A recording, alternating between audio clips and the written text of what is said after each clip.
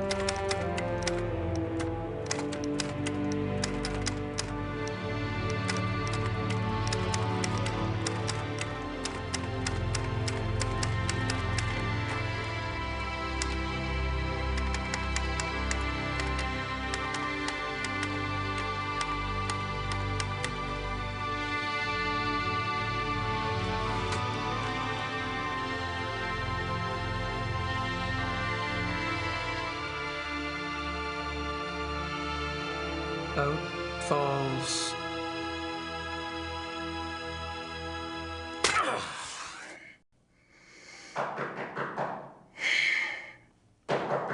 Come in. Herr Knight, there are some people here to see you. Me? Yeah, if you please come. What's going on? You've been acting strange all day. Please, just come. And don't forget your talisman. You must wear it always.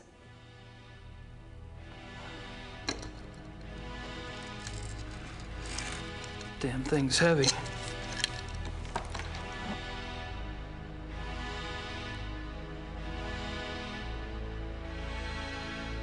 Well, hello there.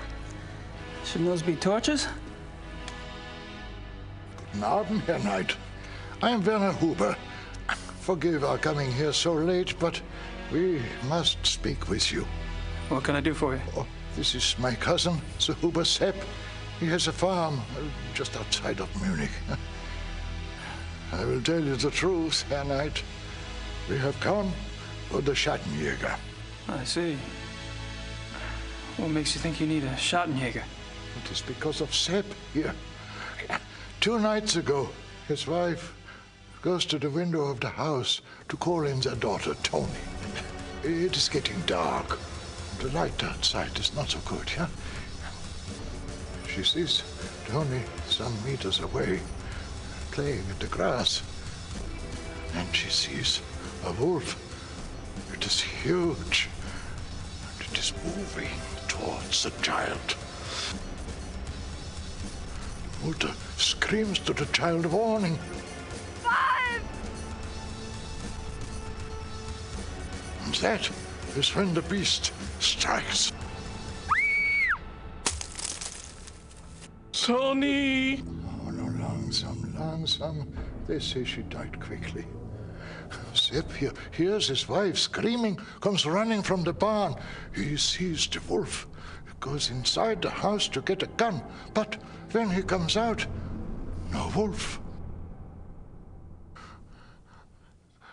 And it has taken part of the child with it. That's horrible. Yeah, it is very bad, Herr Knight. That is why we come to you. Haven't the police been notified? Oh, yeah, natürlich. The police, they think it is wolves escaped from a zoo. They search and search, but they find nothing. This is not the first such killing. And if it is not stopped, it will not be the last. I'm not really sure what you want me to do. The killer is not wolf. It is werewolf. You must hunt it down and kill it. Werewolf? What makes you think it's a werewolf? The wolf looked at me. Its eyes were human. It knew what it was doing. It knew. I'm really very sorry about your daughter, Herr Huber. I have told them that you are the new Schattenjäger. You wear the talisman.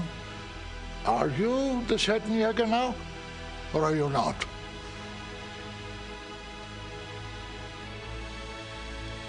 I am? We do not know you, Herr Knight. But we have known the Schattenjägers for many centuries. It is to them we turn in trouble like this. Sepp here is family. Will you come? Just look around, see what you can see. Huh? Sepp and his wife go north to be with her mother. You can stay on his farm.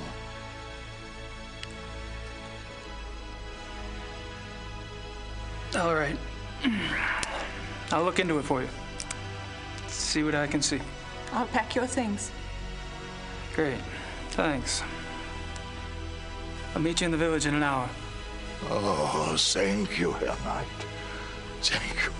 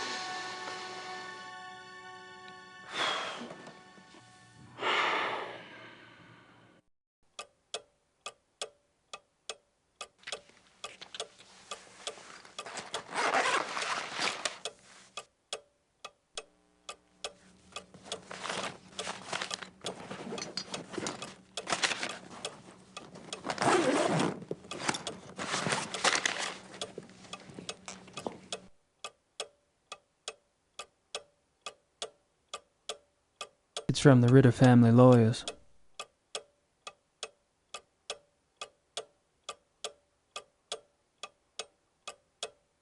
Gabriel, I've just notified the Catholic Church about a miracle. Things have actually been picking up around the shop. We've been going through stock like a real store. I keep expecting the candid camera guys to pop out at any moment and say, just kidding. In other acts of universal randomness, the Voodoo Murders is up to number 20 on the New York Times bestseller list. Yes, the tastes of the American public can be a terrifying thing.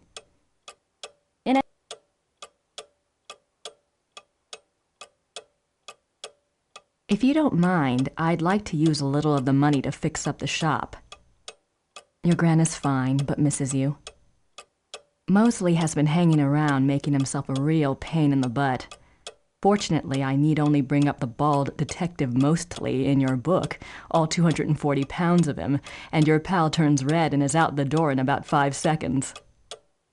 Things are organized here, just waiting for your decision. I think you can find a buyer if you want to go that route.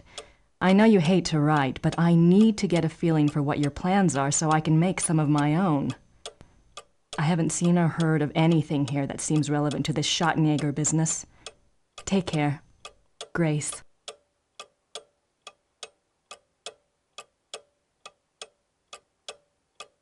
A Schattenjäger knife.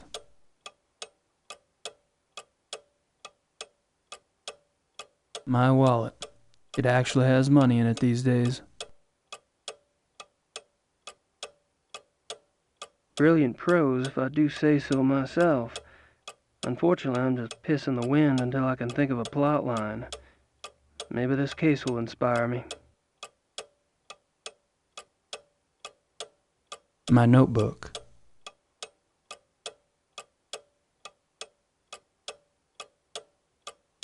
My new tape recorder. A dual mount.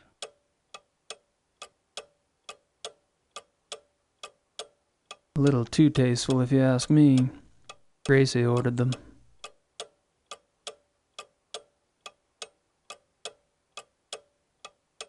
The family talisman. Wolfgang gave up his life to get this back.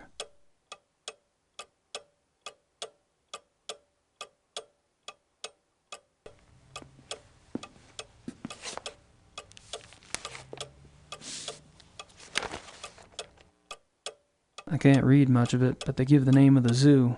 It's in Thalkirchen. The name of the detective on the case is Liebe, from the police station near Prinzre Gentenplatz.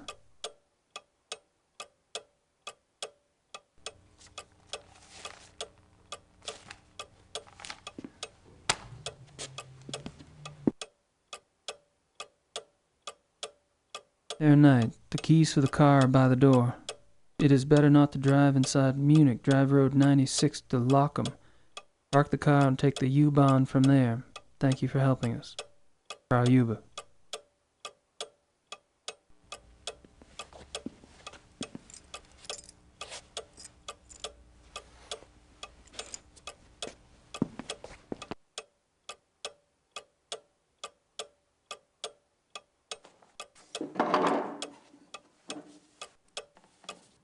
Better let Gracie know I'm on a new case.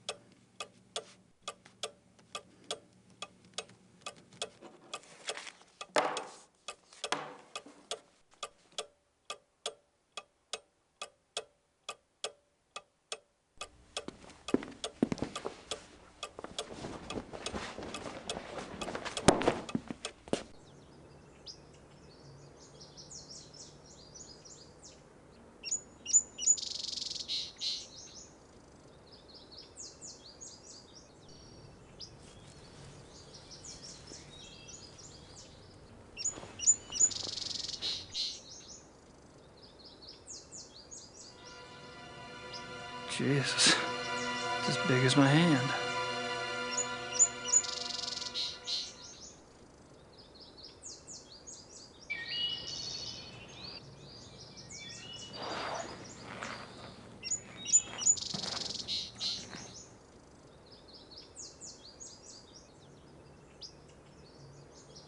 These woods go back a ways. Plenty.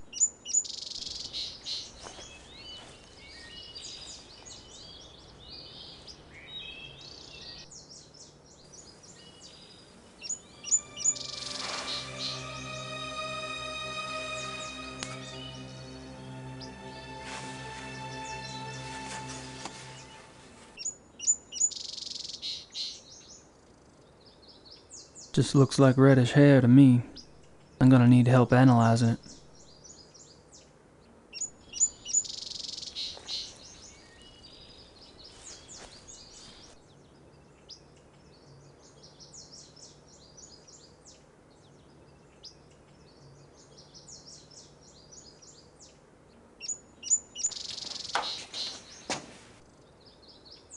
I could be wrong, but I think this bag contains cement. Schnell. Quick. Quick drying cement?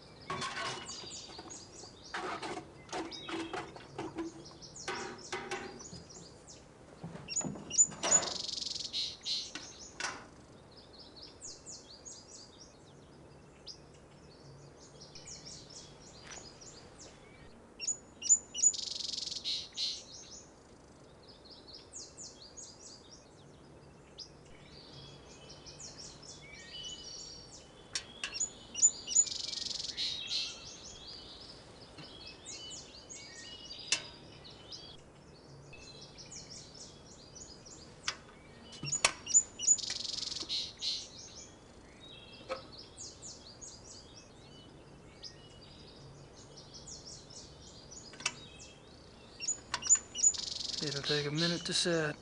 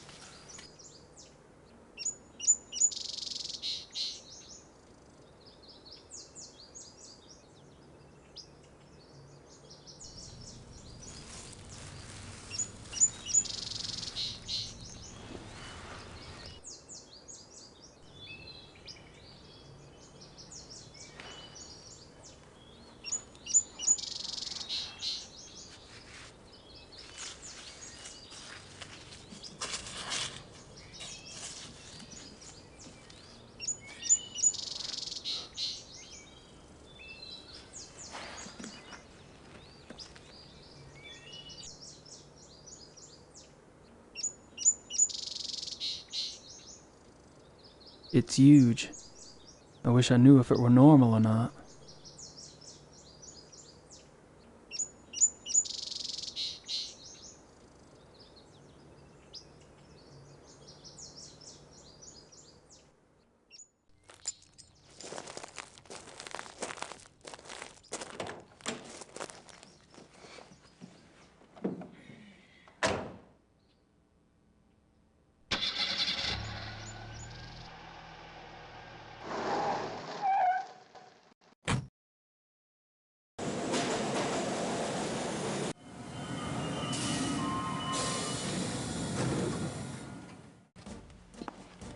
Ja, kann ich Ihnen behilflich sein? Guten Tag. Do you speak English? Nein, ich spreche kein Englisch. Was möchten Sie bitte?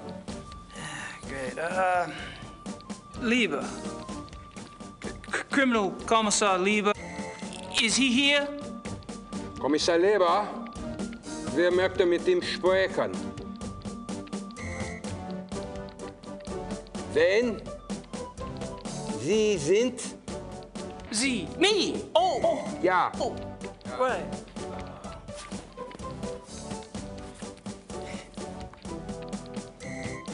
Writer. You know, books. That's me. You know, books. Ja. Me. Kommissar Leber, bitte. Kann er hier kommen? Tut mir leid. Kommissar Leber ist so beschäftigt. Er hat absolut keine Zeit. Nein, er kann Sie leider nicht sehen. ist zu beschäftigt. Auf Wiedersehen. Auf Wiedersehen, mein Herr. Die Tür. Right, thanks. Bitte. Amerikaner.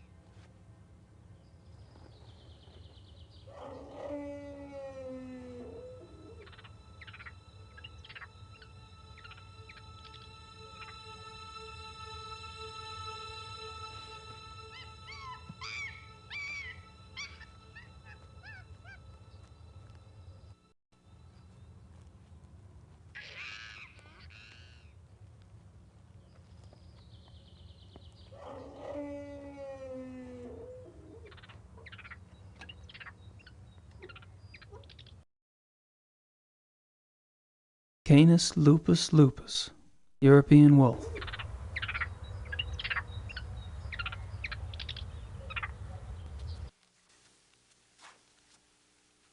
Here, Wolf. Come on, boy. Here, Wolfie. Come on. Come on, Wolfie, Wolfie. Come on. Come on. Get the heck over here, will ya?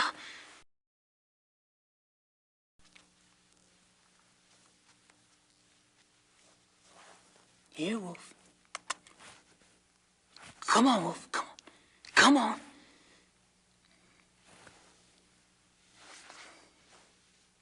It's like that, is it?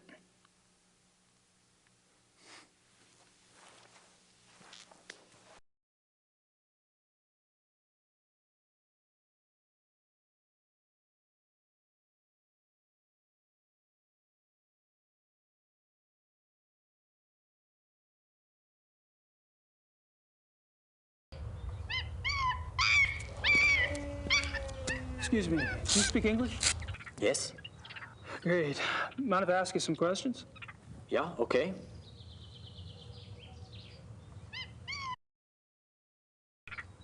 Have you worked here long? Thomas. Almost 1 whole year. A year? Wow. I noticed you were pretty calm walking in that kennel. Guess wild animals don't bother you, huh? The wolves, they're lazy during the day. Oh.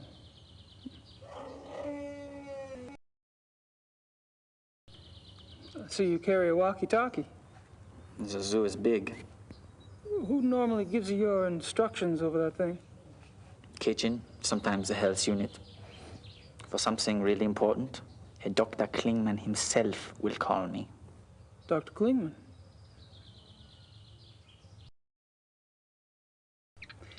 Who's this Dr. Klingman you mentioned? Dr. Klingman is in charge of the mammal division. So I should speak to him about seeing the wolves up close? You can try, but he won't let you. Perhaps. Where could I find him? In the administration area. Thanks.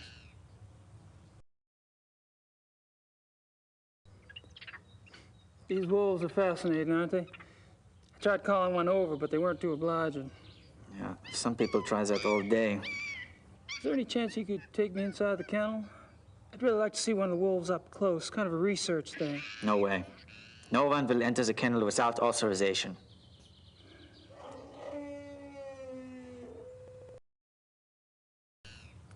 I suppose you were around when those wolves escaped.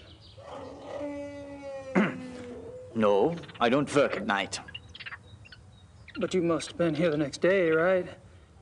That people were pretty upset, what, with the police and everything? Oh, yeah. Yeah, that day was super crazy. Can you tell me about it? Tell you what?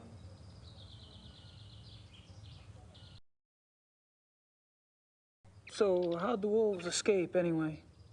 Well, Dr. Klingman says the gate was left open after the night feeding. What do you think? The gate is heavy. It shuts itself. Maybe something was in the way. Maybe a rock. I don't know. I'm only glad it was not me there.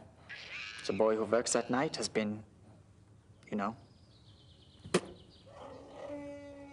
Oh. Fired.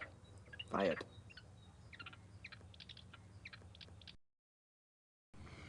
So, what do you think about these killings? Pretty scary, huh? Do you ever think those two wolves could do something like this? I don't believe it is possible. Hilda and Parsifal were fine with me, just like all the other wolves. Hilda, she liked to play. She was so young still. She did. What did the two missing wolves look like, anyway? Hilda was pretty. She had much white on her chest. And Parsifal, he was bigger, thicker, more in the chest. He was 5 or 6 years old, maybe. Much darker than Hilda. Dark? Dark what? Dark gray. Both were gray. And most of the wolves here are. Hilda was light, but they get darker when they get older. Is that right? Hey, thank you for your time. Whatever.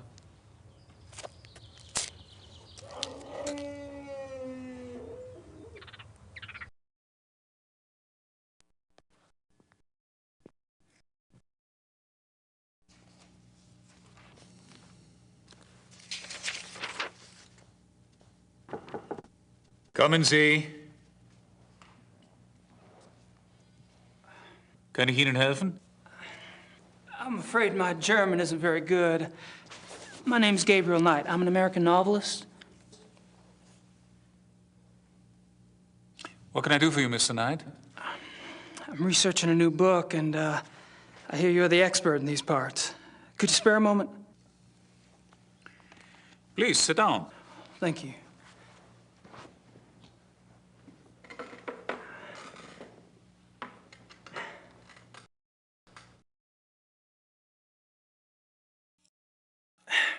Could I ask you some questions? Yes. Thanks. You don't mind if I record this, do you? That's fine.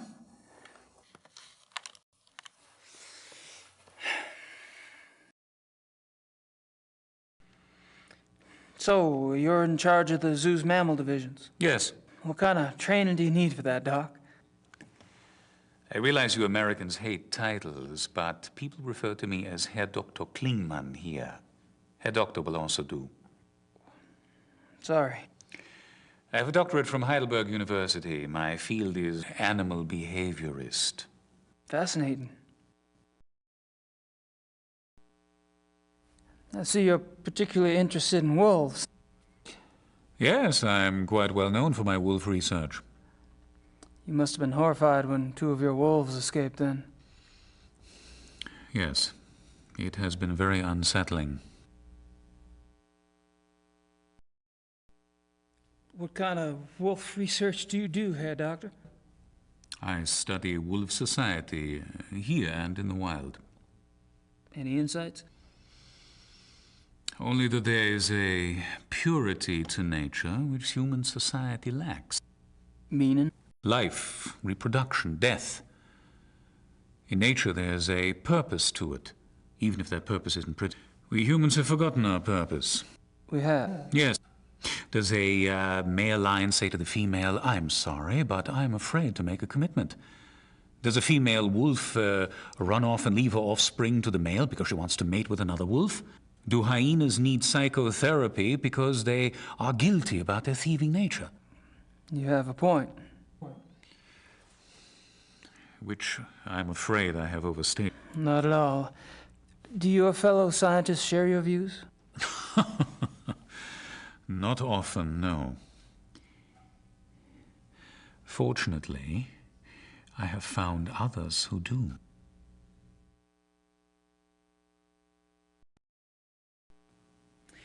I was speaking with one of your boys out front. Greg, was it? No, there's no Greg on staff here. Do you mean Thomas? Thomas, right. Anyway, he's the one that said to talk to you. Because I was wondering if there was any way I could get a closer look at one of the wolves for research. I'm afraid this is not possible. We don't show our wolves to anyone. We must protect what privacy the creatures have. Really? Well, gosh. Guess that's that. Do you mind if we talk briefly about the missing wolves? Is this relevant to your book? Oh, yeah. You see, wolves are major characters in my new novel, and this case is quite unusual, isn't it? I suppose it is. Very well. Actually, I know very little about the case, but I will tell you what I can. Appreciate it. How long have the wolves been missing? It's been about 2 months. Jeez. Whew, that's a while, isn't it? Strange the police haven't seen hide nor hair of them, so to speak. Believe me, your sentiment is shared by the German public.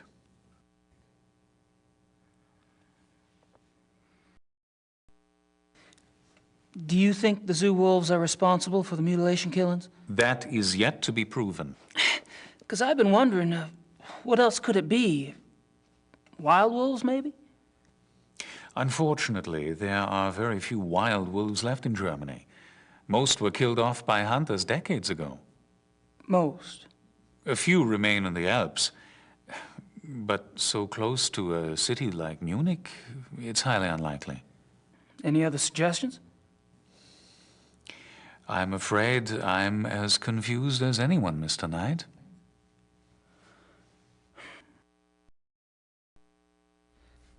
What I don't see is why wolves, if the killers are wolves, why wolves would attack humans. Wolves are predators. Most carnivores are potential man-eaters, given hunger enough and opportunity. But weren't the zoo wolves raised among humans? Yes. And therefore, they are not afraid of us. I suppose. How does a wolf choose its victims? Have you ever heard of the language of death? No. You may have heard that wolves often choose the young, the old, or the sick as prey. Until recently, many thought this was some sort of natural selection going on, survival of the fittest. But now some of us are finding it is much more complicated than that. We have observed, for example, wolves surround a sick moose cow. The creature was helpless, yet she stood up and glared back at her would-be killers. The wolves dispersed. Or a healthy bull who ran off alone when he sensed wolves, making himself an easy target for no apparent reason. Researchers now believe that there's a kind of primal language going on. "I am death," the wolf says. "Are you ready to go?" And the victim, by its actions, says, "Yes, I am ready," or "No, you will not take me now." What if their prey doesn't know the language of death? This is a big problem, particularly for the wolves. When wolves come across domesticated animals who do not know how to play the game, they're confused. They start slaughtering and they have no sense for when to stop. That is why farmers have hunted wolves to extinction in most parts of the world. Well, that certainly gives me something to think about.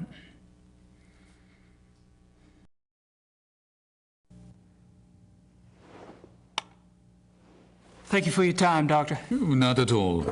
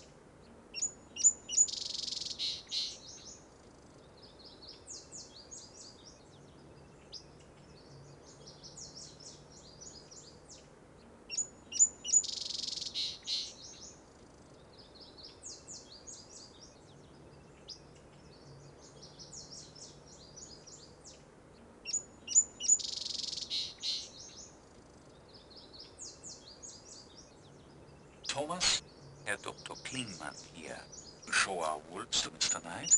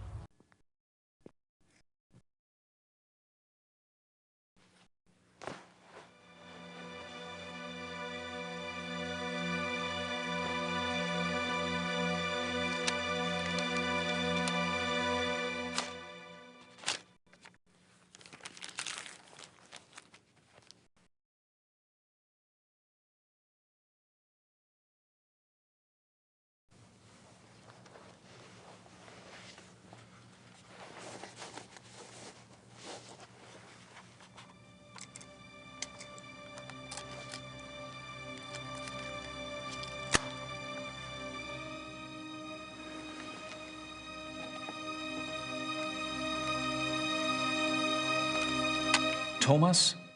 Thomas? Ja, Thomas hier. Herr Dr. Klingmann hier. Show our wolves to Mr. Knight. Ja, okay, Herr Doktor.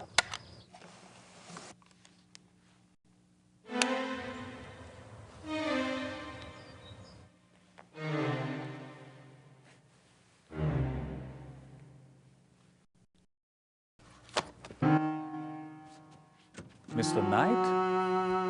I'm afraid I was just about to leave. Oh, that's all right. Perhaps another day. Perhaps. Good luck with your work, Mr. Knight.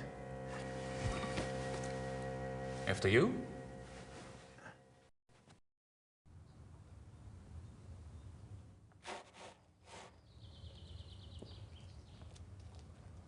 Oh, hello, Mr. Knight.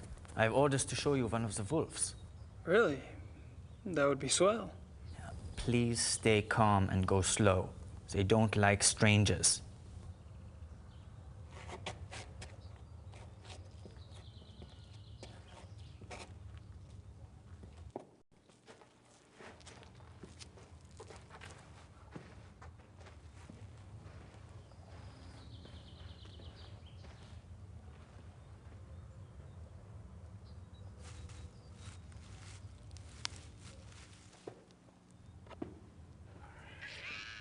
This is a special treat I use to make them come to me. They love it. Marguerite, komm hier. Komm mal hier, Mädchen.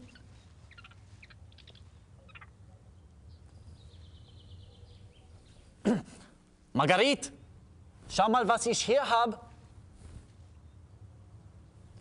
Komm mal her.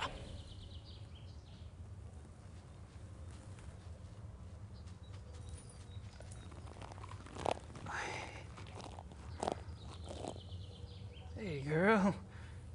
Good girl. Ach, how strange, she likes you. I have a way with women.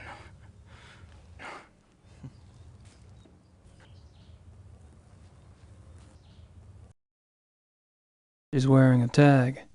All the wolves here wear them.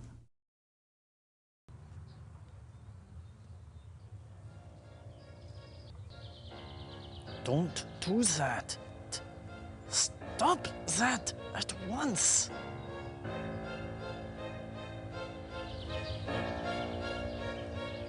Sorry.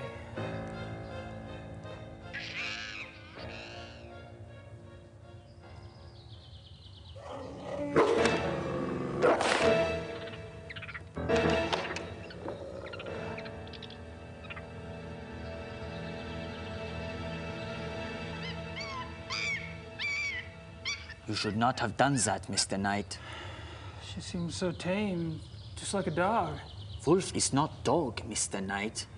Sorry, really. Yeah. Well, at least nothing happened. Are you done here now? Yeah, thanks. I'll I'll put in a good word for you with Klingman. Oh, wunderbar.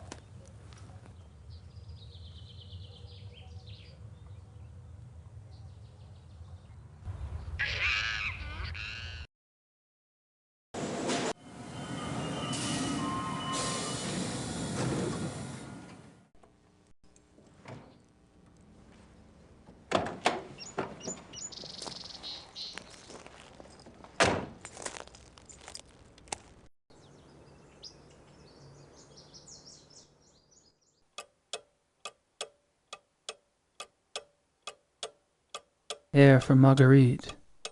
It's gray.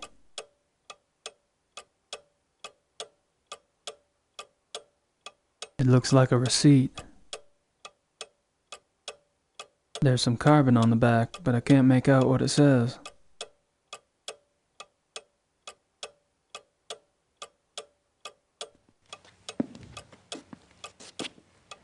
Die Königlich Erich Hafjadlauch, 54 Dienerstrasse.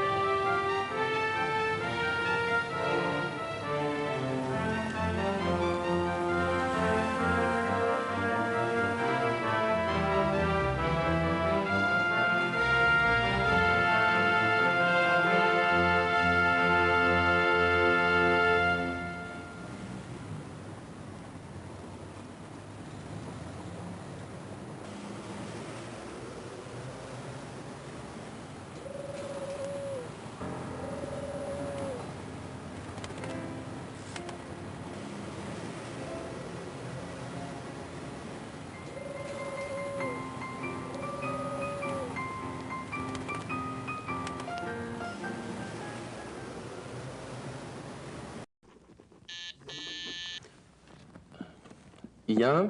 Herr Knight ist hier, um Sie zu sehen. Herr Knight? Ach ja. Ja, senden Sie doch herein.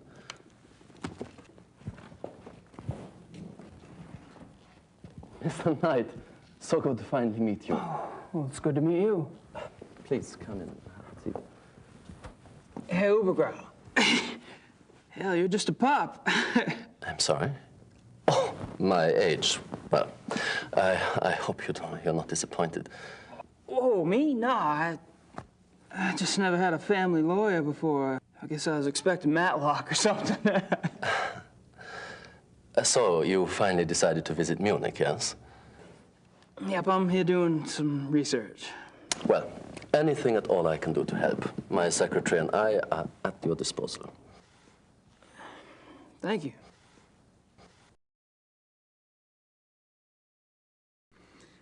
I suppose that's your name on the marquee? I'm sorry? Ubergrau, Hoffen and Schnell.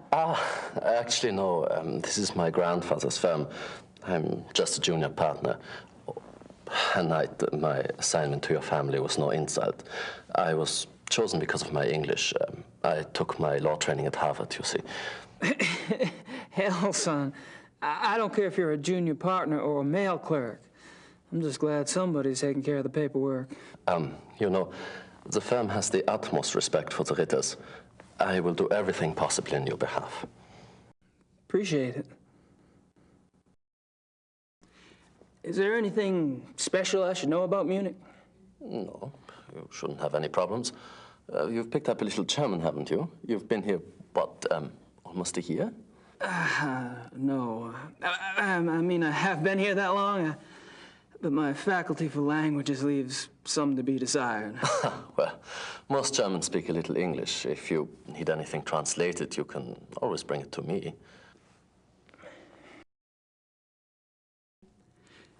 Your letter mentioned that the title transfer for the Ritter estate went through?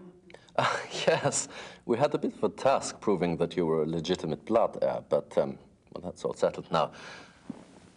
I must tell you, we were beginning to get quite worried about the Ritter holdings. Well, we've had a policy, my grandfather really, of waiving our fees for important old accounts, but unfortunately the government is not so generous. It was quite a miracle when you appeared, Mr. Knight. Prodigal son makes good. Do you know anything about the mutilation killings? The mutilation killings? Well, no, Oh my God, Herr Knight, is that what you're researching here in Munich? I read your last book, you know. Really? Well, that's above and beyond the call of duty. Not at all. I love detective fiction. Philip Marlowe or that.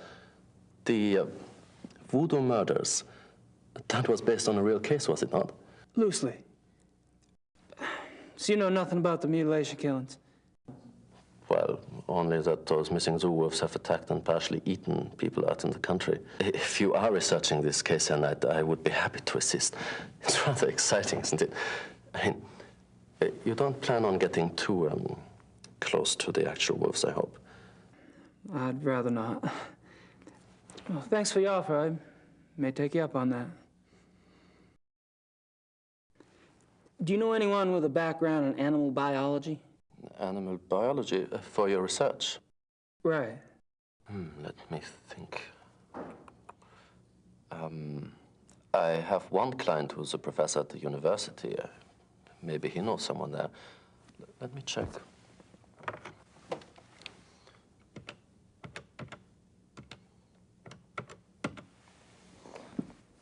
Ja, Herr Dr. Speigal, bitte.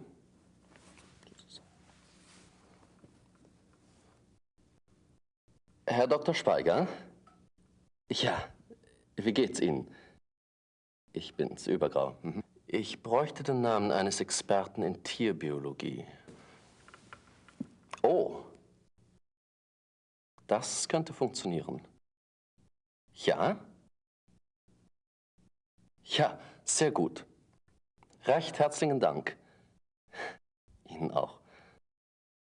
Auf Wiederhören. So. Good. There is a lab at the University Biology Department. They may be able to help you there. But just tell them Herr Dr. Speigal sent you. Sounds great. Thanks. What is a jagshine? Does that make sense? Yeah, Jagdschein. It is a permit for killing animals, you know, a sport. You mean hunting? It's a hunting license? Yes, hunting license. What would a zoo official want with a hunting license?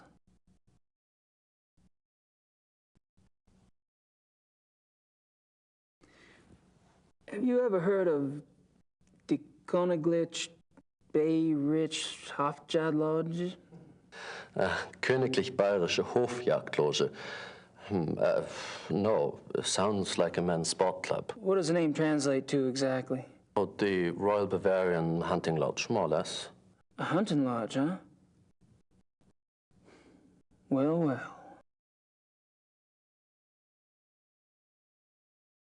Well, I guess I'd better get going. Well, enjoy your stay.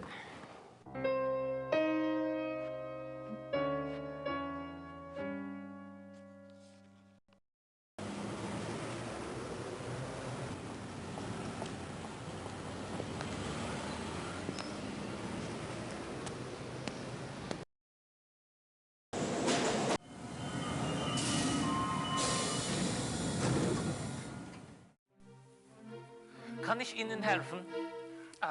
Hi, is there someone here that speaks English? I speak English.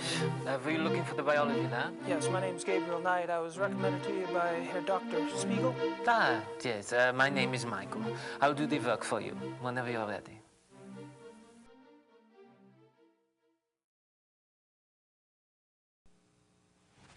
Could you analyze this hair? Let's see.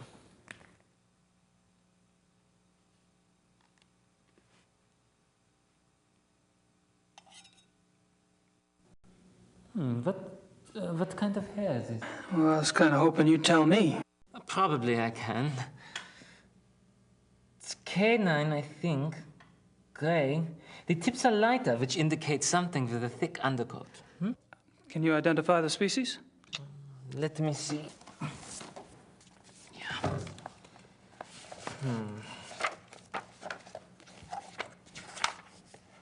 Okay. It's not dog hair. It looks more like wolf. Uh-huh.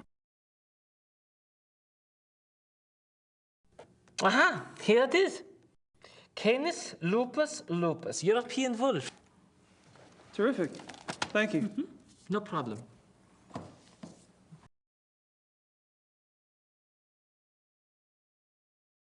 Could you look at a paw print for me?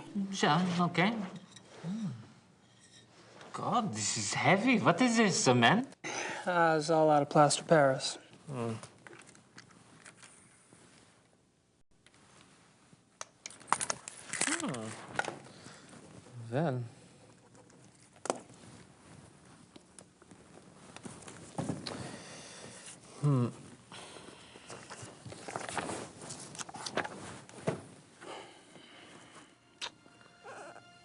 Yeah.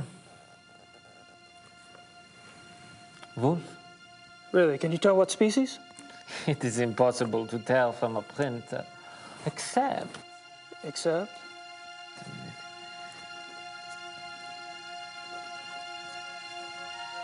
Yeah, I thought so. It is very big for a wolf. Very big. Looks like maybe 68, 70 kilograms. And that's big for a wolf. This is huge.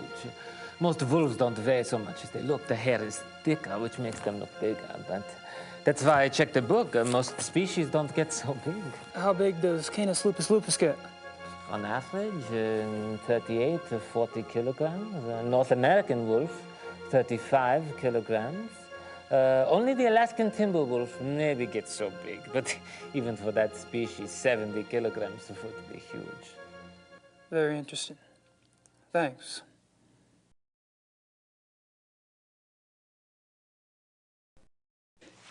Could you look at this hair sample now? Yeah.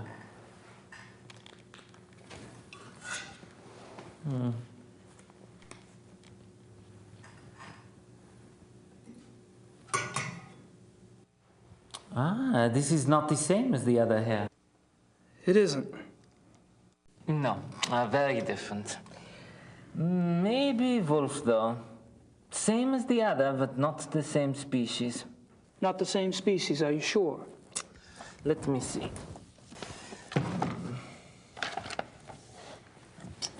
Yeah. It's definitely not Canis lupus lupus. It doesn't match any of the other wolf species in the book either. It's not dog hair. So? What is it?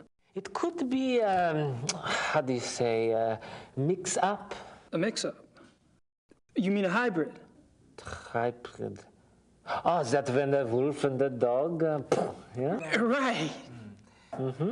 Yeah, could be a hybrid, maybe. Wolf, dog, two wolf species, a wolf and something else. Otherwise, I'm not sure. It's more wolf than dog, but it doesn't match any species in the book, you see? I see. Thanks. Could a hybrid get as big as whatever made that paw print? Sure.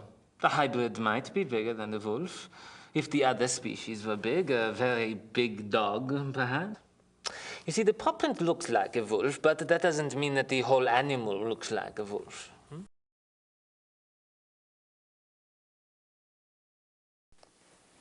I have to go. Oh, wait a minute. I should give you a report to take with you. Yeah. It summarizes my impressions of the two hair samples and the paw print. Yeah? Great. I appreciate it. Good luck, Mr. Knight.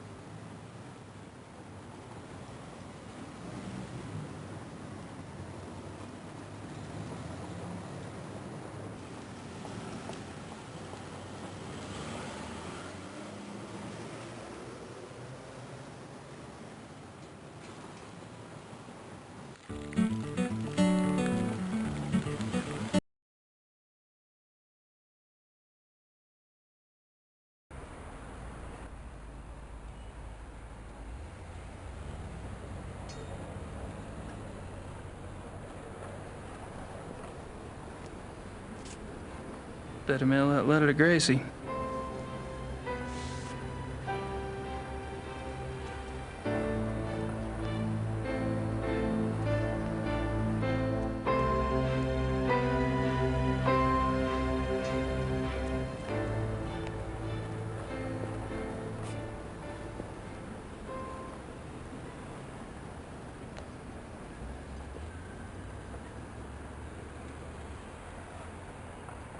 '54 Dienerstrasse.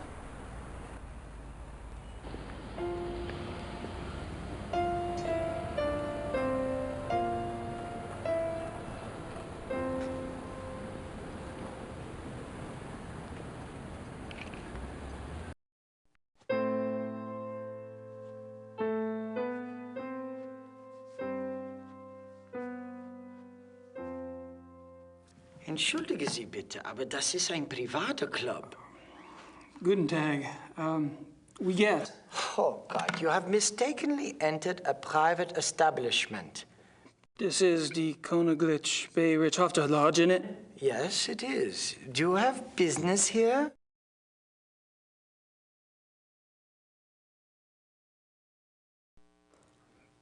Do you know Herr Dr. Klingman? I do not discuss whom I do or do not know. This is a confidential establishment.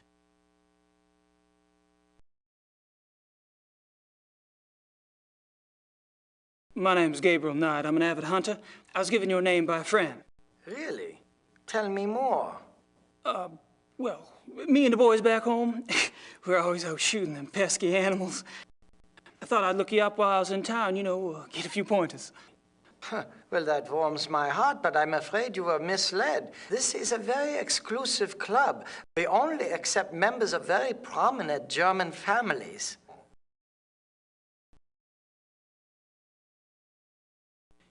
You mentioned the terms of your membership. I am a member of a prominent German family. Oh, and what family might that be? My grandfather was one of the Ritters of Rittersberg. Ritter, I've heard of the name. Can you prove you're a direct descendant? You're not going to just take my word for it? No. Do you have proof?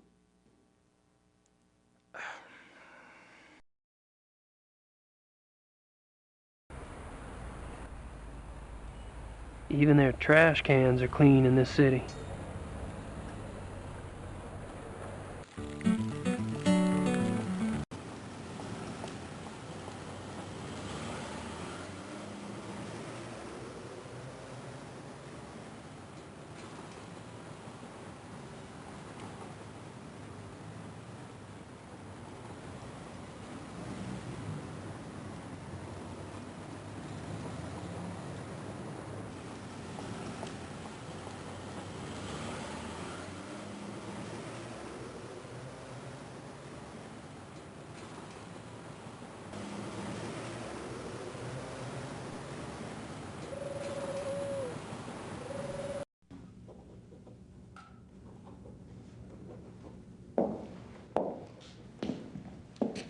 Ah, Knight. Have a seat, please. How are you?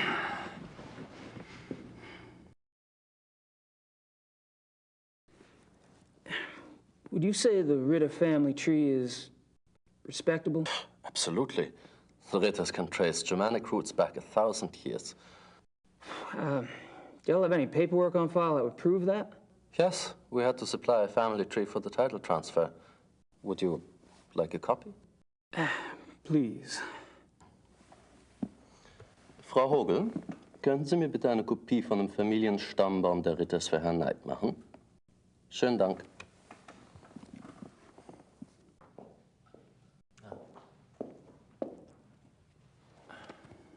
Thanks. Bitte schön, Herr Knight.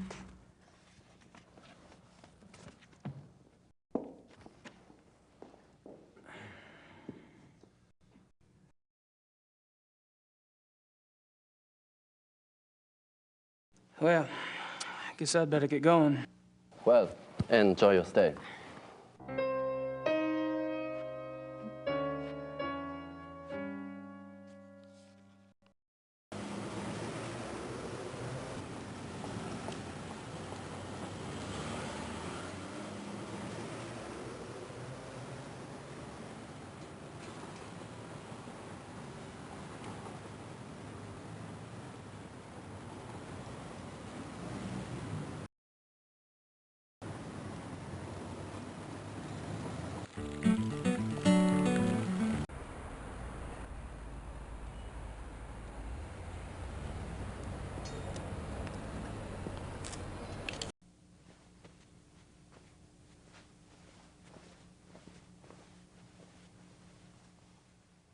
Hi. You again? What is it now?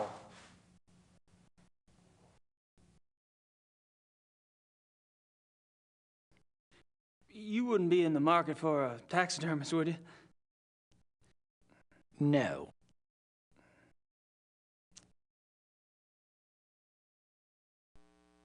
I tell you, I am a Ritter of Rittersburg. And I tell you, I need proof.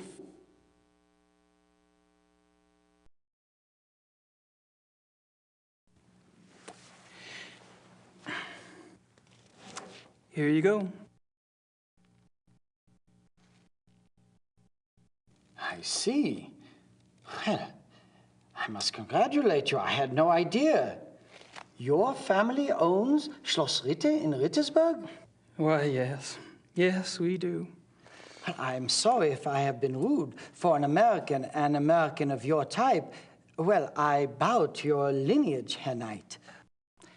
Think nothing of it, old man. When do we get started? It's Xavier, sir, and I'm afraid we don't. Having the proper papers is only the beginning. You must still be invited to join by a current member. Wait a minute. You told me you wanted a family tree, and I got you one. I don't appreciate being strung along like some poor relation. Might I interrupt?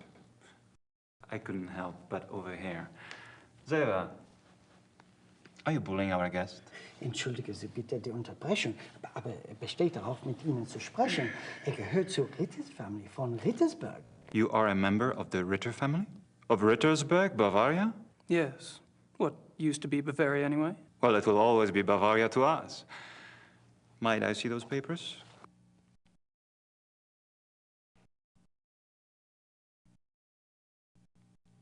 I see. Well, you must tell me all about how you ended up in America, Herr Ritter, and about your hunting there. You are a hunter, are you not? It's Knight now. Gabriel Knight. And yeah, I hunt. Absolutely. Very good. Gabriel Knight. Gabriel, like the angel. Join us. My name is von Glover. Baron Friedrich von Glover. But Baron... Herr Knight is right. We mustn't be so stuffy. I'm formally inviting him. Come. Meet my friends. Chin up, Xavier. That's a good man.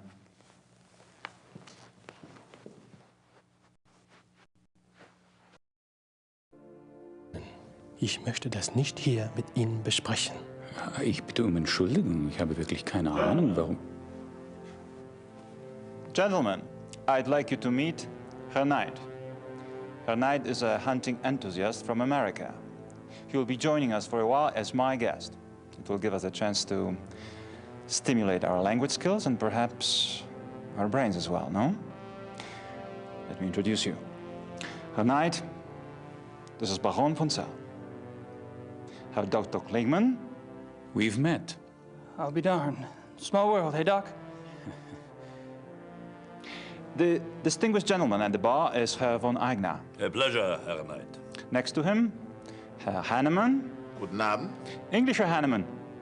We want to be hospitable. Herr Hannemann is a politician, and they always try to get away with things. You must be firm. Don't forget about me.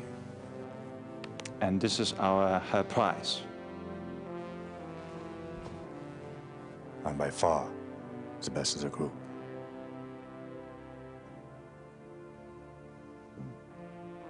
Very interesting. Herr Knight.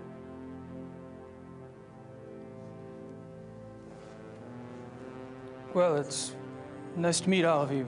Hopefully we'll be hunting together soon. That sounds so physical. Right now, there are more relaxing activities, like drinking beer, right, Herman? Good idea.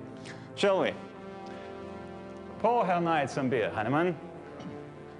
Or perhaps you would care for wine instead. Beer is fine. And he drinks beer too. It's wunderbar.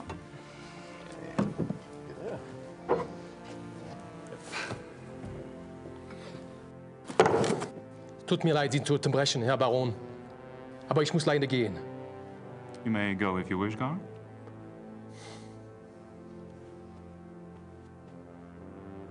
I should leave too, Baron. I have work. Good night to you all.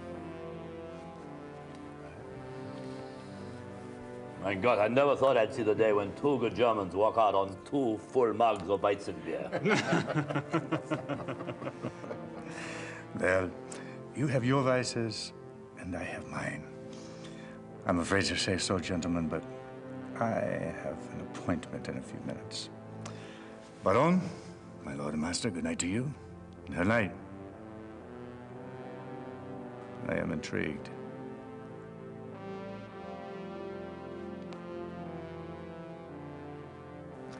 I must apologize, Your Knight.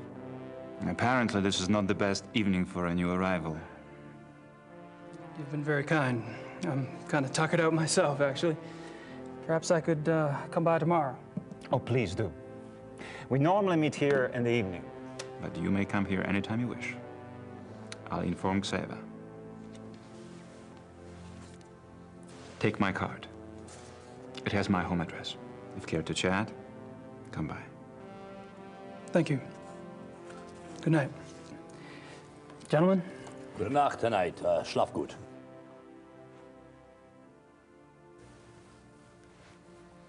Also. Ja, Baron? Yep, Anbieter. Ja. Gentlemen, wie geht es?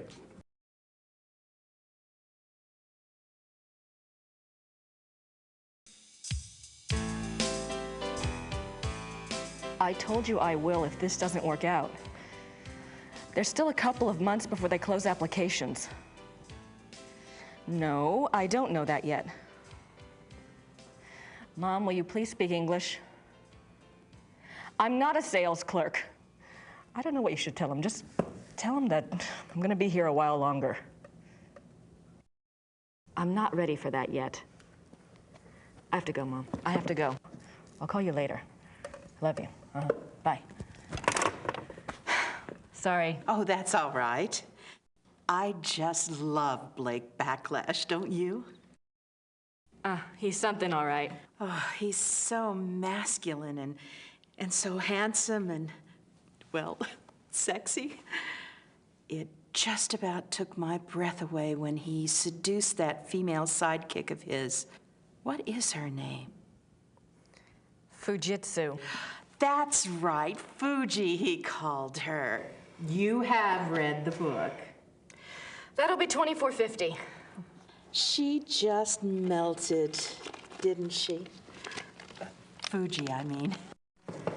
They just don't make men like that anymore.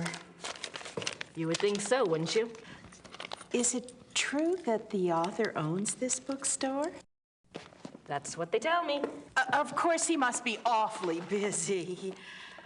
Say, is there a good time when I might stop by?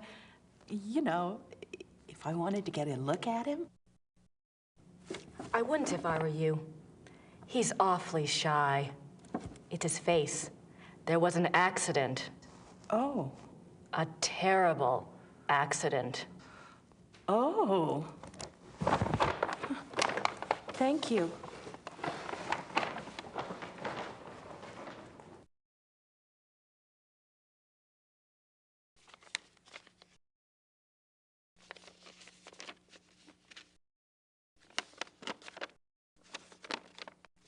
Gracie, something's come up. I'm on a new case. Too bad you're not here to help, but Gerda can handle any research I need. I know I have a lot to decide, but that and the new book are going to have to wait. I have a feeling this is important. Gerda.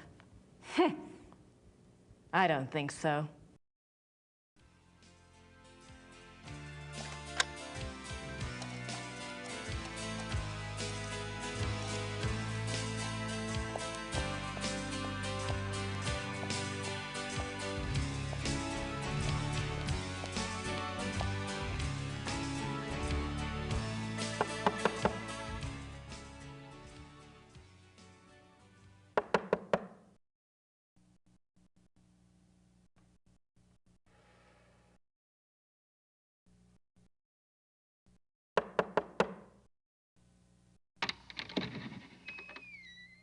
I need to see Gabriel, please.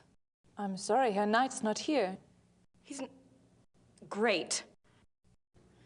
You must be Grace. I think we spoke on the phone. Uh-huh. When is Gabriel due back? I don't know. He's gone for some time. Maybe you would like to stay at the castle and wait for him? I don't have much choice, do I?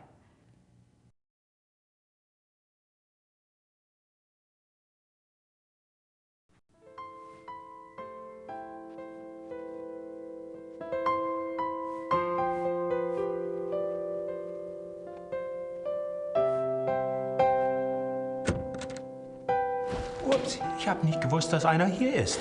Ich bin hier für die Kamina fertig machen. Yeah, it's okay. Fangen Sie ruhig an.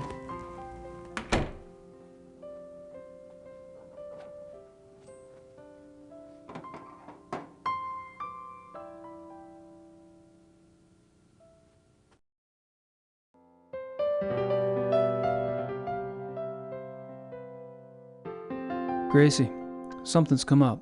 I'm on a new case. Too bad you're not here to help, but Gerda can handle any research I need. I'll call or write as soon as I can. In the meantime, go ahead and fix up the shop a little if you want. You know, flowers and stuff, but don't go overboard. I kinda like the old place as is. I know I have a lot to decide, but that and the new book are going to have to wait. I have a feeling this is important. Tell Gran I send my love. Gabriel.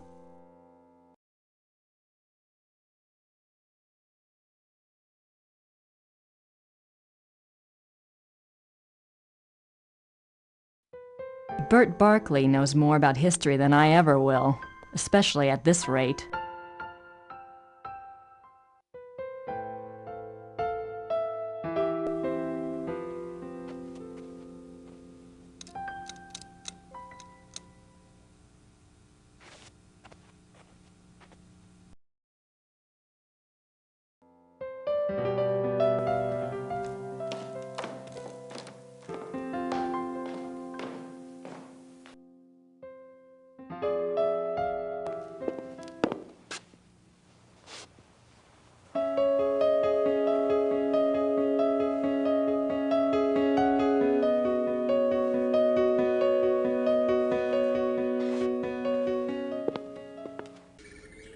That must be Gabriel's car.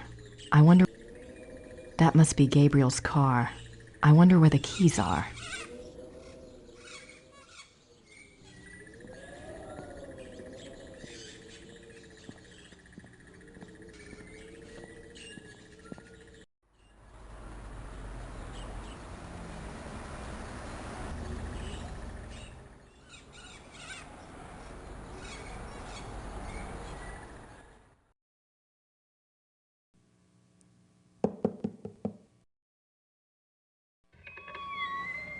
Hallo, meine Dame.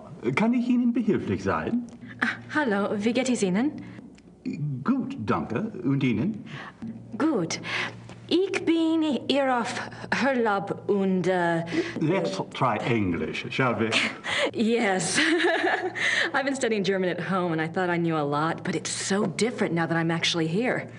Books alone are poor language teachers. You'll pick it up. Is there something I can help you with?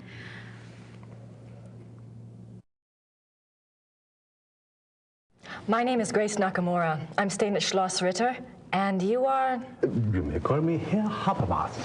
Welcome to Rittersberg, Miss Nakamura. It's nice to meet you, Herr Habermas. What can you tell me about Rittersberg? It is a very old town. The walls around it were built in 1438, but the city is a few centuries older than that.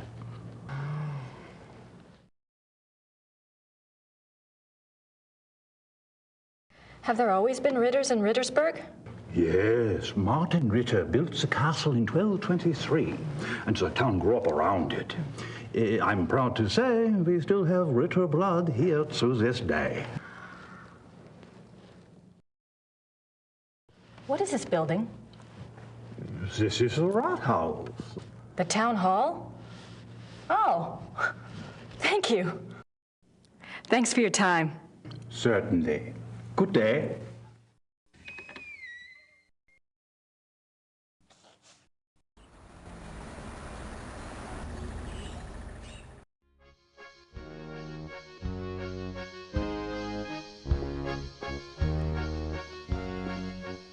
Guten Tag. Grüß Gott.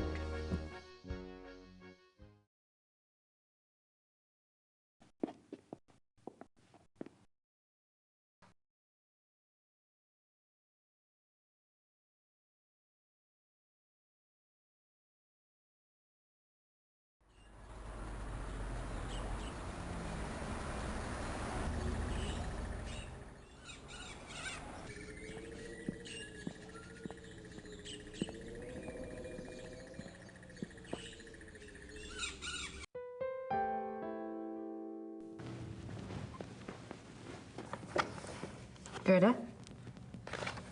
Yes? Where is Gabriel? I don't know exactly. Surely he said something when he left. You must have been here when his new case came up. I was here. What was it about? Was it around here? All I know is that he was going somewhere near Munich. I honestly do not know where he is staying.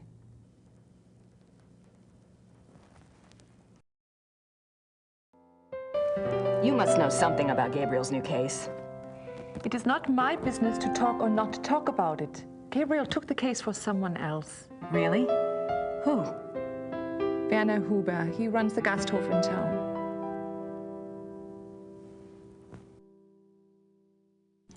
So, how do you like working with Gabriel? It is fine. Uh-huh. Do you get along with him okay? He is the Ritter heir.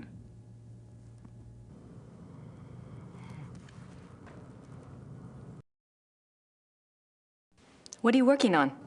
Plans for the castle. Oh, what are you having done? Lights, phones, plumbing, all new. It should have been done many years ago, but there was no money. Also, things need to be fixed. The stones.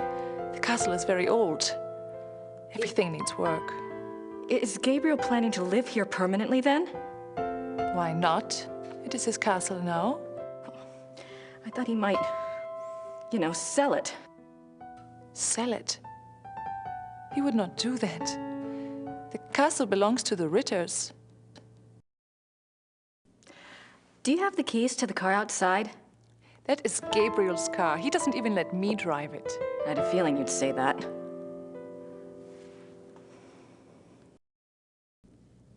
Gabriel mentioned in his letter that, well, normally I do research for him. It's more or less my field, and if there's anything he needs to get done, I'd be happy to take care of it. He did ask me to check some things for him, but I couldn't let someone else do the work. I understand, really. But if Gabriel knew that I was already here, that I was around, he'd want me to do it. I'm sorry. If I do hear from him, I'll ask him what he would prefer. Until then, I must do the work he asks me to do.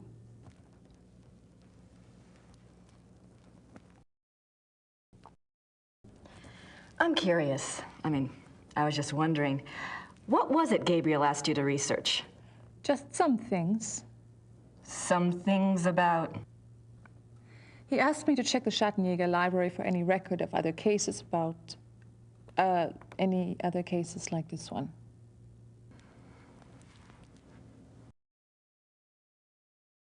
Gabriel asked you to find other cases like this one? Well, that shouldn't be too tough. For you, I mean. So, what was this new case about again? I cannot discuss the case with you. I'm sorry, but that's just the way it is. Why don't you go look around the area? I'm sure you could find something to do. Gee, thanks. Gerda, there's a locked door in Gabriel's bedroom. Do you know where it goes? It goes to the Schattenjäger library. That's where all the Schattenjäger records are kept? Yes. Why is the door locked? Gabriel doesn't want the workmen in there. Oh. Can I get the key? No. The library is for Schattenjägers only. Well, thanks. All right.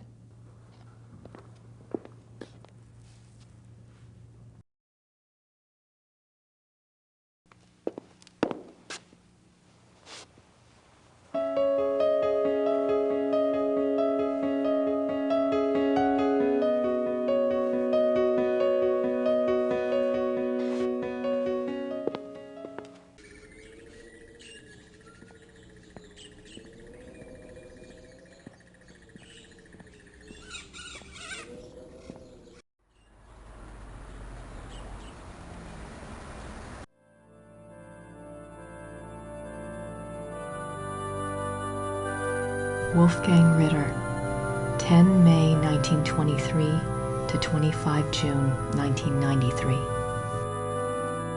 It's a silver heart. Someone must have left it as a mourning gift.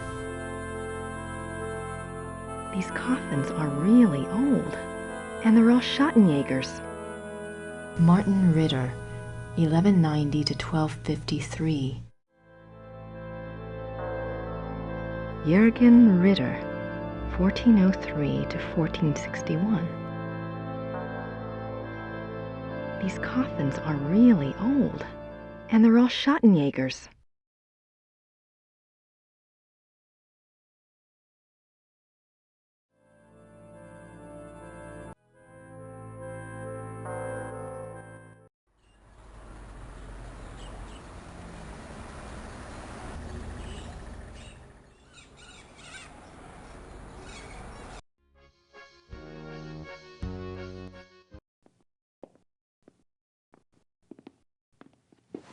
Guten Tag. Sind Sie Werner Huber? Yes. You are an American, eh? Guess I haven't quite got the accent down, huh? I'm a friend of Gabriel Knight. I'm staying at the castle. Good. You're the proprietor of this Gasthof? Yes. It's very nice. Do you mainly serve food and drinks here? Oh, we have guest rooms upstairs, too. Yeah. Oh? Does Rittersburg get a lot of tourists? Some, not so many know about this place. It is perhaps better that way. Germans on holiday come here. Foreigners find their way here one way or another.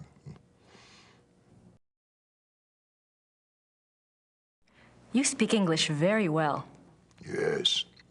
How did you learn it? Wolfgang taught some of us. He thought we should know. Really? Why? It is a very good question, is it not?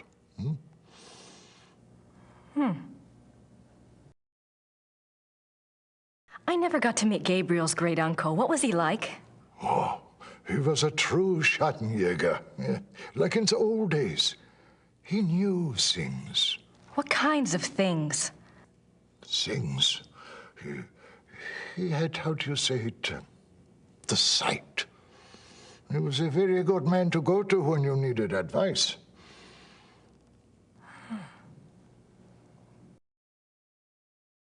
It must have been hard for the town when Wolfgang died. Yeah, it was bad, yes. But not a surprise. Gerda knew. It was harder on her than the rest of us. Really? Were she and Wolfgang close? You said Wolfgang was a true Schattenjäger. I suppose Gabriel... I mean, he's probably not what you expected. Oh, we shall see with that one. Yeah, one cannot know the quality of the iron until it has been in the fire. Eh? We shall see.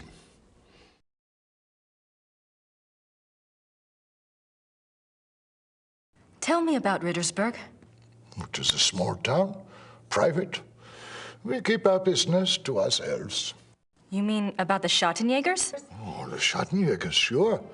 The Schattenjägers are of this place, and this place is of them. We believe in the old ways here. It has not changed much over the centuries. We still remember what the rest of the world has forgotten. And that is? That life is a battle between the light and the dark. Do you know this? I think I mentioned that I was a friend of Gabriel Knight. Yes. Well, I came to help him on a case, a Schattenjäger case. That is good. Well, we got our wires crossed, and he'd already left by the time I got here. But Gerda mentioned that he was on a case for you. No, not for me. For my cousin, Sepp. Lots of cousins around here. Is Sepp in town? No, he and his wife went north for a few weeks. He does not live in Rittersberg anyway. Oh. Well, perhaps you can help me then. How do you mean?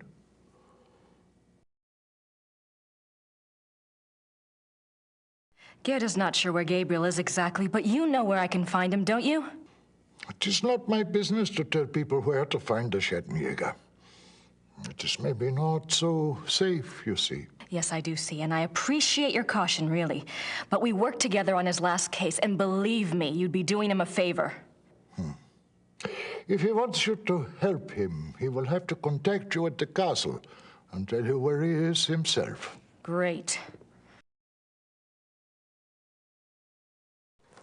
Do you know how long Gabriel will be gone?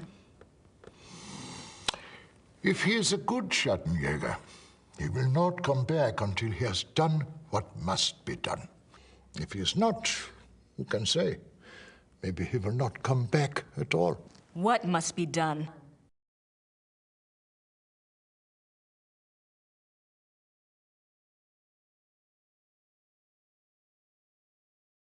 Can you tell me what Gabriel's case is about?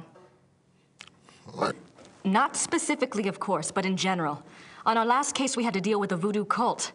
I was just thinking if I just knew what he was up against, maybe I could do some research.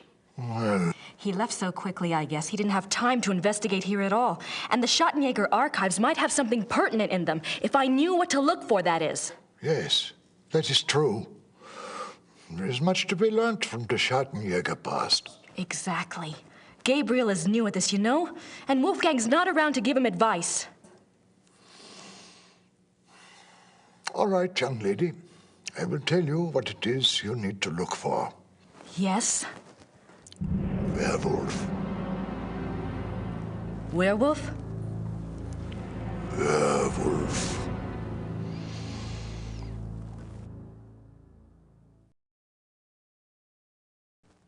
Gabriel's new case involves werewolves? You don't believe in such things. I don't know. It's a little outside. If you truly want to be an aid to a Schattenjäger, you will have to believe in such things. Things that are outside. If you cannot...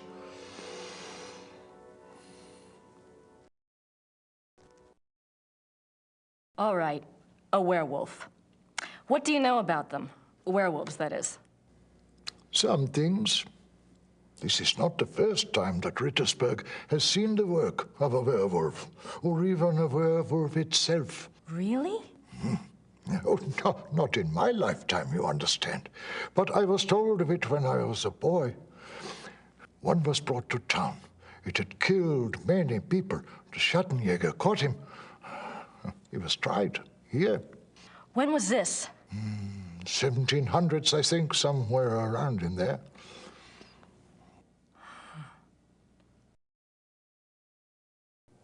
Thanks.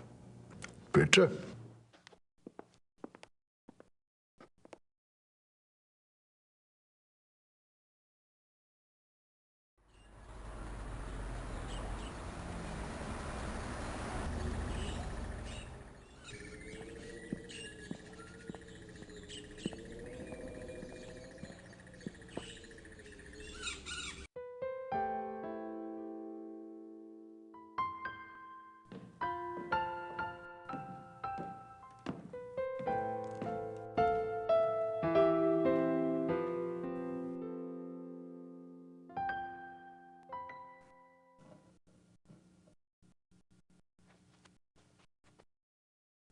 Kann ich Ihnen helfen?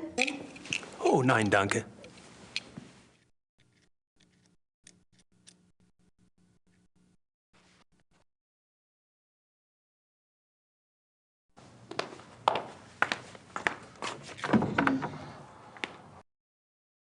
Nice closet.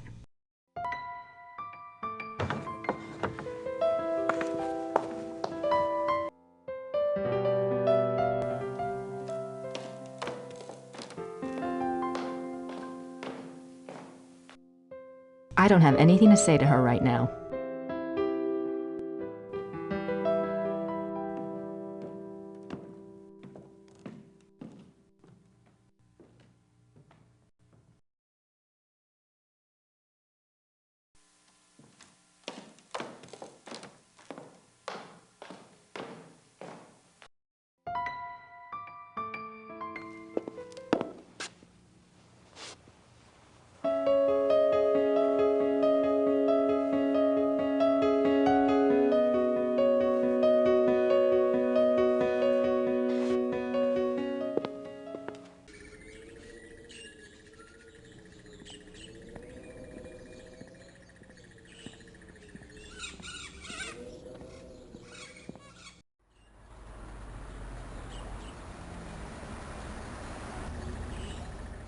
what kind of flowers these are.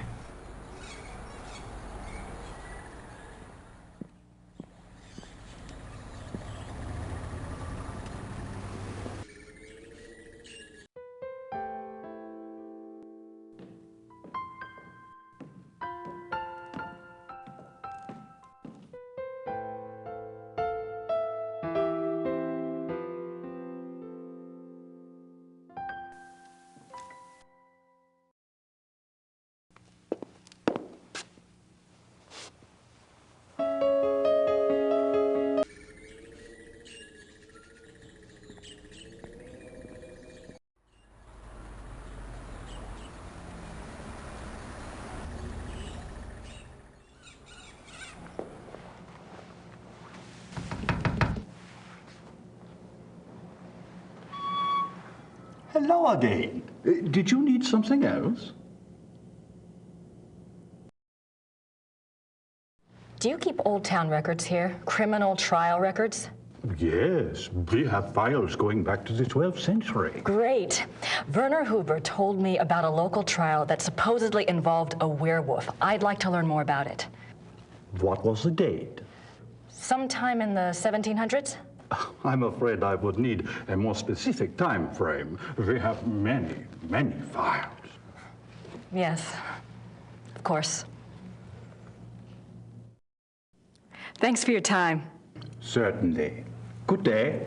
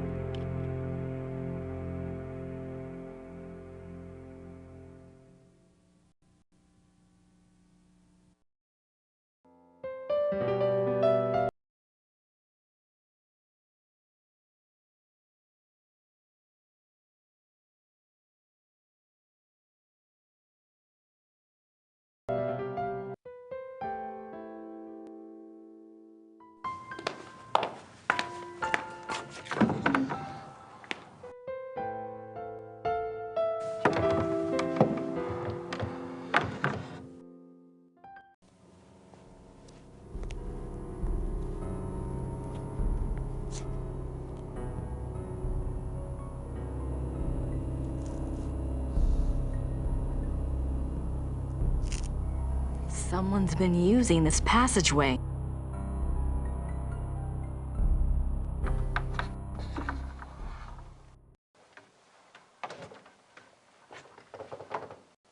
Let me guess. Gerda's bedroom. What a surprise.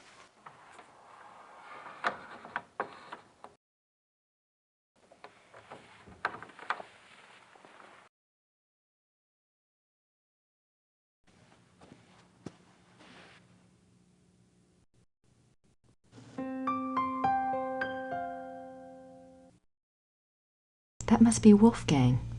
Something to remember him by, I guess.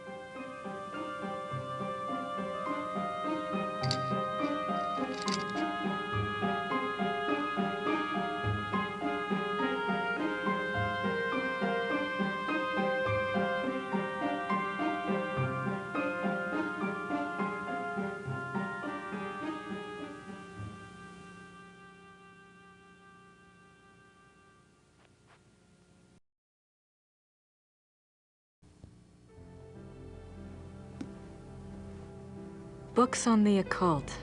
Here we go. Vampires, witchcraft, ghosts, Asian spirits.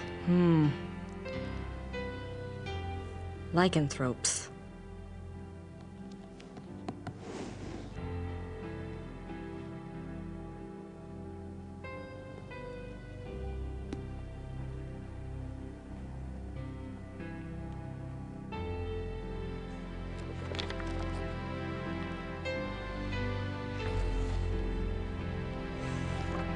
How did you get in here? Oh, hi. How did you unlock the door?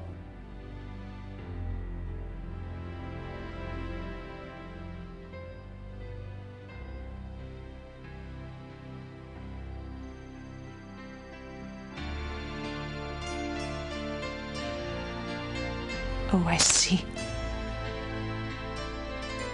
All right.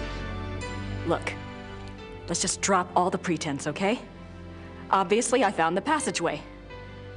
I know what's been going on in this little Alpinian love nest, and really, I couldn't care less. If you want to screw around with your employer, that's none of my business. But what I won't put up with is this assisting the Schattenjäger crap. I gave up school to work on this stuff because I thought it was important. I'm doing the research that Gabriel wanted, and so help me, I'm gonna be doing more than just research this time around. And I'm not gonna sit around and wait for him to call and give me permission. And if you don't like it, it's just too damn bad! Okay, fine. You do the damn research.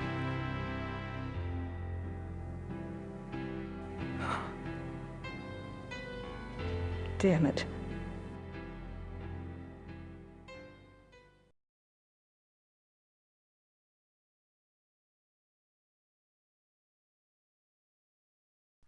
March 1864. To King Ludwig II, most gracious ruler of all Bavaria.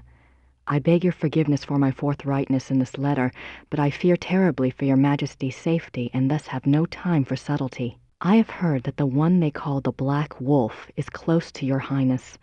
I have been investigating this man for reasons I cannot name at present, and I have learned that he is extremely dangerous and can only have the most dire of motives at heart in anything he pursues. I beg your Highness only this. Please do not see this man alone, nor even with your servants only to guard you. I promise you, all will be made clear very shortly when my investigation is complete. For now, only keep yourself safe. Your most grateful servant, Christian von Ritter, Schloss Ritter, Rittersburg, Bavaria.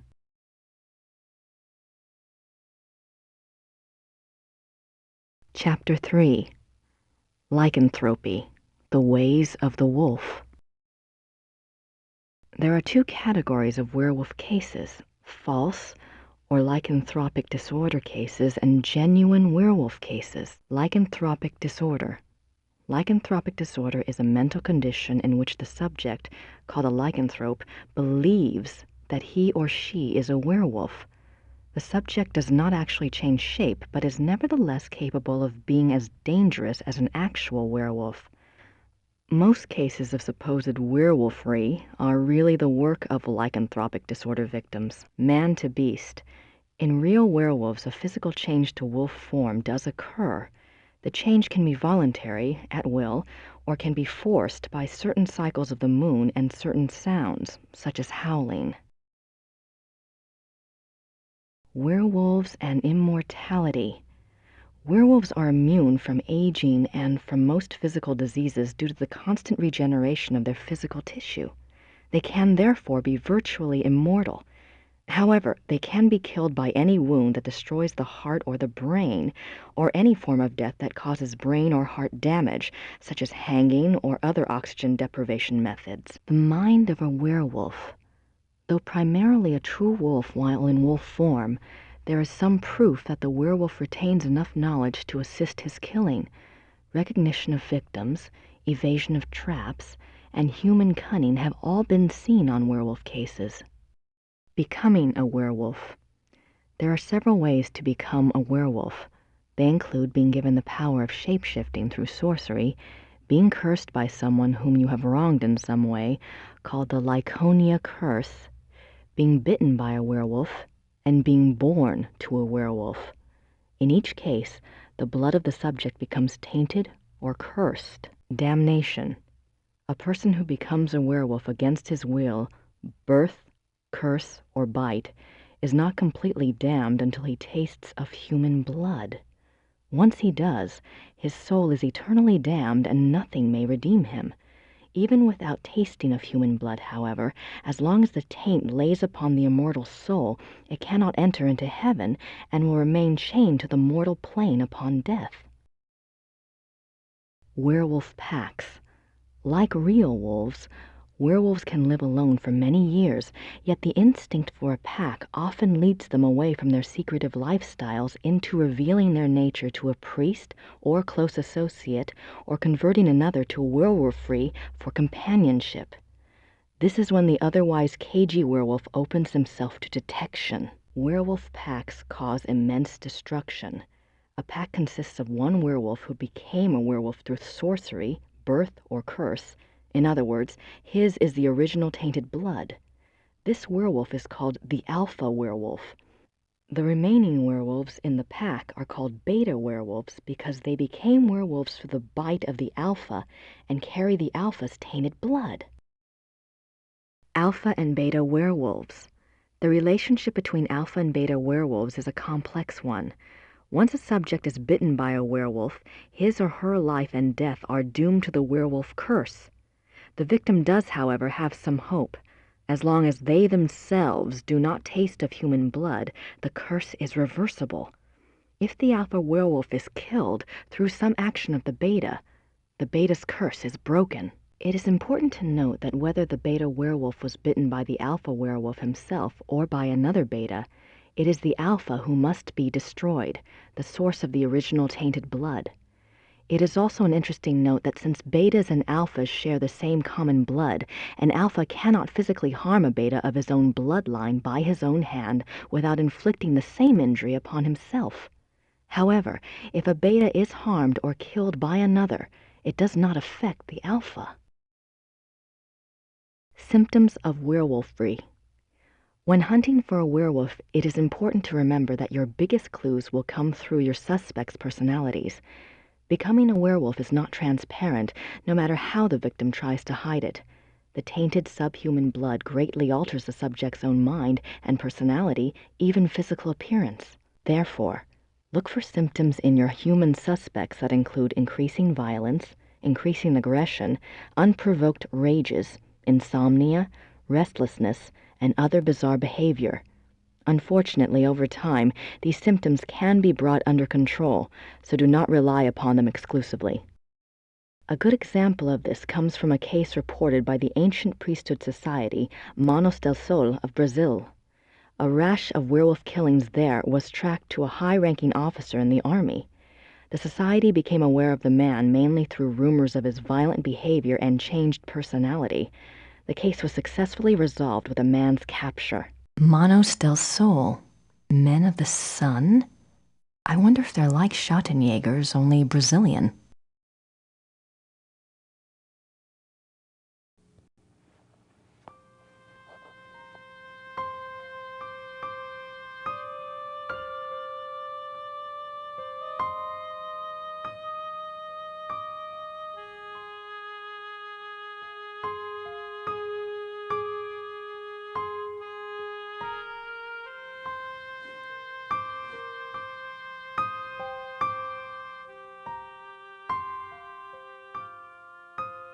The Journal of Victor Ritter.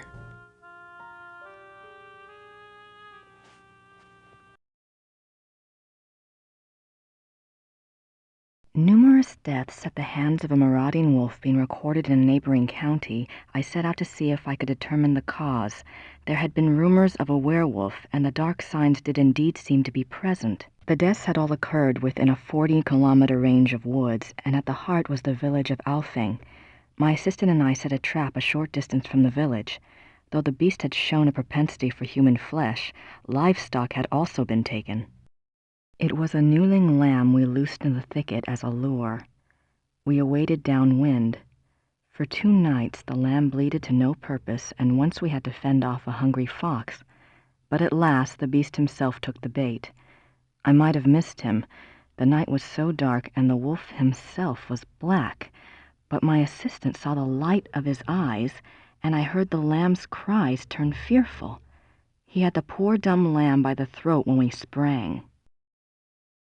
He was swift and might have escaped, but his fatal mistake was to attack rather than run.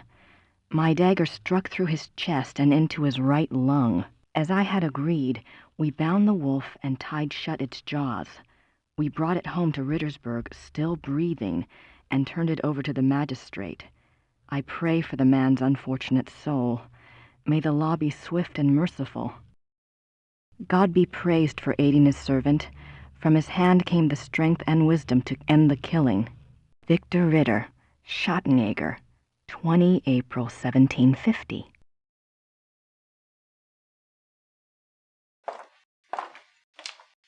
I wonder if Christian Ritter's journal is here.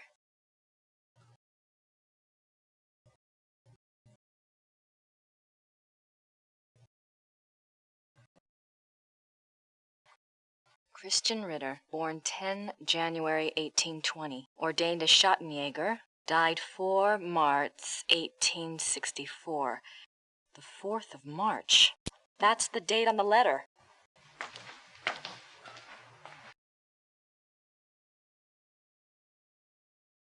January 1864. I am now in Prussia. The beast that brought me here has so far bested me. He is secretive and skillful. He has much self-control, unlike what I'd been led to expect. He seems to know almost before I do where and when I will be stalking him. He turns up his nose at my lures. 3 more disappearances have occurred, and I'm no closer to learning his identity nor finding his lair. I can't even prove he took them. Not a single corpse has been found. March 3rd, 1864. I have had a break at last. The key was in front of me all the time. The Black Wolf, he so daringly calls himself, for all to hear and none to truly see. It is worse than I could ever have suspected. He is not just a beast, but a monster. His jaws are already around some of the best throats in Europe. I return to Rittersberg tonight. I must warn those in danger and get someone to assist me. I am in over my head.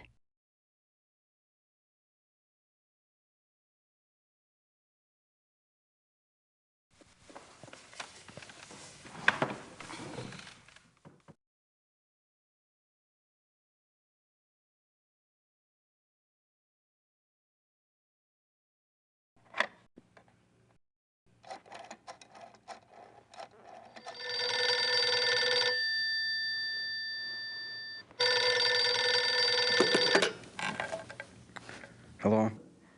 Professor Barkley, this is Grace Nakimura. I'm calling from Germany. Germany? I thought you were in New Orleans. I was, but anyway, it's rather important or I wouldn't have bothered you. Do you know anything about King Ludwig II of Bavaria? Well, that's a hell of a thing to ask a man in the middle of the night. Late 1800s, right? Yes. This isn't really my field, but I think he was crazy or something. I wish I knew. Do you know anyone who specializes in German history? Yeah, I have a friend at the University of Berlin. I'll ring him. What's your number there? It's 4989-555-7878. Okay, I'll call you back if I remember this conversation in the morning anyway. Great. Sorry again. Thanks. Bye. Bye.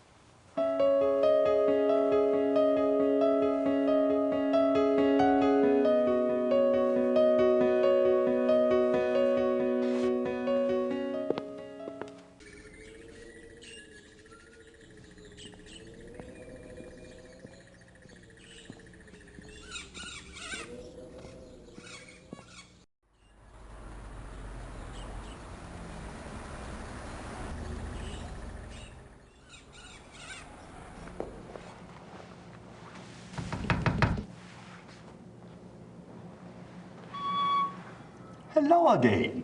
Did you need something else? Remember that werewolf trial I'd asked you about? I have a date now, April 1750. Excellent. Let me go look.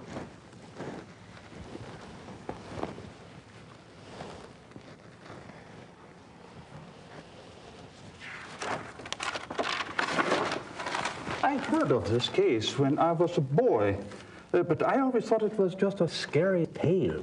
I never thought to look in the archives. It was there, all right. What did you want to know?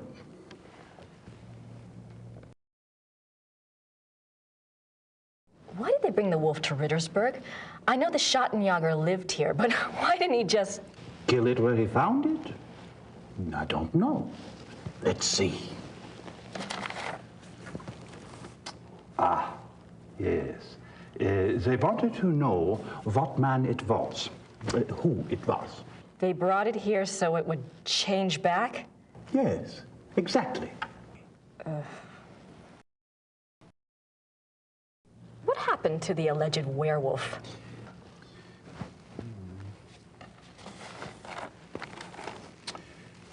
He was interrogated for 2 days. He confessed his guilt. The trial took place on the 3rd day, and he was sentenced to death by quartering and the stake. He was given a final meal. He asked to see a confessor, and this was granted. He died at dawn the following day. They pulled off his limbs and burned him? Don't think harshly of us, miss. That was a long time ago.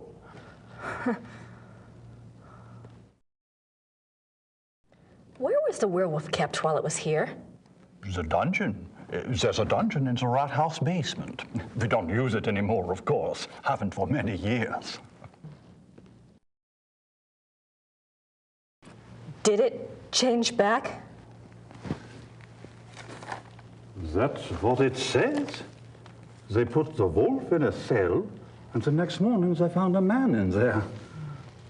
A laborer from out of town identified him as Baron von Raleck from Alfing. Why did they want to find out who the werewolf was? I would guess... Yes.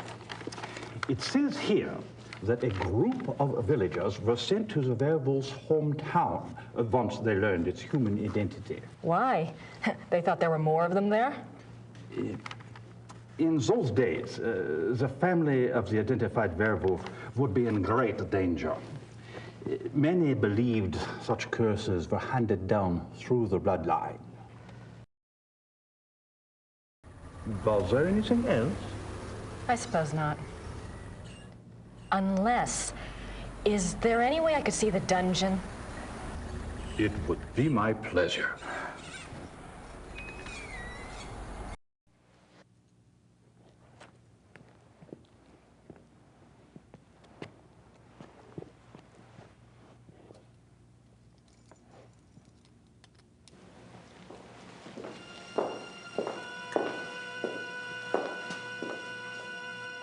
Everything's been kept the way it was when the dungeon was in use. We show it off to tourists sometimes.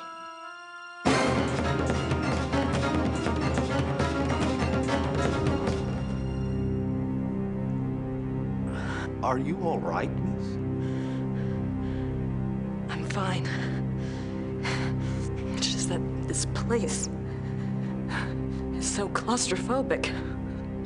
I tell you what, normally this place is locked to keep out the village children. I'll leave it open. You can come and go as you please. Would you? Thank you so much. You are most welcome. Goodbye and good luck. Bye.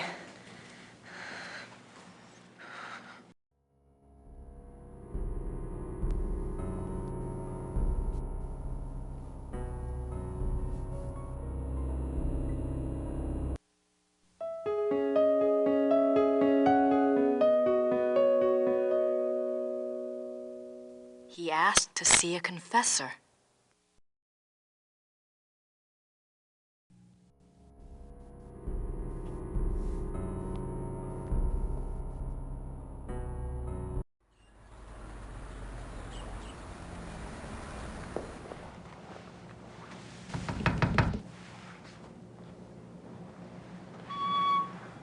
Hello again. Did you need something else? I had a thought while I was in the dungeon. Yes. You mentioned that Baron von Rawlik was allowed to give a last confession. I suppose the priest was from St. George's? I suppose it was. Would there be a record of the last confession? It might tell us more about the Baron's life. Good idea, young lady. Those records are in German, though, and Father Getz doesn't speak English. Do you think this would really help your Schattenjäger? I'm not sure. It couldn't hurt. All right.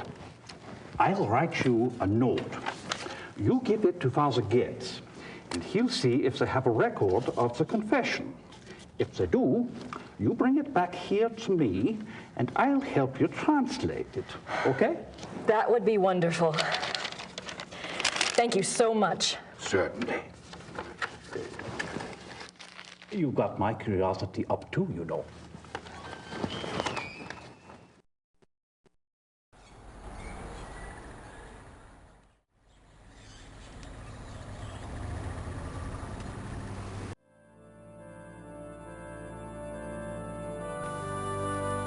Entschuldigen Sie bitte.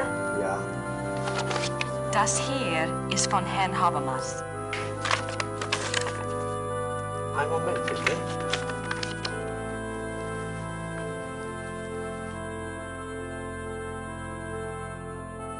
Das ist für Sie. Dankeschön.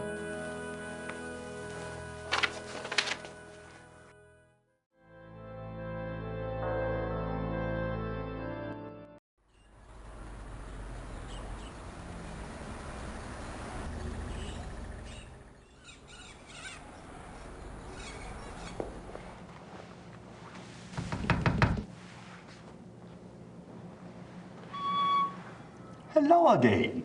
Did you need something else? I have the church file. Excellent. Let me see it.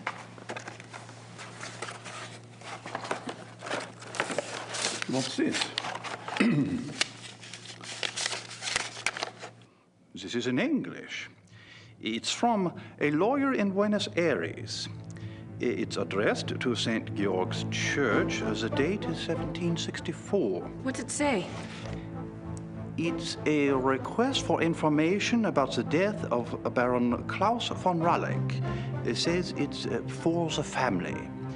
I assume someone answered it.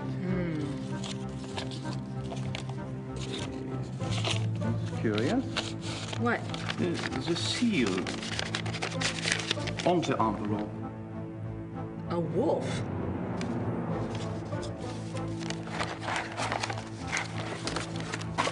Okay. The last confession. The Rawlik family took the symbol of a black wolf to represent their great skill at the hunt. Let me see. Klaus von Rawlik says that he lived up to the family symbol too well. His friends nicknamed him the Black Wolf, but he confessed it was more because he was prideful and treated his villagers and women very badly. He was much feared. The Baron confesses that a life of sin brought the werewolf curse upon him. Listen to this. A gypsy camp, Hungarians, came to Alfing one day.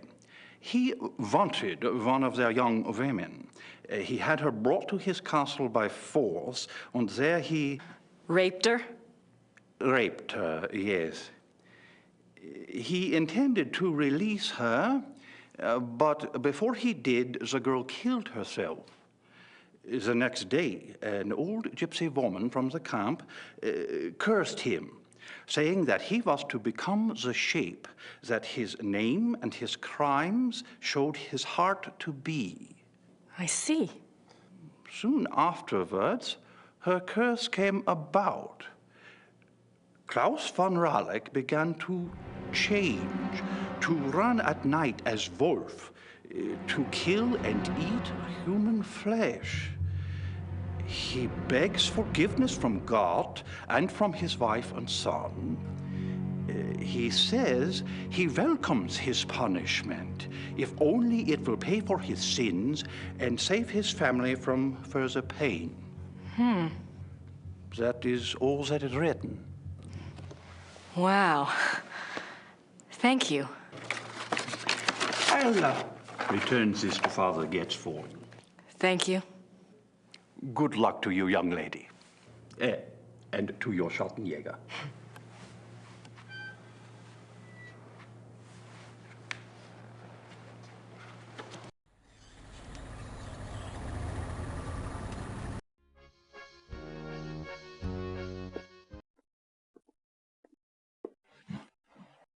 Herr Huber? Yes?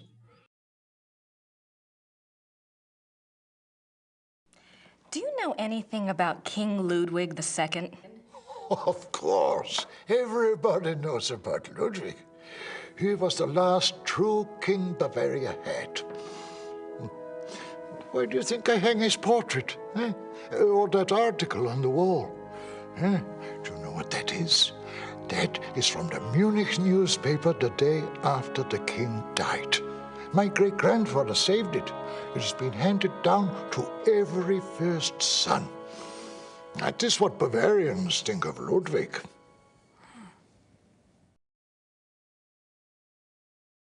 What was Ludwig like? Why is he so revered?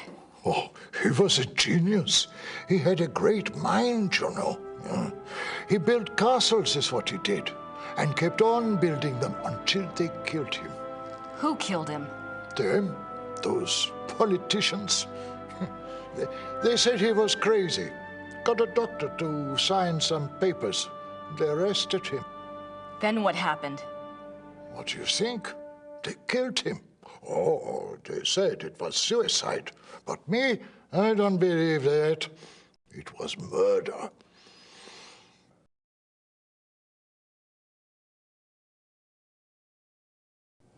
Thanks. Bitte.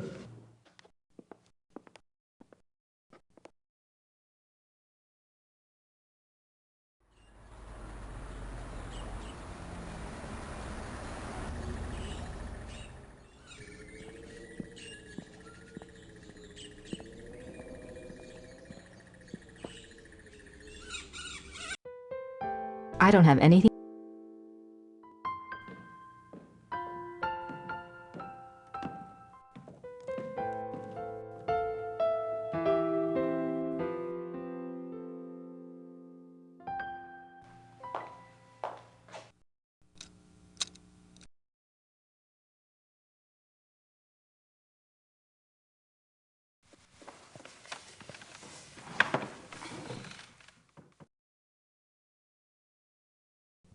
All right, Knight, I've got your research.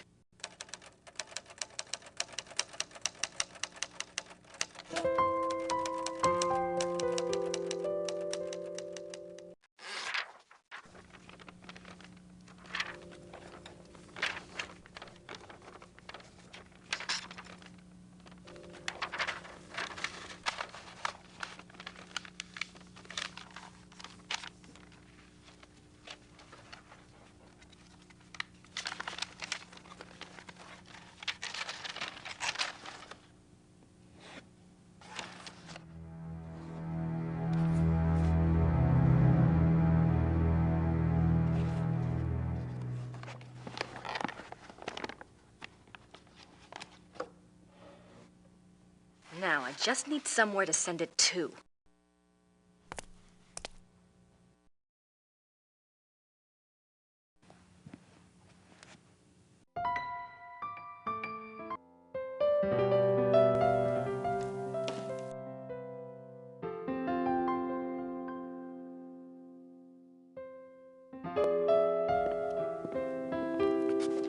I found the items that Gabriel wanted. Did he tell you where to send your research?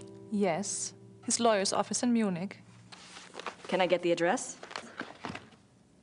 Harald Übergrau, Marienplatz 21, München.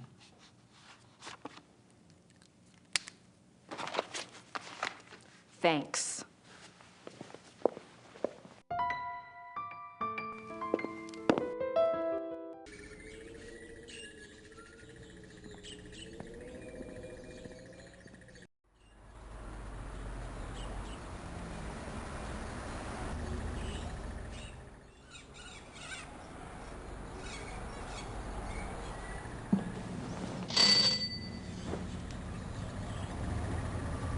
Grüß Gott.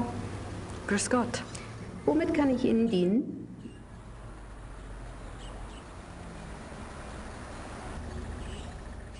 Das Päckchen soll nach München gehen. 7,40 Mark bitte.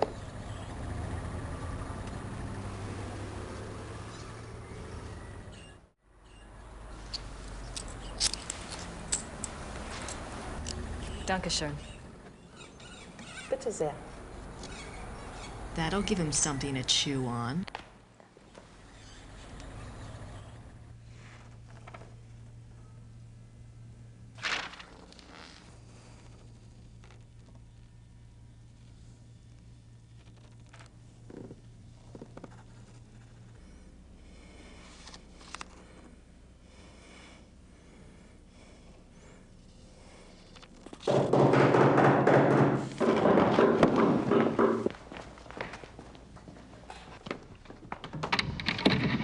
Guten Abend.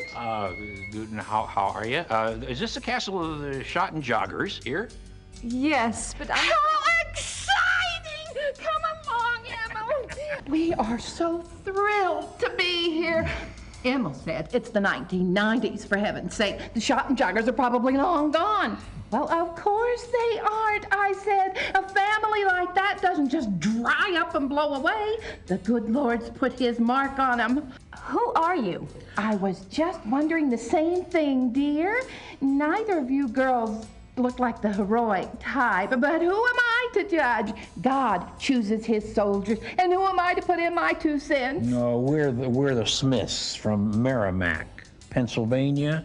This is my wife, Merle. You can call me Emil. My husband. If I don't get right to the point, he'll get there for me.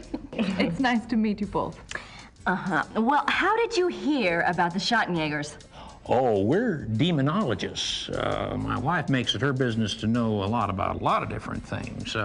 She's a regular, what you call, occultist scholar, aren't you, Mother? That's right. Yeah. I read about you all when I was studying an old witch trial last spring, and I have been dying to get over here ever since. Well, so nice of you to stop by, but I'm afraid the Schattenjäger isn't here right now. I'll let him know you called, though. Oh, no. And I was so hoping to talk shop. We fighters of darkness are so rare these days. Don't I know it? Can't scare one up to save your soul. It's not your fault, Missy.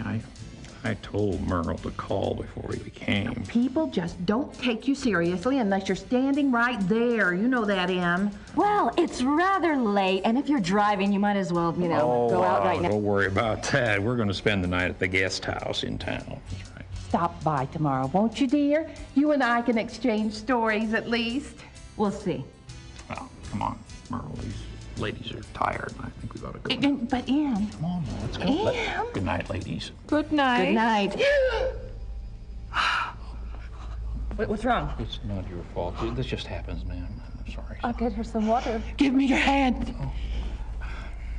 I see danger. Someone close to you is in danger. Gabriel? I see something like a wolf. A black wolf. Now, don't you worry, miss. My Merle is going to be all right. This just happens sometimes, that's all. It just happens. Come on, Merle. Let's go. Come on. What happened? I don't know.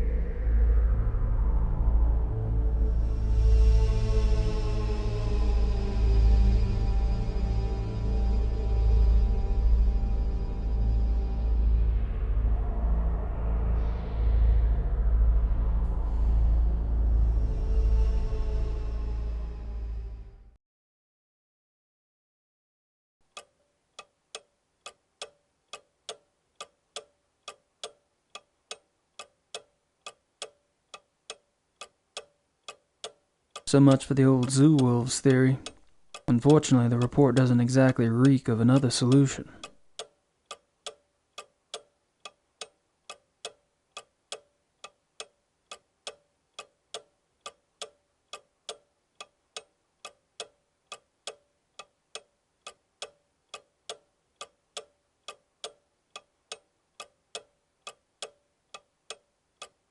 Baron Friedrich von Glauer. He lives in the Perlacher district.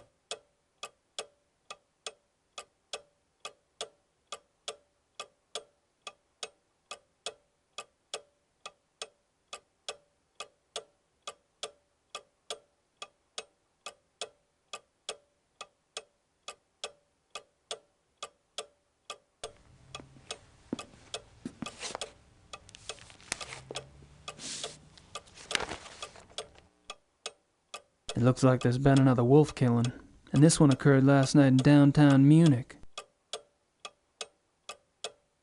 It looks like there's been...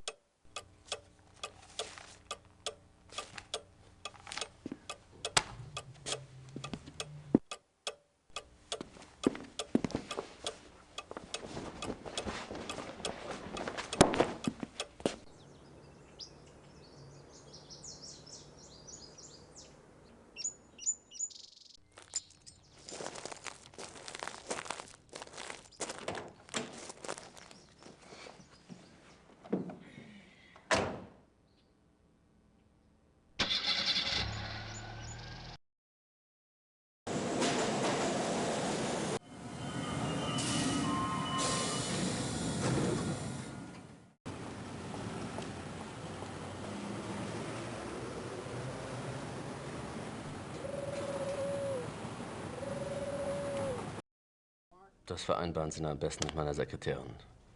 Gut, ja, danke. Ah, I was hoping you'd stop by. I have a package for you. Really? This is one. Must be from Gertie.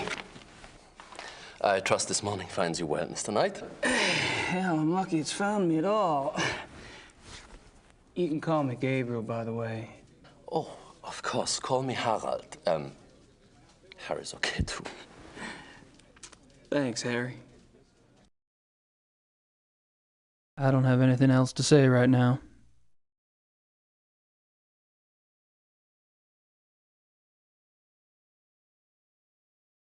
March 18th, 1994. Gabriel, you might as well know, I'm in Rittersburg. I wasn't about to sit in New Orleans and let you have all the fun. Besides, if it goes anything like last time, you're gonna need my help. I've been doing the research Gerda said you wanted. Enclosed is a book you might find useful. It looks a little outdated, but then I've never dealt with werewolves before, so it's hard to be sure. There's also some werewolf history right here in town. I found some clues pointing to a werewolf called the Black Wolf. He's cropped up in a couple of places, including here in Rittersburg in 1750, and in association with Ludwig II, a Bavarian king that died in 1886. It's all ancient history, I know, but something tells me that it is relevant. I'm not sure where to go from here, except to look into Ludwig II. Ask around about the Black Wolf in Munich and see what you find out. Also, let me know if you want me to research Ludwig or join you there. I'm sending this to your lawyer, but I'll need to contact you directly. Send your address and phone number ASAP. Herr Huber is being stubborn and won't tell me. Be careful and write. Grace. Damn it, what the hell is Grace doing here? At least she's off in the ozone somewhere. The Black Wolf, Ludwig II. She's really losing it.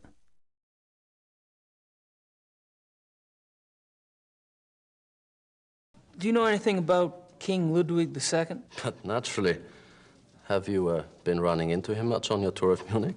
Running into him? Isn't he dead? Yes, long dead. But he is still everywhere, like your Marilyn Monroe or Elvis. He is the Bavarian enigma.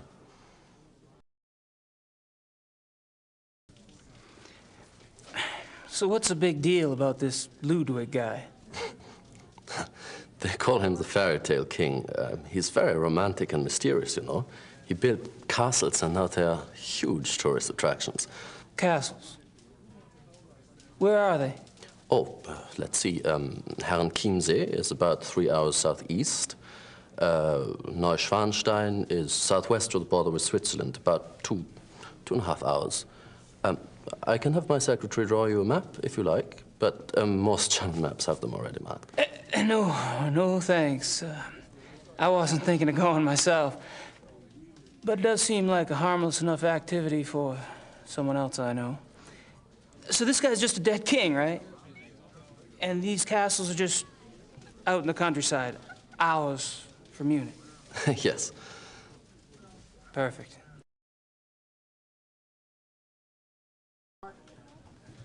Have you ever heard of anyone or anything called the Black Wolf? No. Sorry.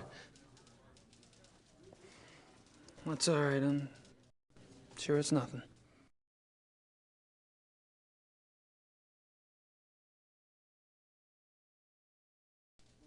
Well, I'm off. See you, Harry. Goodbye.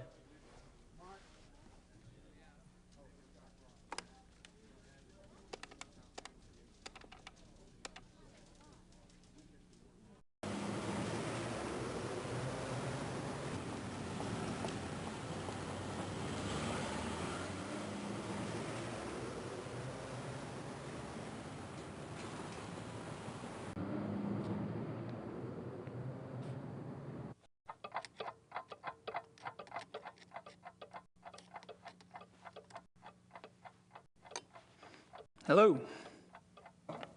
Grüß Gott.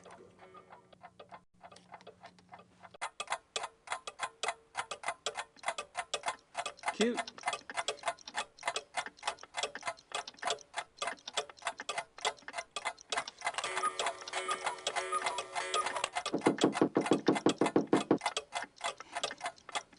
Yeah, well, there is in there this sound thing, you know, to wake up. You know, in the morning. An alarm clock. Ja, alarm clock. Ja, richtig. Ja. How much is it? Wie viel? 60 marks.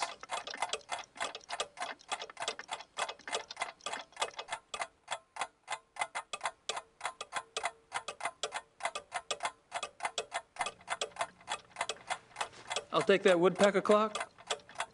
60 marks, bitte.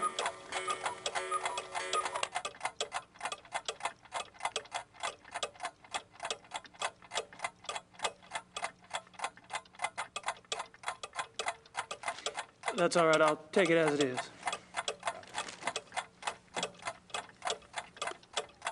Dankeschön.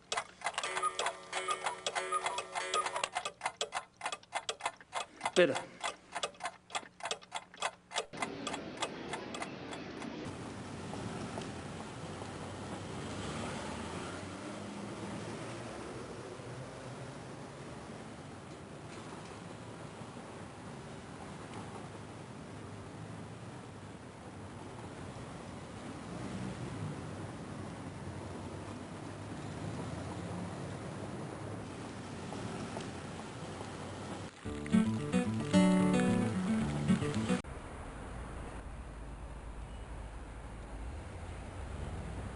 Guess I figured out where last night's killing took place.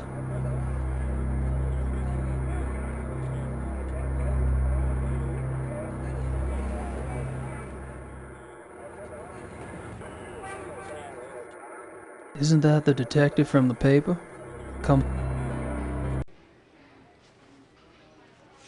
Kommissar Lieber, my name is Gabriel Knight. I've been trying to get in touch with you at the station.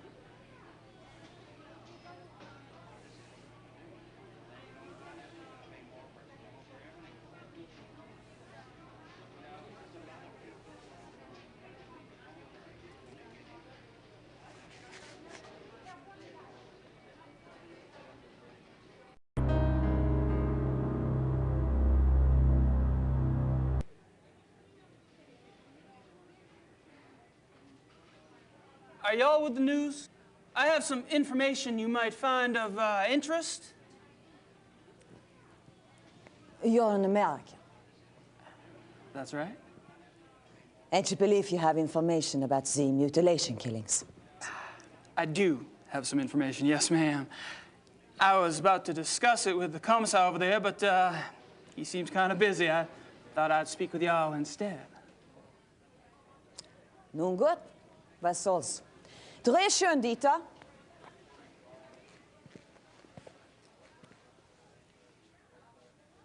Wir befinden uns am Tatort des bis jetzt letzten bizarren Todesfalles der durch die Killerwölfe herbeigeführt wurde. Mit mir befindet sich ein Amerikaner, der offensichtlich wichtige Hinweise bezüglich dieses Mordfalles hat. You believe you have information about the wolf killing, sir? Yes, yes, I do. I was about to ask Commissar Liebe over there some questions, such as why animal hair found at the crime scene is reddish-brown when the escaped zoo wolves were gray. Fragt, wieso die Tierhaare am Tatort rötlich-braun sind, wie doch die entlaufenen Zuwölfe offensichtlich grau waren. And how come paw prints found at the scene indicate an animal much larger than the zoo wolf species Canis lupus? Und fragt, wieso die Pfotenabdrücke am Tatort viel größer sind als die der Zoowölfe. How did you get this information? Well, all right, you have my attention. Now, who are you? I'm Gabriel Knight, the American novelist. I've been by your station to see you, but funny thing, they would not let me in. All right, I'll see you at the station later, but only if you agree to get out of here and not talk to the police. You got it.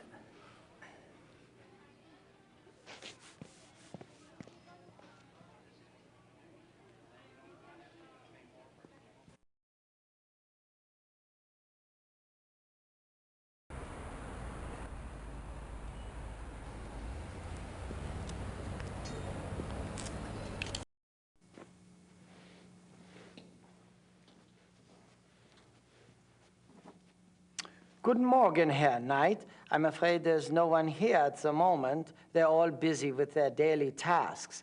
You are, however, welcome to use the club, so I've been informed. Thank you, Xavier. You're so kind.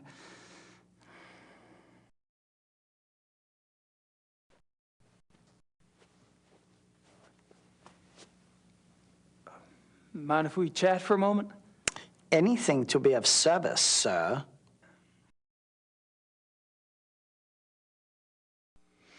So, tell me about the club. What about it? How long has the club been around? Since 1970. No way. The old Royal Bavarian Hunting Lodge? It's older than that, isn't it? Die Königliche Bayerische Hofjagdloge is ancient. This particular form of it is new.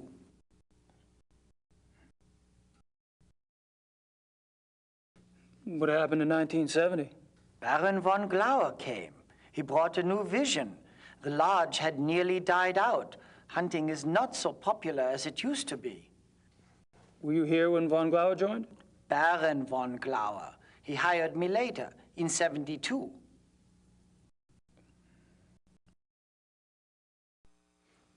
How many members are there? There are 5 now, not including you. I'm not sure of your status. 5? You mean the men that were here last night make up the entire club?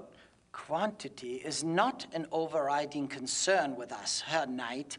The Baron personally interviewed and approved each new member. Despite your own experience, this club is extremely exclusive. Not everyone would fit in. No, I don't suppose they would. How often do the club members go hunting? As a group, once a month or so. Once a month? Hell, I thought y'all were hunters. Back home, you don't get out there and spill a little blood at least once a week. The other men start looking at you funny. Organized club hunts are once a month. Members can use the club's lodges anytime on a more casual basis, and they frequently do. So, Tell me about the club members. I don't gossip about our members, Herr Knight. Gossip? With you? Please. I've never met anyone as obviously discreet as you. Thank you. Bet you could drop a load if you wanted to, though. You probably know more about what goes on around here than anyone. True. At least I used to. But with all these new people coming in, I'm not sure I know anything anymore. All these new people? You mean I'm not the only fresh blood? No, Herr Dr. Klingman was only accepted a few weeks ago. Really? Who brought him in? I was not in on the discussion, so I really couldn't say. But I'm sure there was more thought behind his acceptance than yours.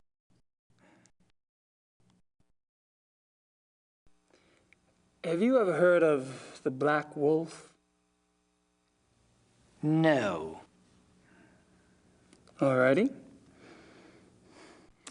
All right, Xavier. Thanks.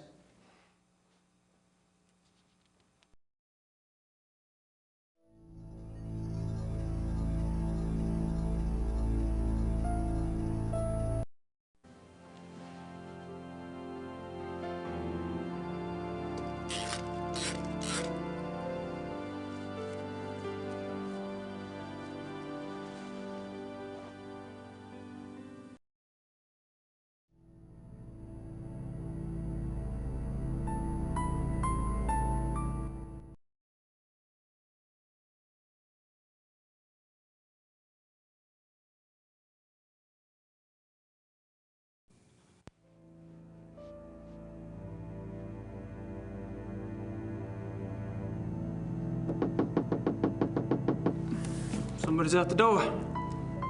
I can hear.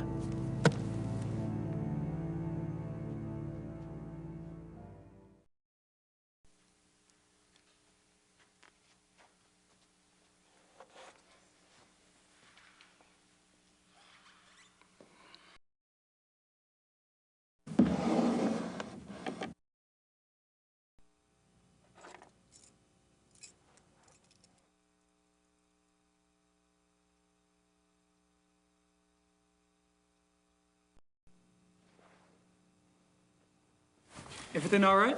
Everything is fine, Herr Knight.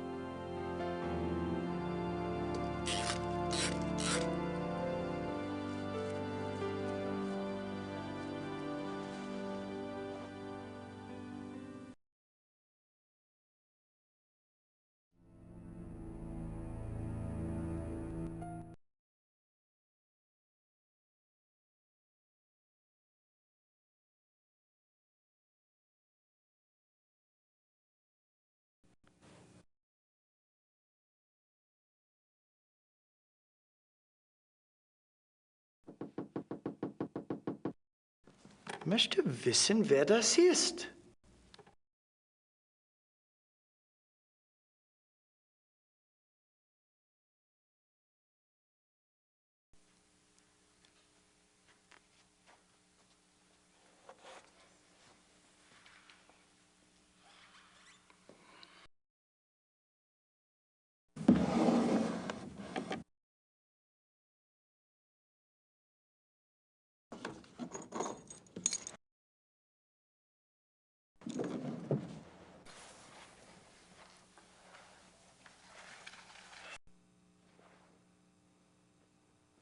Everything all right?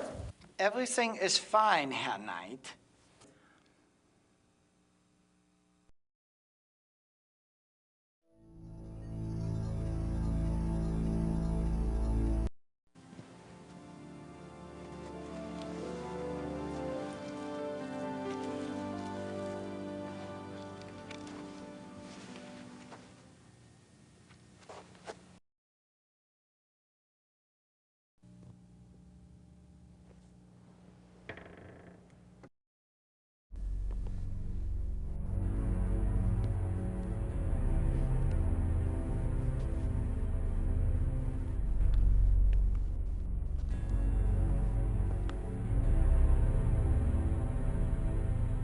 Aren't some of these endangered species?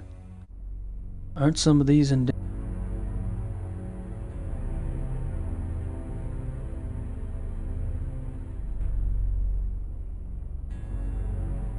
Photos of the club hunts.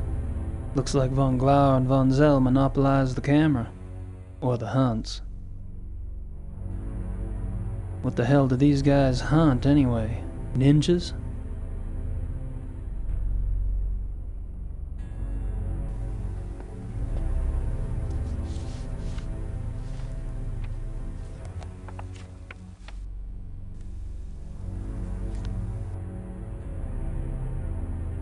Price, von Agner, Henneman.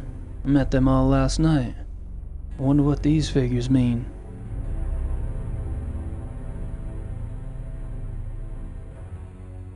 Price.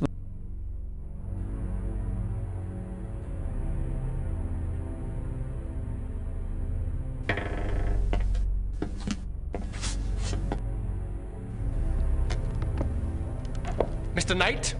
Hey. This room is for members. Only. Oh, sorry. The door was open. I'll go up. Wait! I'd better make sure you do not take another unexpected detour.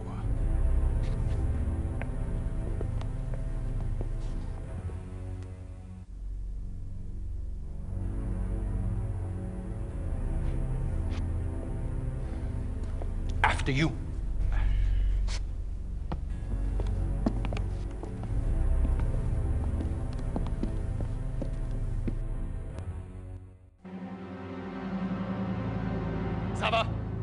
Sava, kommen Sie! Ja, Baron von Zell? I found the basement door unlocked and Herr Knight below. Perhaps you could keep a better eye on the keys in the future. I will, Baron von Zell.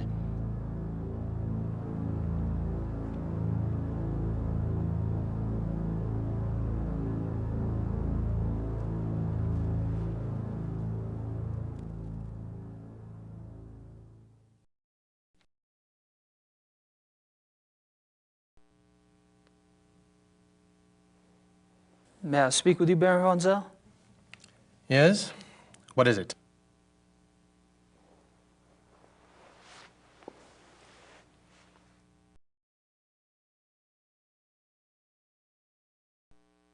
So, what do you do for a living, Baron von Zell? For a living? My family is in banking, Herr Knight. What do you do for a living? Me? I'm a writer. A writer? How aggressive of you.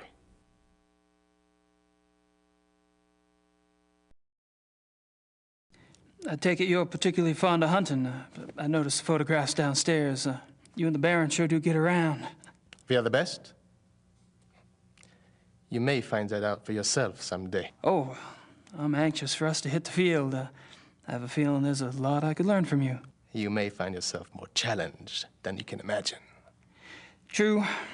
I don't get in as much practice as I'd like, and hunting's like any other sport. The more you do it, the better you get. Bullshit.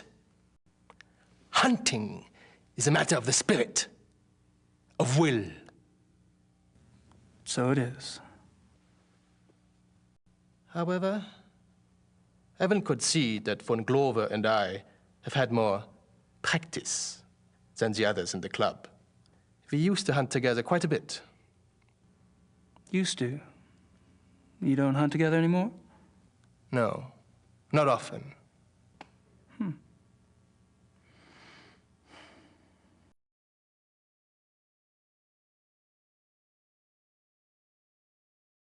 Are you and von Glauer too busy to hunt much these days, or have you all fallen out?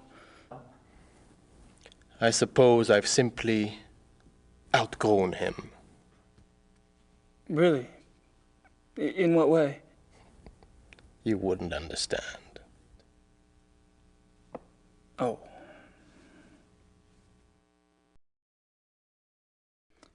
How about telling me about the other club members? I have a better idea. Why don't you tell me about yourself? Like what? For example, why are you in Munich? Oh, I'm just vacationing and thought I'd stop by on my way through. Really? And where are you staying in Munich? Outside of town a ways. Which suburb? I'm on a farm, actually. And you know, I don't remember the name of the area. Probably couldn't pronounce it anyway. Yes. Quite curious for someone with a supposedly high Germanic background. Yep. I guess going out and making your mark on the rest of the world will do that to a family line. The club seems to be an exciting place. Do y'all travel much as a group? No. Really? You don't hunt abroad? We are all very busy men. No, isn't that odd?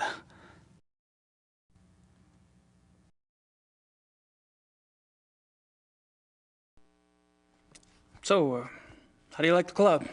Herr Knight, if you wish to learn about the club, you should keep your mouth shut and observe.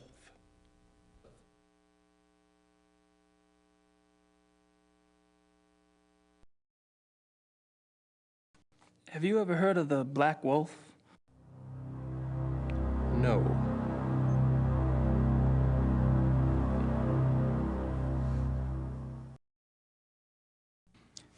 You mentioned that y'all don't go on hunting trips abroad? We do not. But those trophies in the basement, y'all really have white tigers in Germany or lions? The majority of what the club hunts are far more common species, Herr Knight. The trophies in the basement are exceptions, and they were obtained quite legally. Oh, you misunderstand me, Baron von. I think not.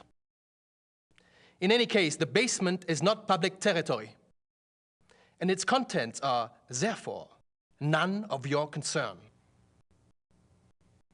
Of course, I do apologize. As a guest of this club, the why you are a guest of this club is a mystery to me. But as a guest, perhaps you should limit your prowling and sniffing to areas which you are offered openly by those who belong here. You're so right.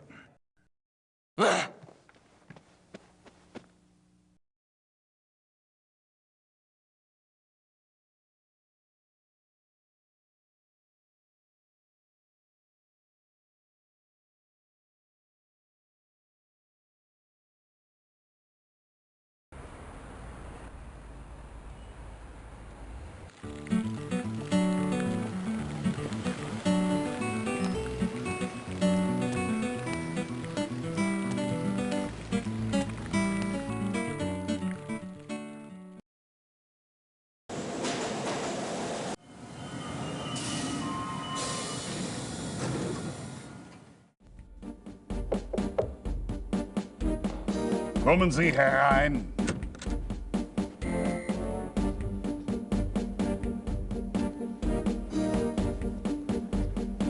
Kommissar Lieber, so generous of you to see me. Sit down, Mr. Knight.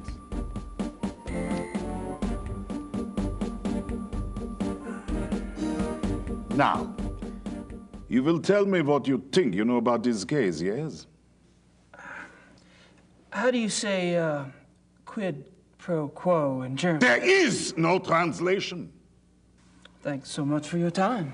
Sit down. What are you proposing exactly? You want information?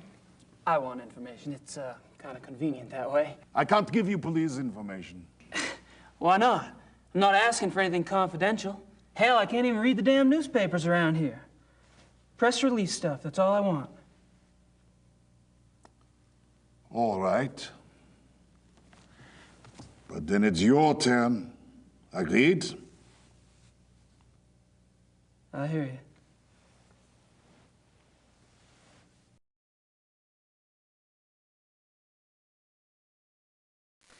How long have you been a commissar? 10 years. All of them here in Munich? Yes. And a criminal commissar is like, what, a police detective in America? Americans don't have so many ranks, I think.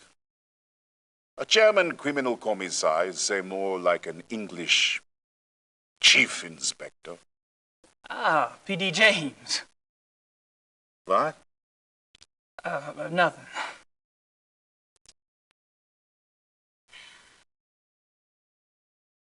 Tell me about the other victims.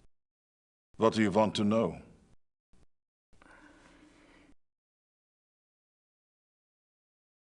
How many victims have there been?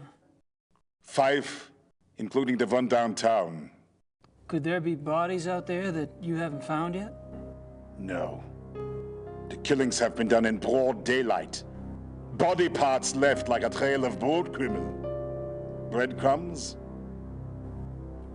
Jack the Ripper Wolf.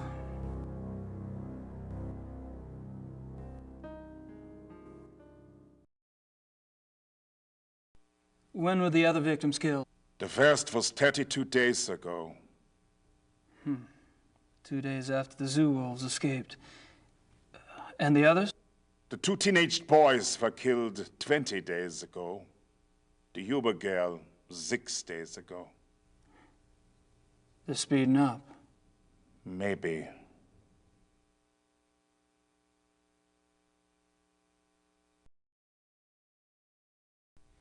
What about the locations of the killings? Any pattern there? You can see for yourself if you like.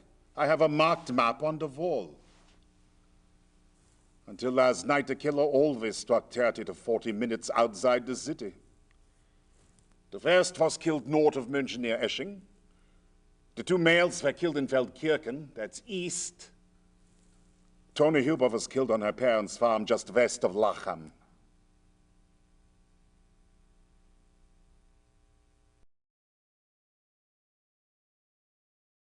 What does forensics say about the killer? That information is not for the press. But the bite marks, saliva, you've seen the bodies, I haven't. All I can say is, it is an animal. Mind if I take a guess? Your boys in the lab say the bite marks are canine and are closer to wolf than to dog. But beyond that, they can't pin it down. Nothing like it on the records. Probably a weird hybrid. Yeah. That's what I thought.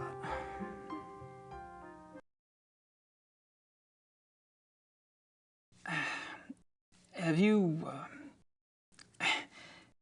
you given any thought at all about the possibility of... What? A werewolf?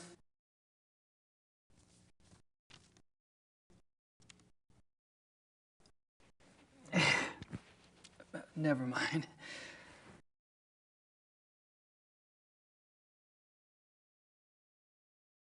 The killer isn't one of the zoo wolves, is it? That is information the press does not have, Mr. Knight. I expect it to stay that way. I understand. As you pointed out so loudly at the crime scene, evidence on the killer does not match what we know of the zoo wolves. Yeah. So what are your thoughts about that? Either there is a mistake with the zoo records. I think the zoo would know if they had a reddish-brown hybrid in the wolf kennel. I didn't say it was likely. Another possibility is, of course, that another animal is responsible. Wild? Possibly. Maybe a pet. A pet? As in, maybe the reason you haven't been able to track the thing is that it's going into someone's home. It's possible.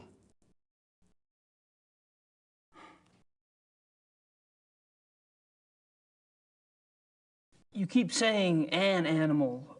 You found evidence of only one animal? One bite pattern, one saliva type? Yes. Yet 2 wolves escaped from the zoo. As you say, the zoo wolves do not figure into this at all. Oh, I wouldn't say that. No, I definitely would not say that.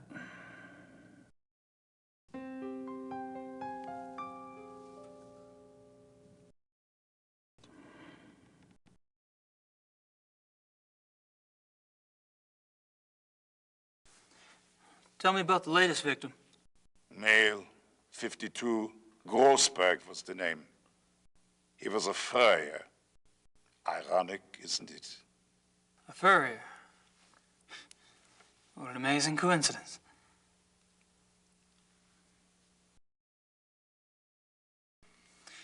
Have any theories about why the killer struck downtown this time? No. Do you? I read somewhere that wolves are clean animals. They don't kill close to their lair unless they're forced to. What lair? What are you talking about?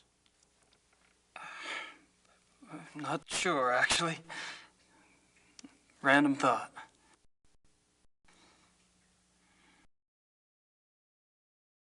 Have you ever heard of anyone or anything called the Black Wolf?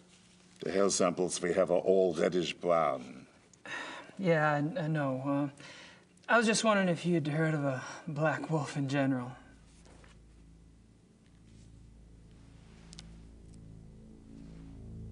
Hold on.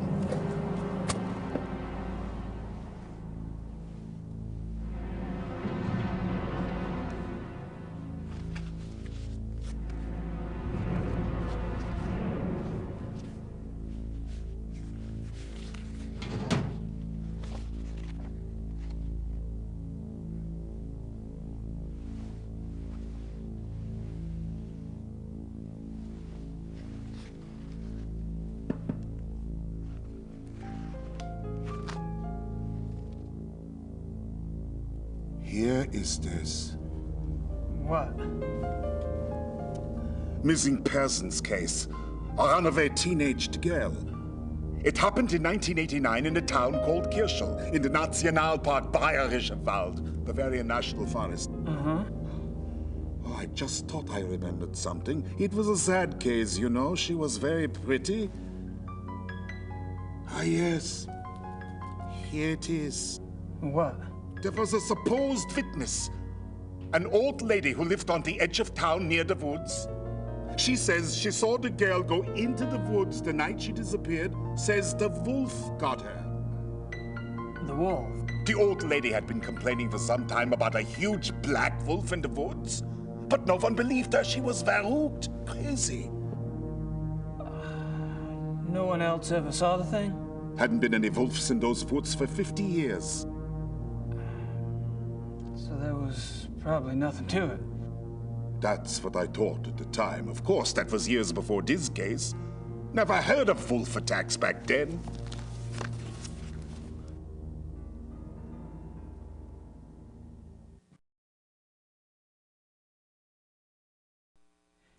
Do you get a lot of missing persons cases in Germany? Oh, sure. Mostly teenagers, runaways. It gets worse all the time.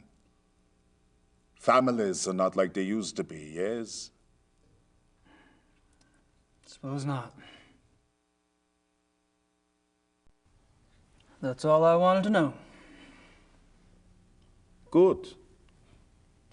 We discuss you now, yes? I guess. You want to tell me, or do I have to ask? I'm investigating the murder of Tony Yuba for her parents. Why? I'm an investigator. That's what I do. You're an American PI? You could say that. And how did the Hubers end up hiring you? Mutual friends? I see. And this evidence you have? A paw print and some hair samples from the Yuba farm. I spoke with some folks at the zoo as well. All right, Mr. Knight. I don't know how the police deal with you in America, but in this country, we don't like civilian interference. I understand. If you hear something, you come to me. If you see something, you come to me. And under no circumstances are you to speak with the press. You do. And I'll have your passport. Well, you wouldn't like it. It was a bad hair day. I am quite serious. I swear, not a word. All right. I can't stop you from investigating, but stay out of our way. Quiet as a shadow. That's me.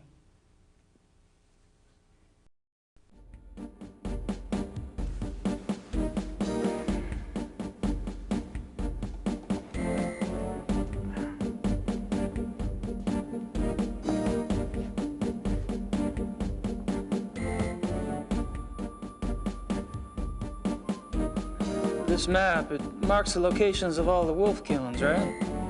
Yes. What? The one last night, the one in the middle, doesn't really fit, does it?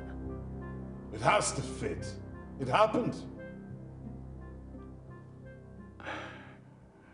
I suppose. I still say that one in the middle is different. I still say that Grossberg. Didn't Liebe say that was the name of the guy who was killed last night?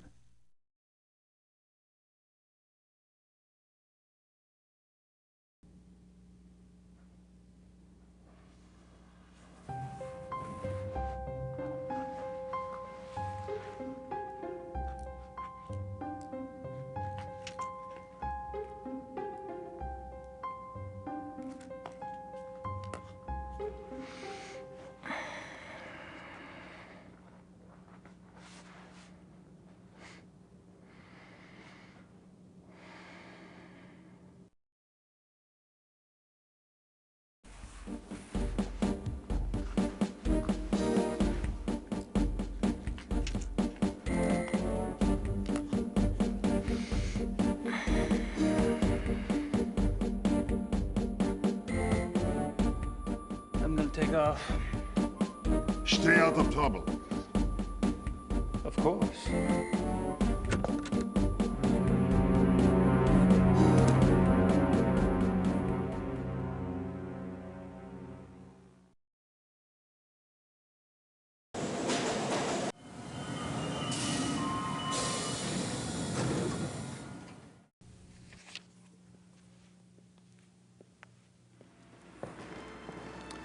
Entschuldigung, Baron. Gabriel Knight ist hier, Sie zu sehen. Lassen Sie bitte ihn herein.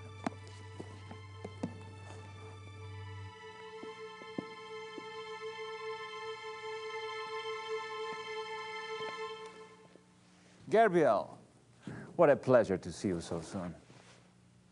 Bringen Sie uns bitte ein zweites Glas Wein.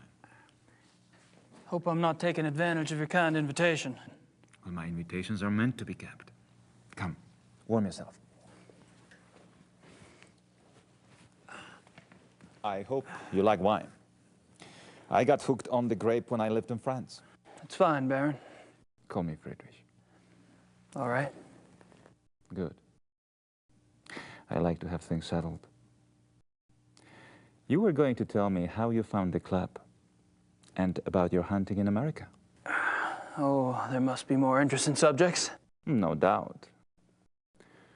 You are a man who runs deep, I suspect. On my off days. I find nothing more stimulating than a new companion. A fresh mind with treasures to reap. New thoughts like rare birds uncovered and examined, one by one. It is only when people know each other well that they run out of things to say. May we never be so cursed.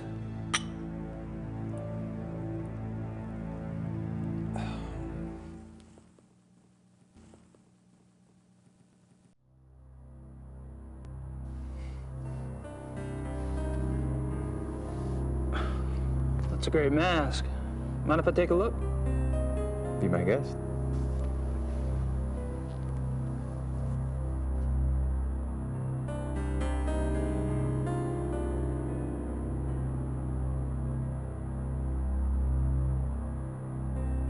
Interesting.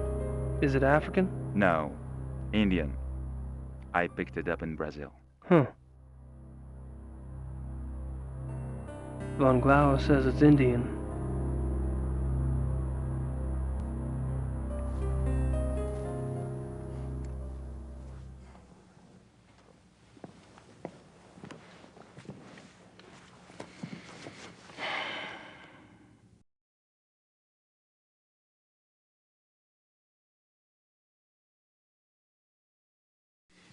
Are you from Munich originally? No, I was raised abroad.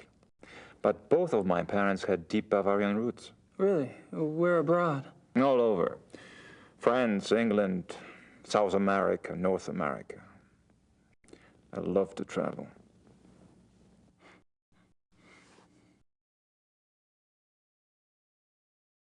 So tell me about your family.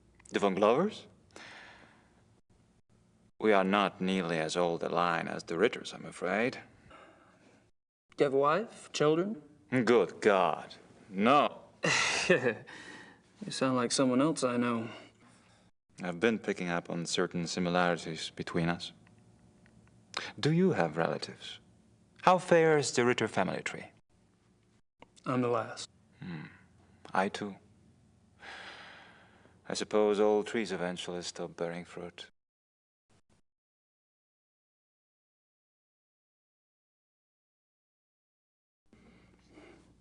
How'd you end up here? My circumstances were probably not much different than your own. I wanted to return to the land of my ancestors, and so I did. Which reminds me, you were going to tell me how the Ritter family ended up in America. My grandfather. He left the family and went to New Orleans. But you chose to return to the family. Why? If you want to know the truth, I didn't have a hell of a lot of choice. Yes. I understand. Tell me about the club. I'd prefer it if you formed your own opinions. To be perfectly frank, I could use a fresh perspective. That's one reason why I invited you to join us.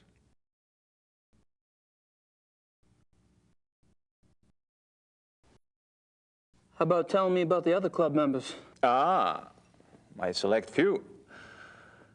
You find them valuable friends once you get to know them. Did most of them come to the club through you? For the most part. Though occasionally, fate throws one into my lap.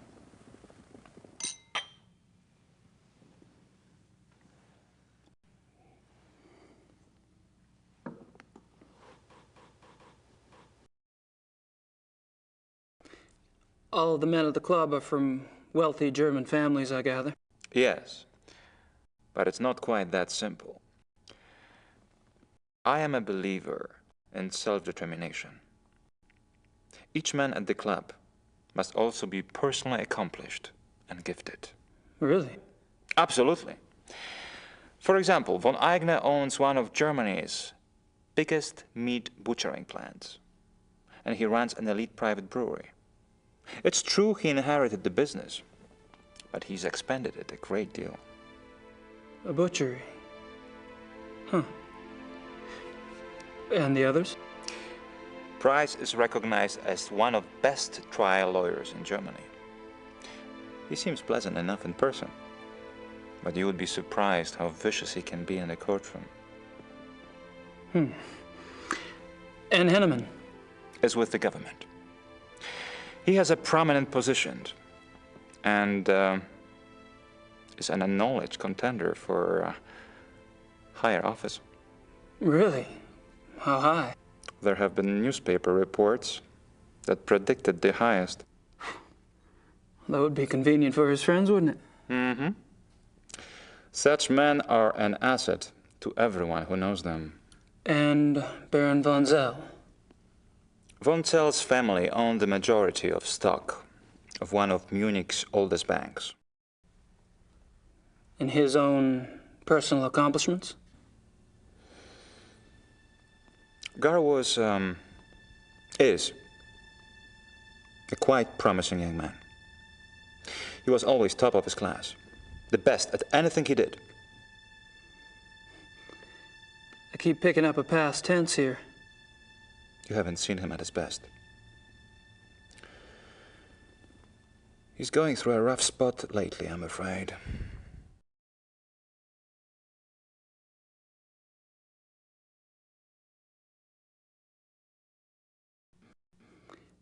There's something about the club I don't quite understand.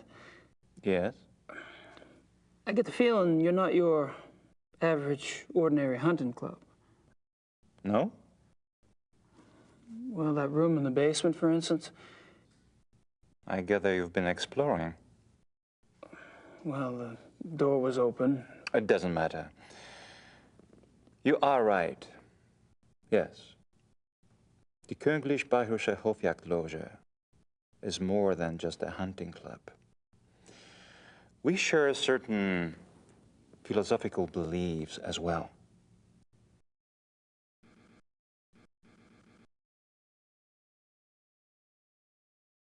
I'm curious about these philosophical beliefs of yours. Can I talk you into enlighten me? Are you really interested? Yes. I'm glad.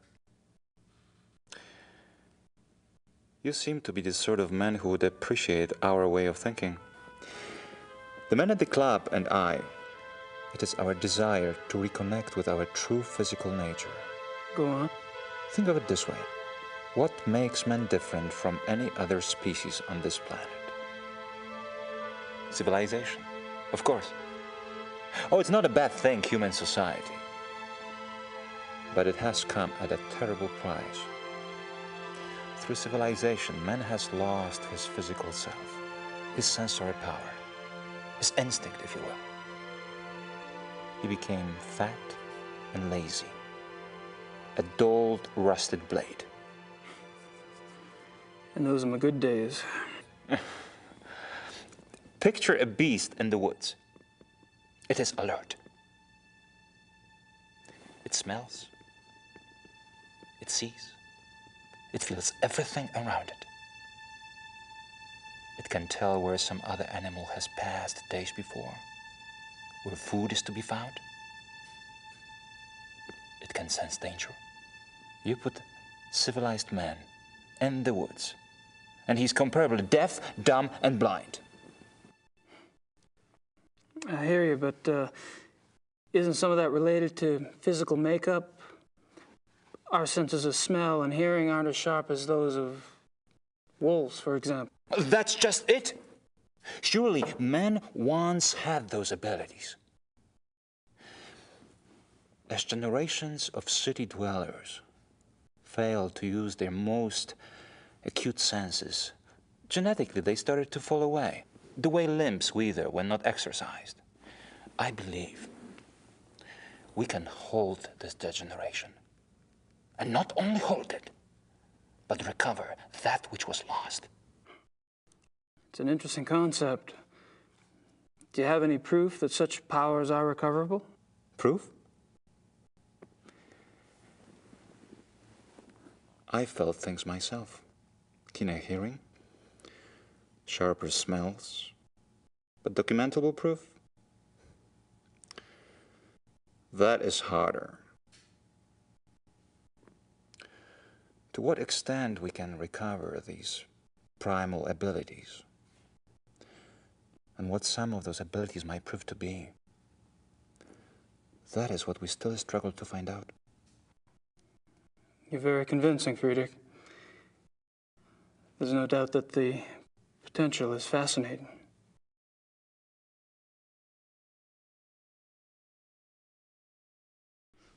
How does one go about trying to get back in touch with one's physical self? Does it have something to do with hunting? You are right. That's part of it, yes. Man is, or was, a predator. But unfortunately, he was too smart for his own good. He figured out how to raise his prey in pens. Hunting helps us get back in touch with our predator soul. Do you? Get back in touch with your predator soul? Some of us have been more successful at tapping into that than others.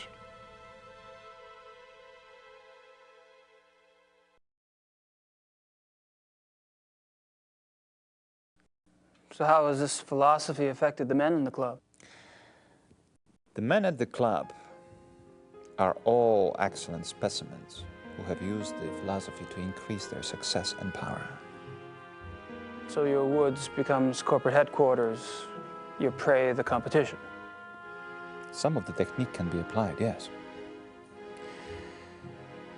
When the senses are primed, one can pick up all sort of feedback that is normally lost in the haze. Speaking hypothetically, do you think it would be possible to take this philosophy too far? Funny that should occur to you so quickly. It hadn't occurred to me for the longest time. I hope not.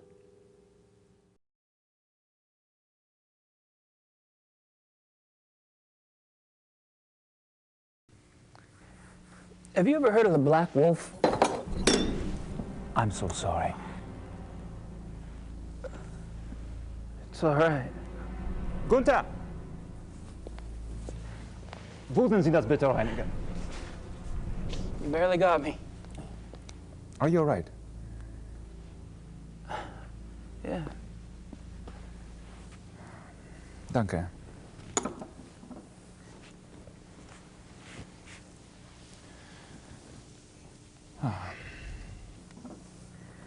I feel so clumsy. Danke, Gunther.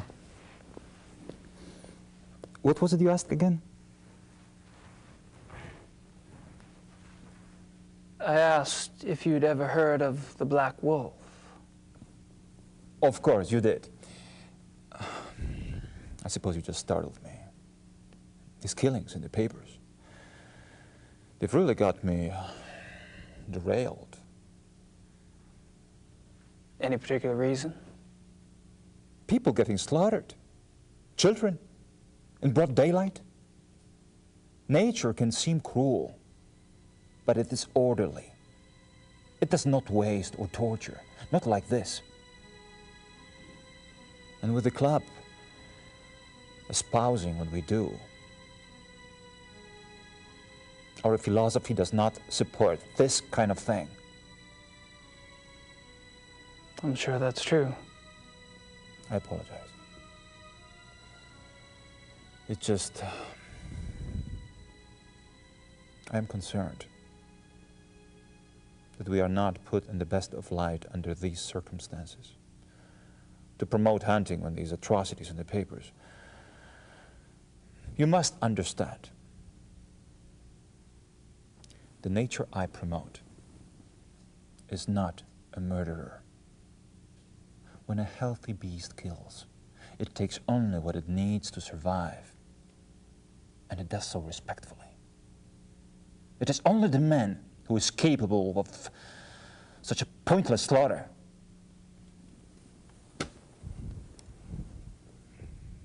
I'll be glad when this has passed. I'm sure the other men feel the same way.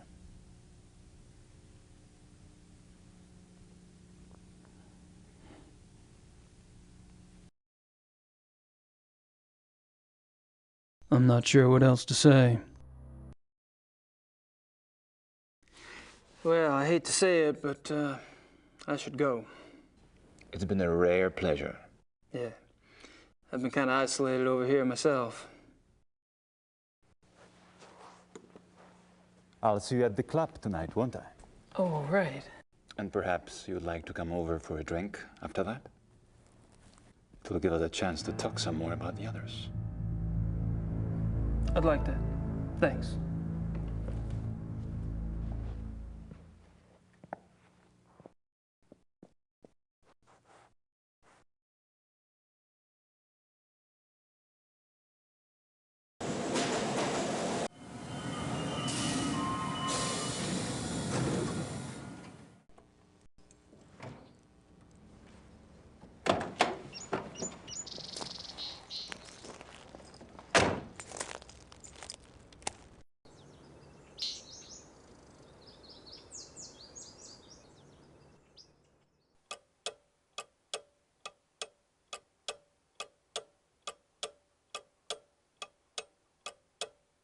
Grossberg.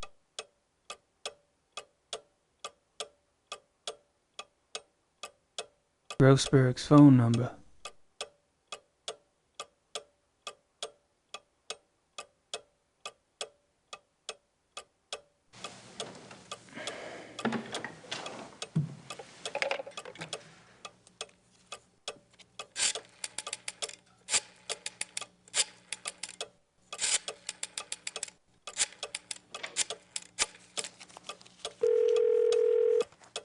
Hello? Hello, my name is Knight. I'm an American associate of Herr Grossberg's. Yes? I was just calling the people in Herr Grossberg's address book to notify them. Have you heard that Herr Grossberg has...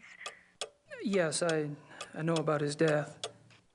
Yes, I'm sorry. Would you mind giving me your name again so I can check you off the list? Knight. Ella Hoffman...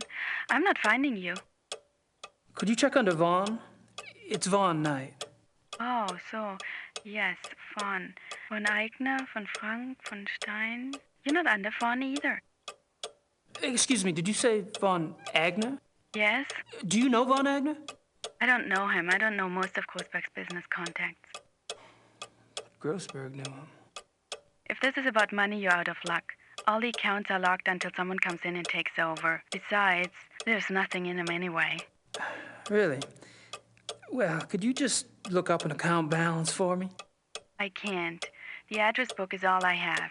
The police have taken Herr Grossberg's ledgers. Oh, well, thank you. Goodbye.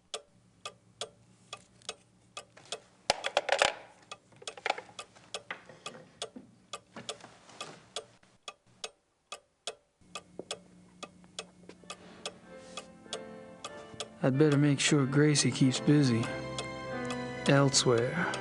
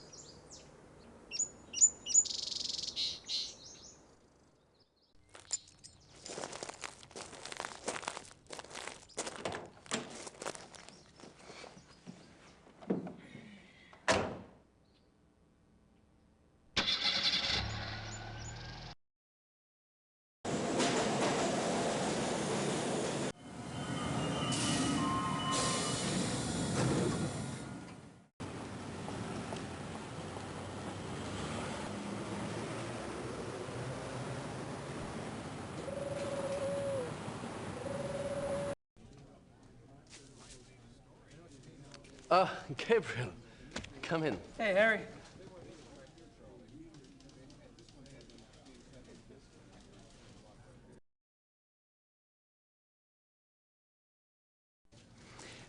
You mentioned the possibility of my using your secretary for research? Anytime. Great. I wouldn't ask, but I need a newspaper search done, and my German sucks. No problem. What exactly are you looking for? Missing persons. Actually, missing persons cases that occurred in or near forested areas. How far back do you want to go? 10 years? Mm-hmm. Okay, I can spare her later in the day. We should have it ready for you by tomorrow. Great. Thanks. Well, I'm off. See you, Harry. Goodbye.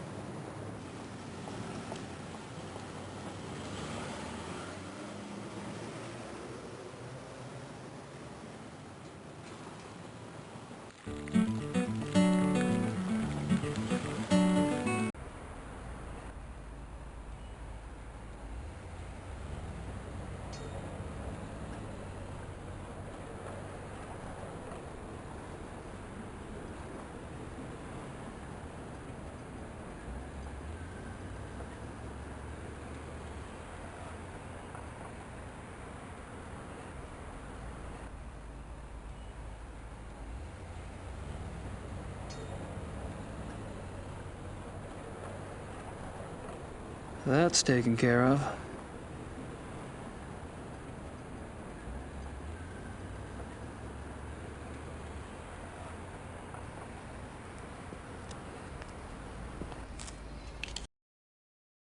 I think I've pumped that particular well dry.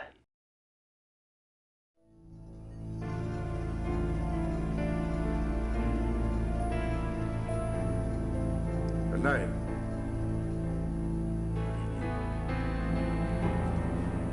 And you, Herr Price?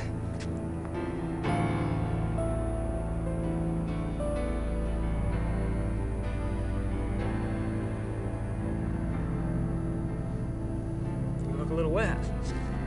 Oh, I was visiting a friend nearby, and I thought that I should take a shower before the others arrived. I was a bit automatic.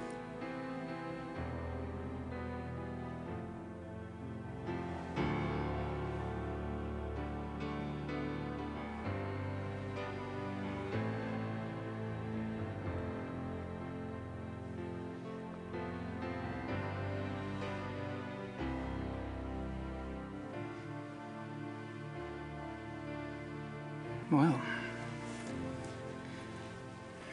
how thoughtful.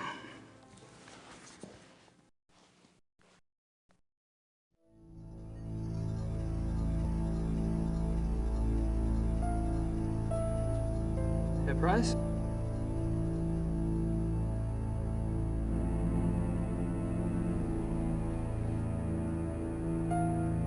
Yes.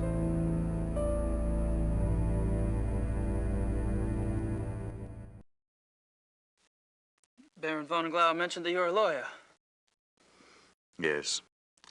And fortunately for me these days, I have enough money to where I only have to take those cases which interest me. I enjoy my leisure time. And what do you do with your leisure time? I entertain.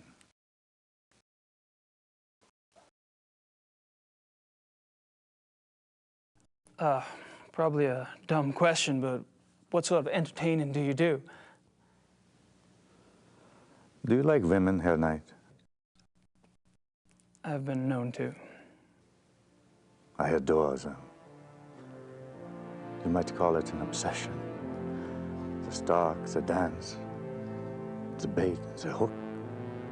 And what do you do once you've hooked him? Oh, you know. You're quite the pleasurist yourself. Or have I misled you? You're probably just getting a whiff of the past, Herr Price.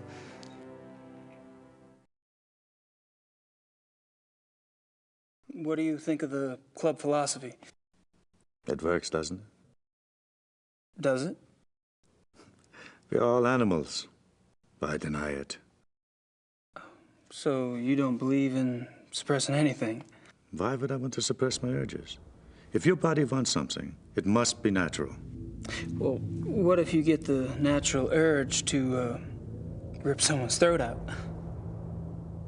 Well, fortunately, my instincts run to pleasure.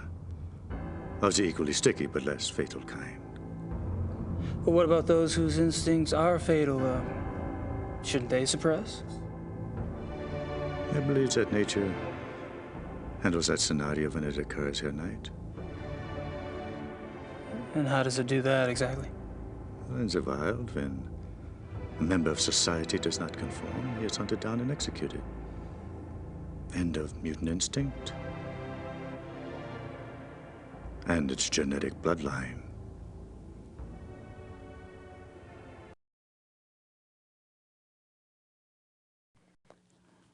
Tell me about the other club members.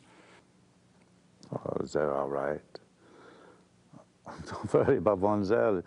He's a bastard to everyone these days. PMS? I don't know what his problem is. Oh, he's always been an arrogant bastard, competitive on the hunts, ambitious. But still, aren't we all? He was decent enough at one time. In fact, he was Von Gloria's favorite. and he was an asset as a friend. But things change.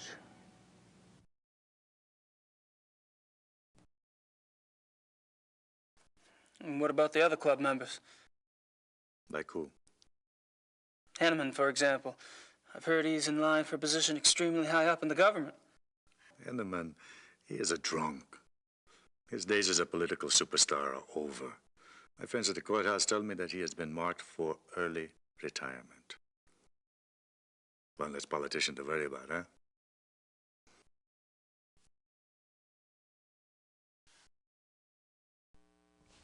When did Von Zell begin to change? Oh, he's been getting worse for a long time. I remember a hunting trip about a year ago. That was the last time I remember that we were all together and having a good time. He must have started getting difficult after that.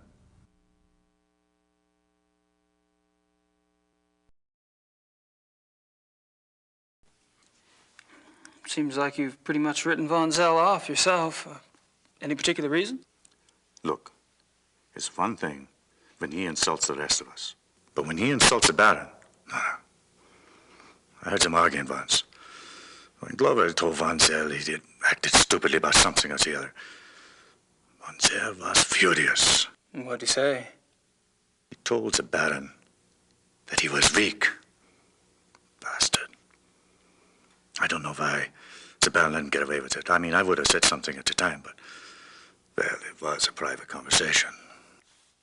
Uh-huh. When was this? I don't know.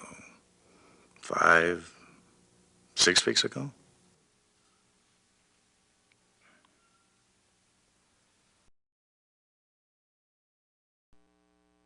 How was Von Zell an asset as a friend? He is a banker. Are you saying he loaned you money?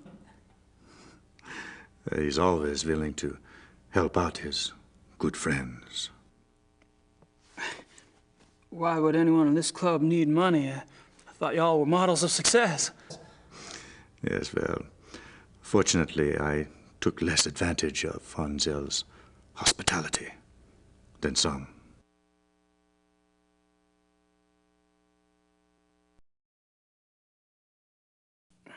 Have you ever heard of the Black Wolf? Yes. Really, where? Oh, I don't know. Just sounds familiar. Will you tell me if you remember? Of course.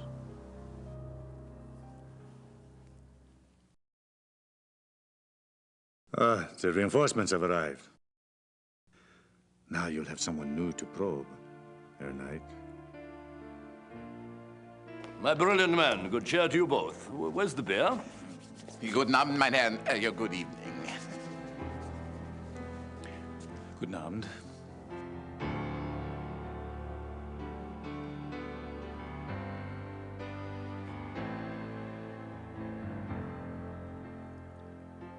Wieder eine Steine essen, Ja.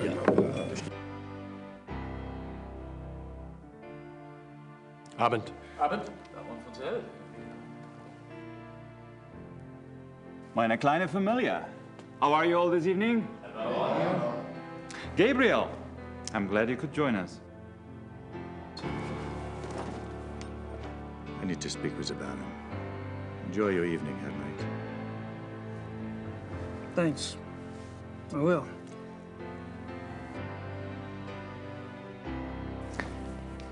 Baron. May I speak to you for a minute? What is it, Bryce?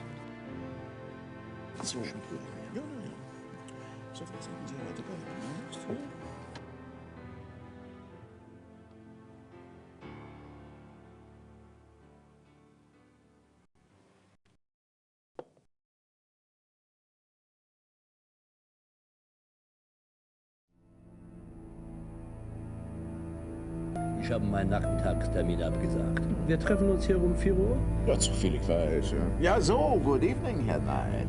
Henneman, Von Agner? You care to join us? Sure. Thanks.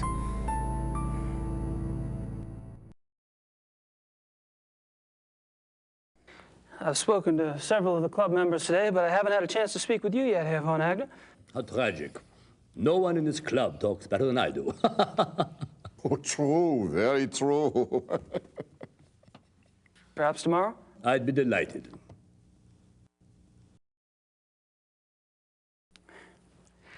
I haven't had a chance to get to know you yet, Herr Hanneman. Well, I'm already beyond serious conversation tonight, I'm afraid. Tomorrow's fine.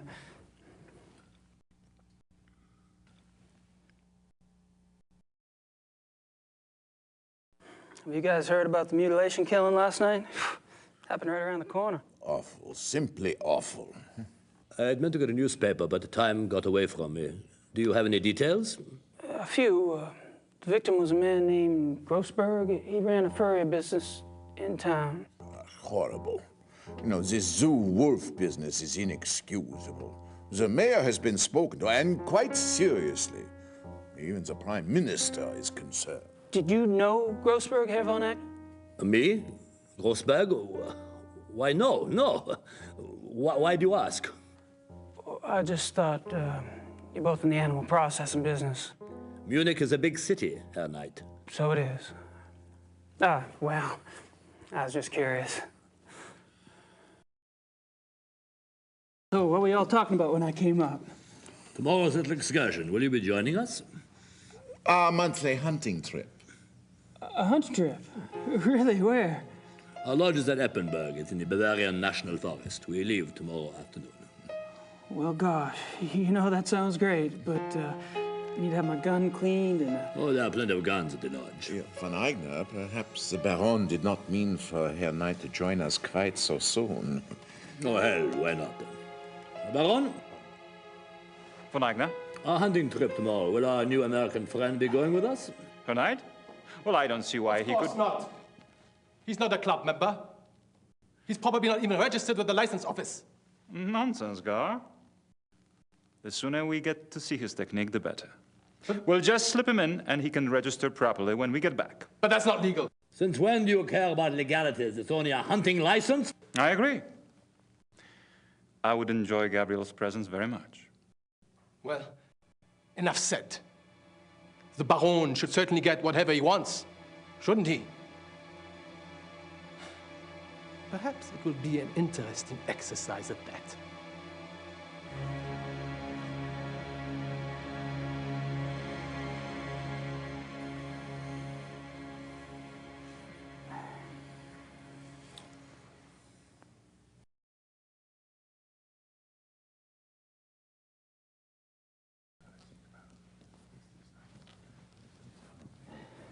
Hey. Can I join you in a moment, Gabriel? Price and I are almost finished. Okay. I'll be around.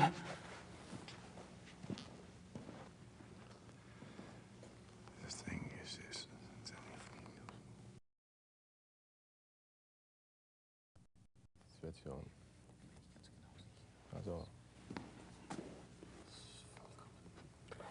Yes, Herr Knight?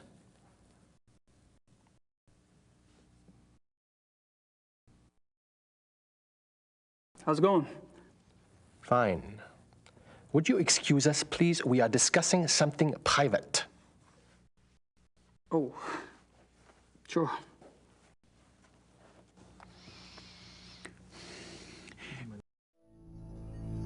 Just the right size for the big bad wolf to come down the chimney.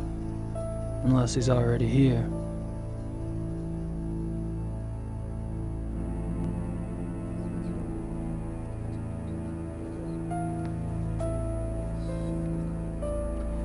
Yes, Herr Knight?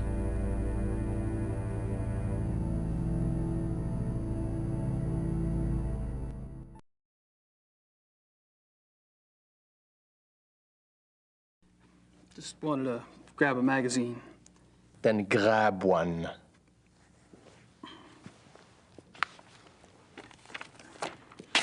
Thanks. Ich bin sicher, er ist kein Reiter.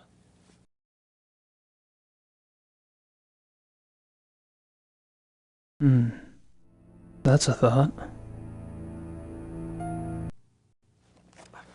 Just wanted to put this magazine back.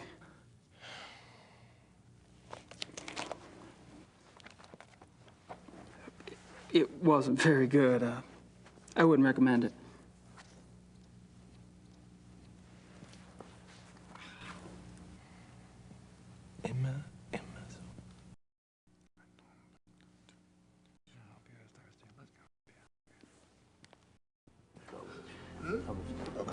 I have done.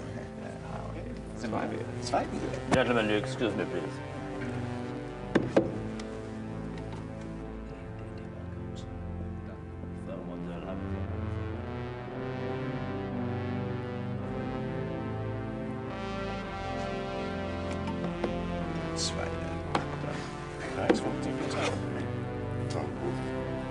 I apologize for not getting to you sooner. Have you been enjoying yourself? Oh, it's been loads of fun.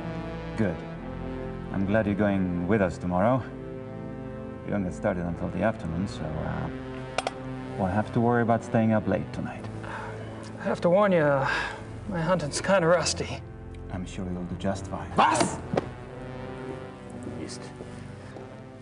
I demand to know what you're doing at this club. Me? Baron Gonzalo. Really? Are you aware that this guest of yours has been asking intimate questions? Poking around in our personal affairs? He must be a reporter. Or the police. What do we have to fear from a reporter or the police?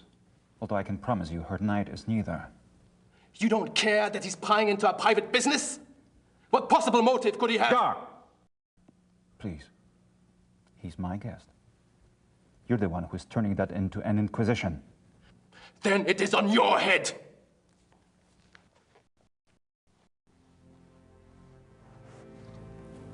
I apologize for that. You keep defending me. I'm not exactly helping the harmony around here. Believe me, the harmony was shattered a long time before you came.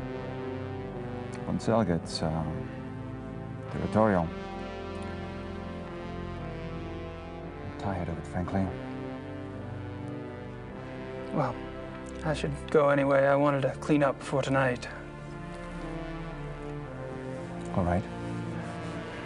Good night, everyone. Oh, good enough tonight. I should be home soon. See you then.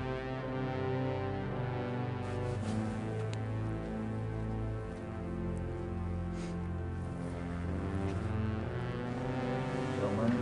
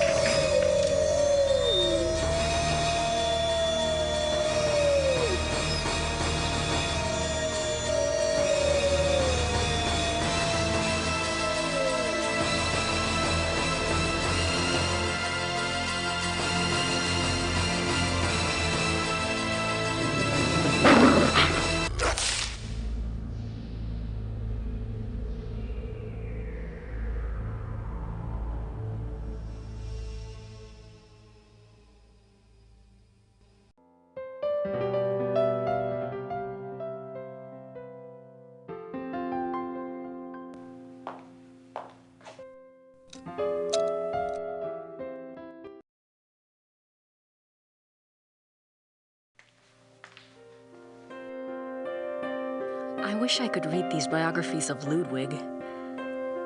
Wait a minute.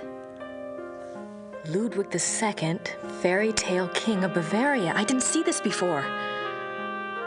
Yep, English. Huh.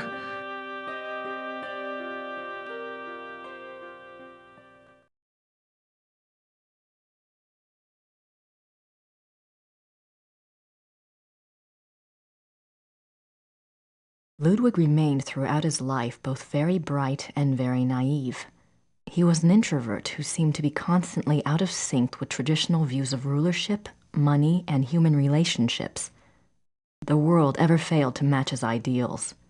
Perhaps this was a fault of his sheltered upbringing as future king. He never was introduced to the real world, and the real world failed to interest him as an adult. In his youth, Ludwig was in fine physical condition and loved to hike alone in the Alps and ride horses. He had a hunting lodge, Schachen, specifically for this purpose. Unfortunately, in 1872, a rather traumatic hunting accident befell the king at Schachen, and his leg was cruelly damaged. He never fully recovered from this incident, and his hiking and riding ceased. His physical health deteriorated from that time on, and explains why he looked so unhealthy in later years.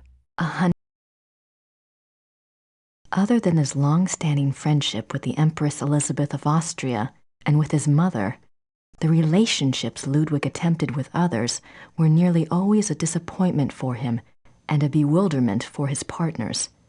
He would become obsessed with someone, a singer, an artist, a nobleman or a peasant, and would bombard them with gifts, praise, and favors. When they would fail to return the depths of rapturous passion he required, the singular adoration and humble obedience he expected, he would grow disappointed and cut himself off from them.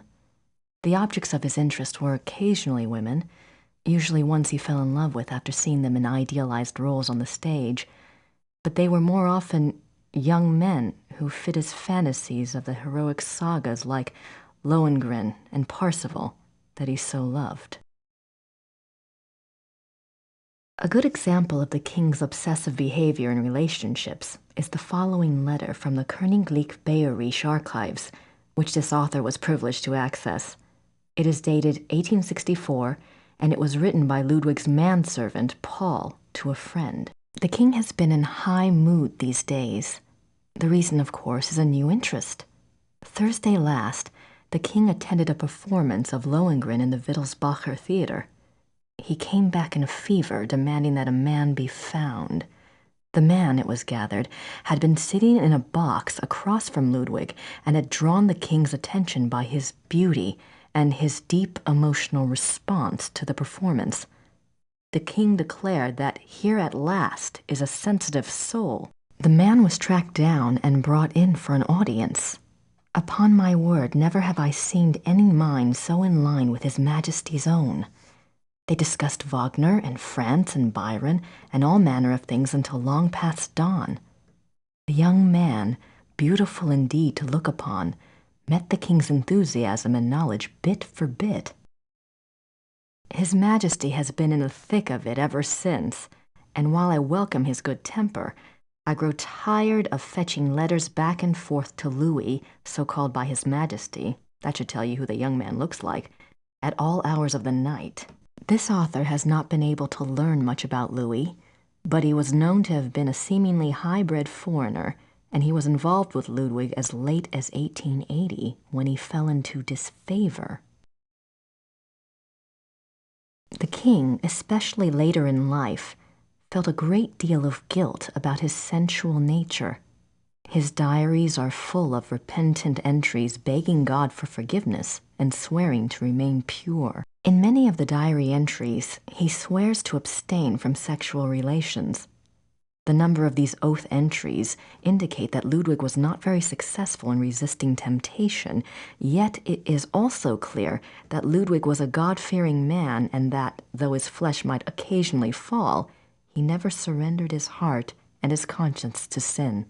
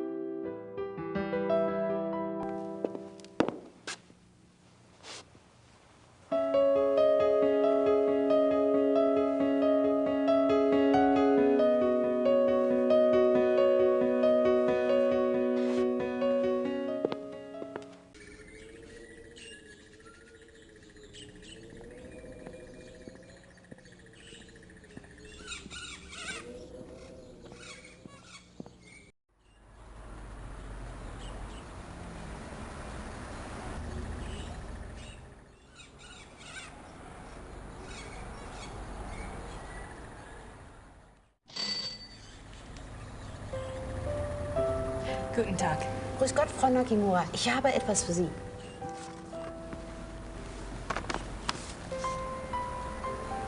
Oh, it's from Gabriel. Ja, das ist vom Schattenjäger. Ja. No, I think you... Gabriel is a working partner and... Never mind. Danke. Bitte, brauchen Sie noch etwas?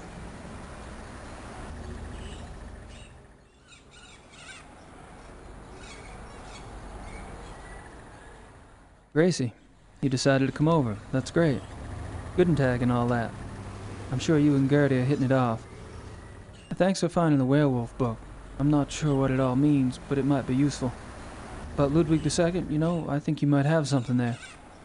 Ubergrau says there are 2 places you should check out. Ludwig had a castle called New Swan something, and there's a museum about him at Year in Chemistry. Something like that. I really think you should spend some time looking into it. Don't worry. Things are going very smoothly this time around. I've tracked a suspect to a hunt club run by a man named Von Glauer. He seems okay, but I'm sure there's something going on with at least one of the others. Don't worry, though. I met a police detective named Lieber, so I have backup.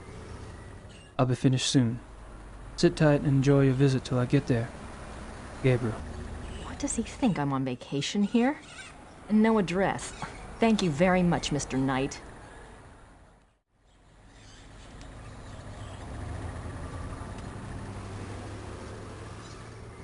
Danke. Bitte.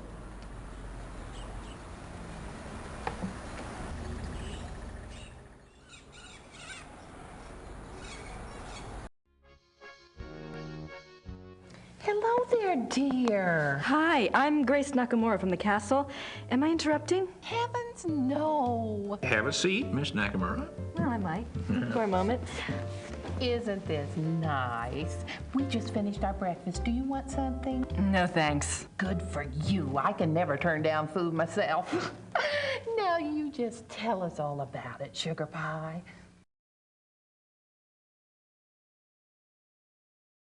You mentioned the other night that you were a demonologist. What is that exactly? Well, it's not as bad as it sounds, honey. What Emma and I really do is to help protect people.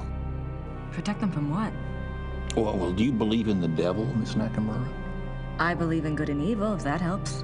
Oh, but Satan and his demons are real, and they will attack the living. And most folks don't know what to do once they've been attacked. We try to help protect people. How can you protect people from demons? Best protection is faith in God, of course. But sometimes faith isn't enough. Sometimes we have to delve into the supernatural in order to protect others. Your Schattenjägers are just the same. We are? I mean, he is? Of course. The warriors of light are rare these days, but they do exist all around the globe. That's interesting. I just read about a group called Manos del Sol in Brazil. So the Ritters aren't the only Schattenjägers. Well, they're probably the only ones to use that title, but others have been chosen for the battle.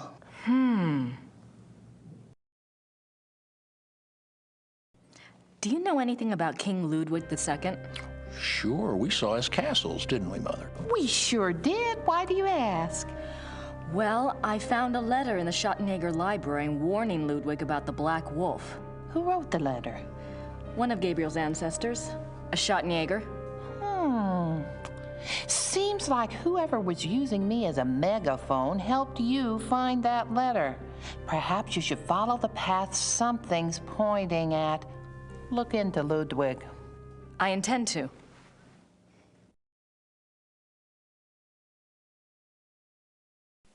The other night you said something about the Black Wolf. What did you mean? Where did you hear that name? I wasn't the one talking.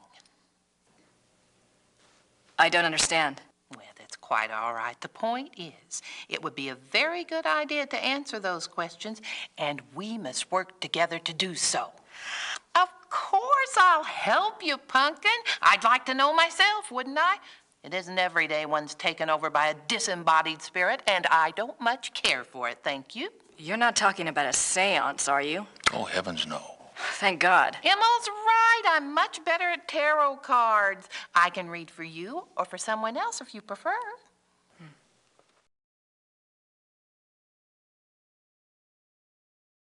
Are you sure you don't know anything about the Black Wolf? I never did, dear. I told you. Really, you mustn't confuse the vessel with the voice. All I remember was seeing a very bright flash like lightning. Next thing I knew, Em'll have me outside. Whatever it was very powerful. Very powerful.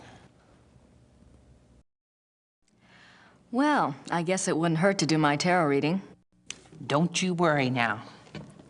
I know what I'm doing.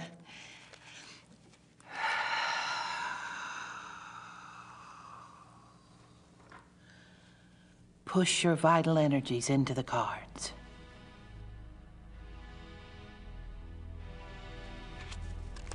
This is your soul card, that which applies to all of your lifetimes. It's the Empress. Oh, that's a good one. What's it mean? It means that your soul's journey is one of leadership. There's great strength here and intelligence. This card represents what you're like in this lifetime. It's the Chariot. Self-discipline, control. You need to feel you have a plan, that you're testing your abilities. The Chariot's very masculine. In combination with the Empress, it tells me that you're currently exploring your male side. You will seek out great achievement, but it does have its price. Doesn't sound anything like me. Yes, dear. The third card represents the other. You've pulled the Magician. Who is he, dear? Excuse me? Your other, the Magician. Oh, this is a very powerful card. Major Arcana. My other? Everyone has an other. Let's see. I bet it's the Schattenjager. What's his name? The Schattenjäger? Gabriel Knight. A name of power. He is powerful, this one. The Magician is dexterous and cunning, mischievous and manipulate. That's Gabriel, all right. And very strong with magical and occult powers. Now, this is interesting because your card, the Chariot, is all logic and reasoning, while his, the Magician, is spiritual and intuitive. You two are quite a pair. The fourth card shows what you're trying to achieve at this moment, your immediate destiny. It's the Strength or Lust card. Lust? Not that kind of lust, dear. It's a trial card, finding the strength to continue some difficult journey. It also represents the integration of conflicting energies. That must be your Chariot and his Magician energies. Strength also means bonding those energies, loving without judgment, learning to love the beast. Uh-huh. What is this trial, dear? Do you know? Well, Gabriel and I are involved with a case right now. It will be a hard time. You must let your love give you power. Use the positive energy of your union or you may not succeed. I think you have the wrong idea. Gabriel and I just work together. Yes, dear. But if I might just suggest, when you're facing negative forces, the positive energy of love is a very vital weapon. You make yourself vulnerable when you resist your own tools. Well, that's been helpful. I hope so, dear. Maybe we should do a reading for Gabriel. Oh, let's! It's a little like spying on someone unawares, but what the heck?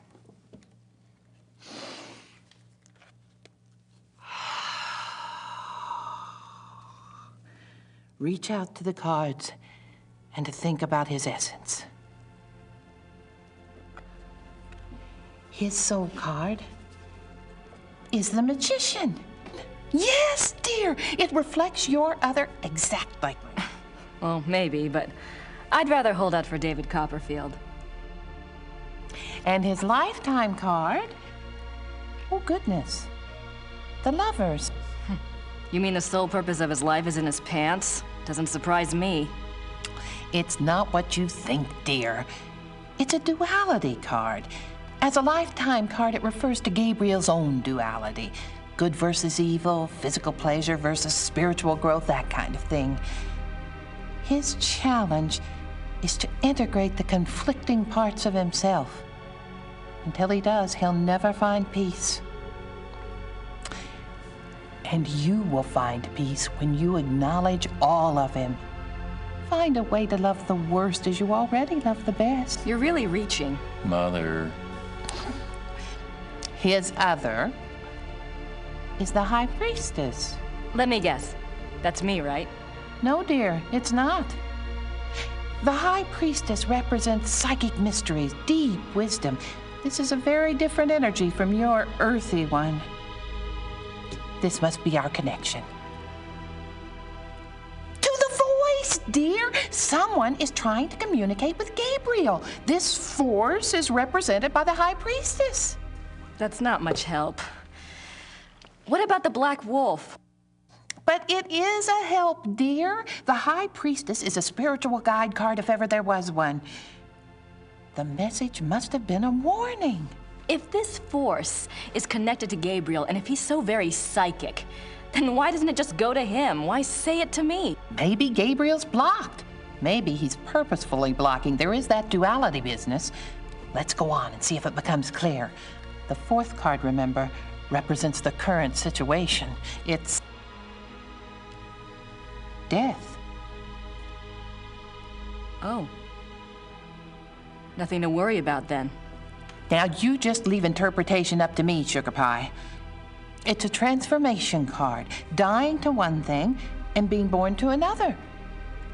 It is painful, but it isn't necessarily bad. Two of Wands. Oh, my. What? A 2 is not good here. Wands is Mars in Aries. That's a war card. In conjunction with the death card, there are 2 possible transformations. 2 transformations? Yes, dear. Gabriel is waging a spiritual battle. The transformation might be good or evil. That must be the purpose of the High Priestess. She's trying to guide him. So you think he really might be in danger? Oh, yes, dear. Gabriel's very essence is at stake. If he takes the wrong path with his powers, Imola and I will stay in town. You must let me know if anything else happens that we can read for clues. Let the Force use you.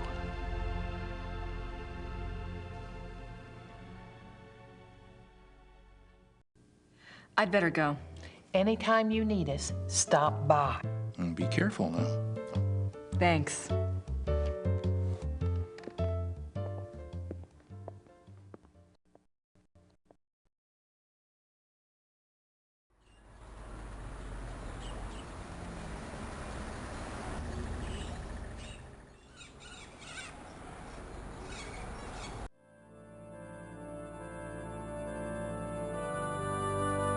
Gerda's here. I wonder what she's up to.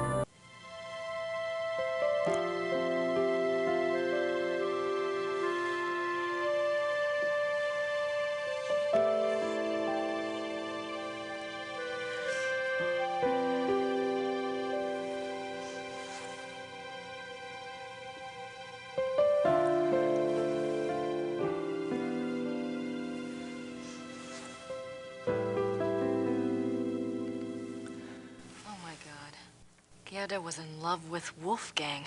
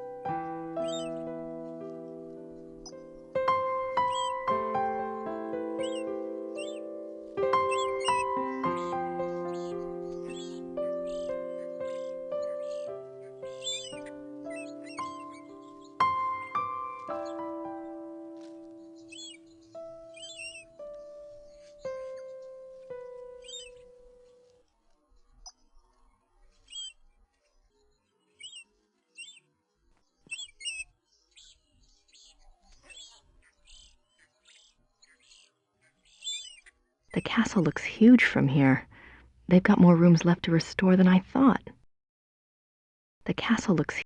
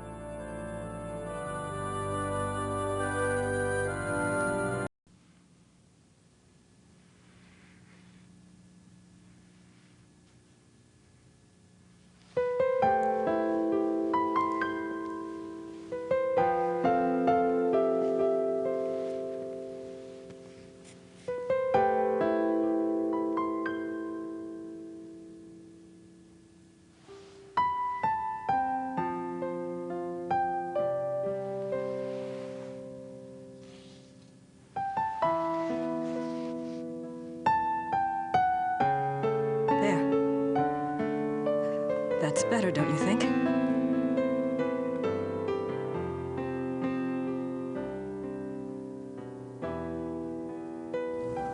I'm so sorry. I was an idiot. Gabriel and I, we never... I know. It's my fault. It's Gabriel's fault. He never tells me anything. I don't know why he didn't want me on this case. Maybe he just... Don't even try to make excuses for him. Still, he's up to his neck in it, I think. Will you help me out with something? Of course. I have to do some research on Ludwig. I want to go see some of his castles. Take Gabriel's car. There's a map of southern Bavaria in the car. Ludwig's castles are all marked. Thanks. Good luck.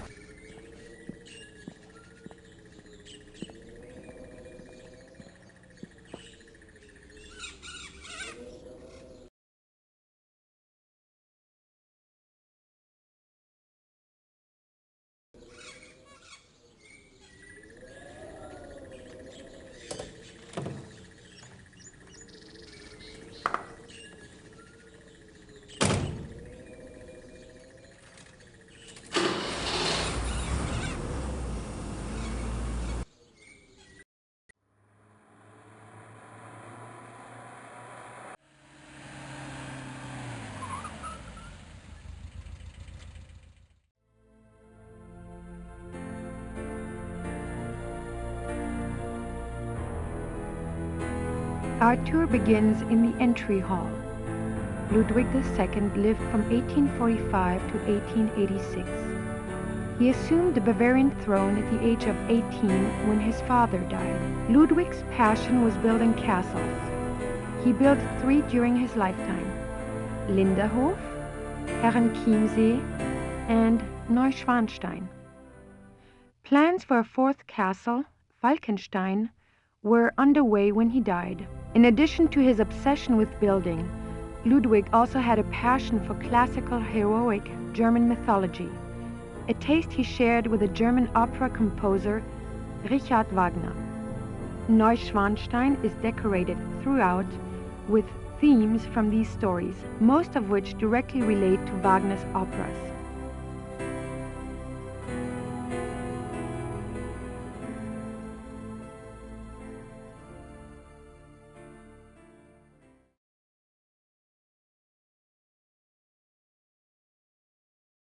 These scenes seem to tell a story, but I have no idea what story.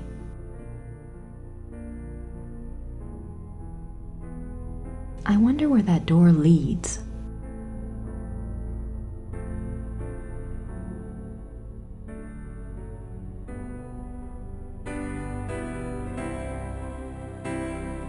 You are now standing in the king's bedroom. The theme of the bedroom is Tristan and Isolde, the tragic love story retold in Wagner's opera. The opera was given its first performance in Munich in 1865, and a 20-year-old Ludwig attended. This is probably the most elaborate and expensive bedroom ever created. It took 14 woodcarvers 4.5 years to create this room. It was this kind of extravagance that bankrupted the king. In the years before his death, he found it increasingly difficult to find money from any source.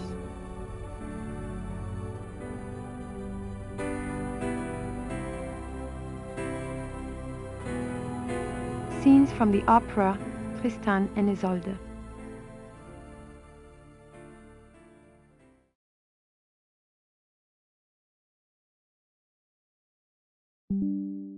Scenes from the opera Tristan and Isolde. The richly carved bed, with its canopy, resembles a Gothic building and its turrets. The bed's draperies were handmade by dozens of Bavarian seamstresses.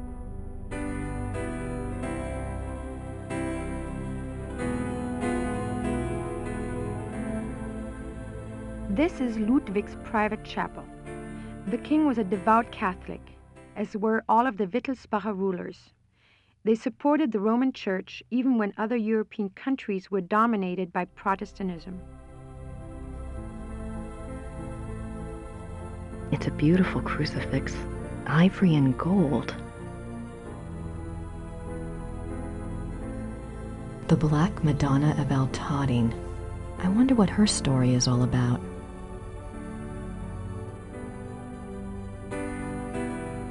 The stained glass window depicts St. Louis receiving the last sacraments.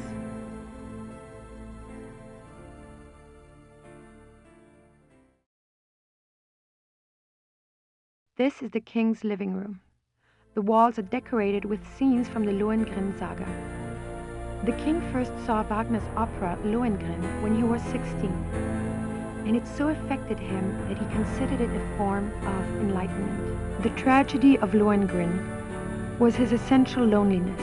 This too was Ludwig's own fate. Ludwig withdrew more and more into his fantasy world of epic heroes and absolute monarchy. An ideal he was determined to create in his castles if he could not have it in his real life.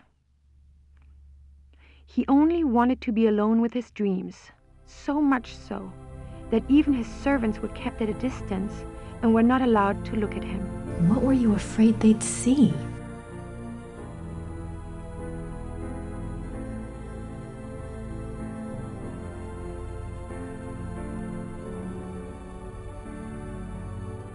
These linens look seriously expensive and seriously old. These linens. The miracle of the Grail.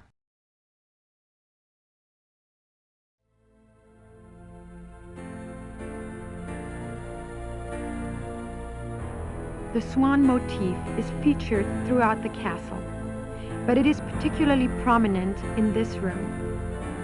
Both the swan and the lily were symbols Ludwig associated with himself. They represented his ideals of majesty and purity. The painting behind the swan shows Lohengrin's arrival. More swans. This is a reproduction of the grotto from the Tannhäuser saga. In such places, Ludwig could pretend he was one of his beloved mythic heroes. As the grotto personifies, the castles were solitary playgrounds built for Ludwig alone. He believed the masses were too coarse to appreciate fine art, and he seldom entertained guests. In fact, Ludwig had a standing order that upon his death, the castles were to be destroyed. Fortunately, the estate was in such debt that the castles were opened for paying tours only weeks after Ludwig's death. They haven't closed since. It is one of the great ironies of Ludwig's story that the castles that he was thought insane for building are now considered Bavaria's finest treasures. They have paid for their construction many times over.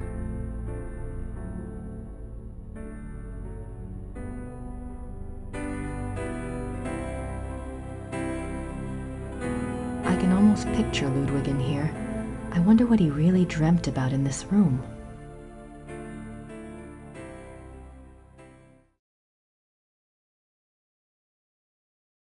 This is the king's study.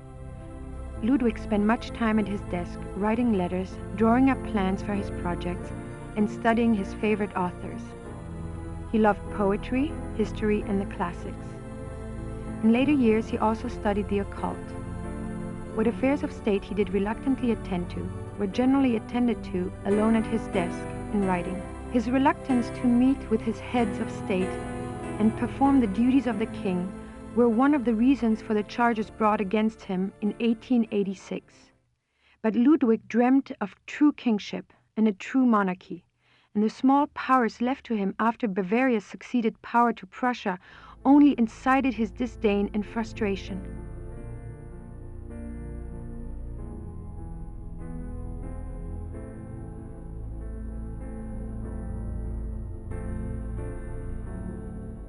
The study paintings depict scenes from the Tannhäuser saga and the Wartburg castle.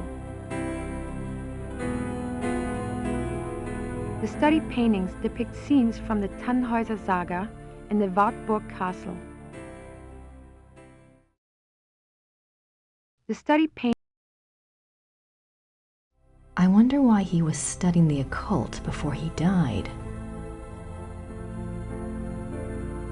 I doubt there's anything left in there now. Besides, the guard would kill me if I touched it.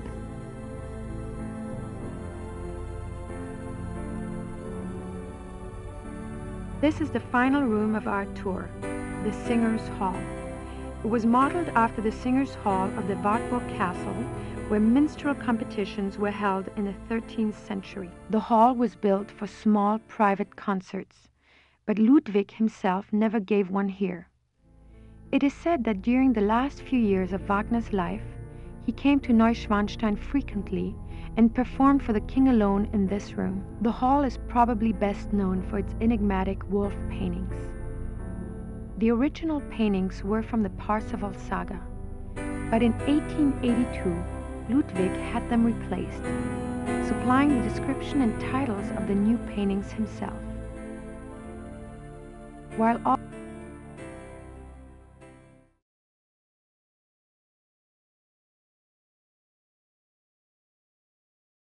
the hunters tracked down Engelhard and Hildegunde. Engelhard courts Hildegunde.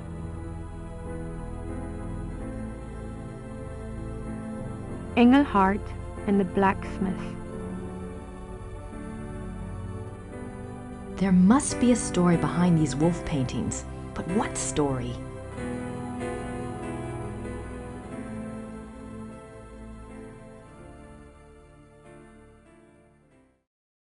Hildegunde's imprisonment.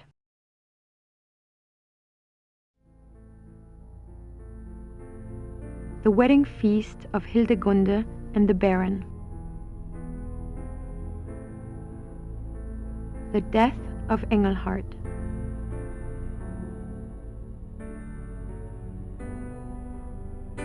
Ludwig's childhood castle, Hohenschwangau, is visible from the lookout in the Singers' Hall. Nice view of the Alps. Ludwig's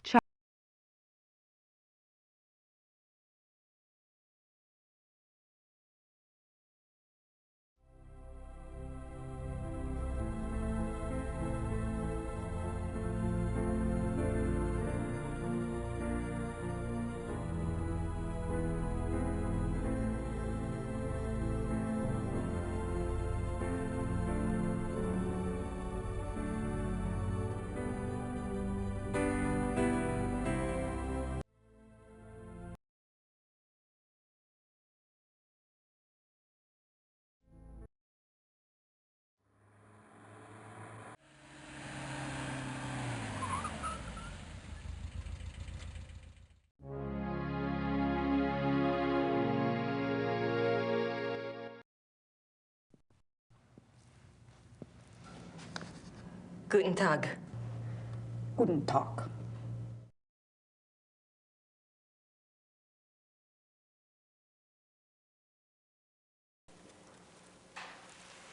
Ich hätte gern eine Eintrittskarte fürs Museum. Ja, 8 Mark für eine Ganztagskarte.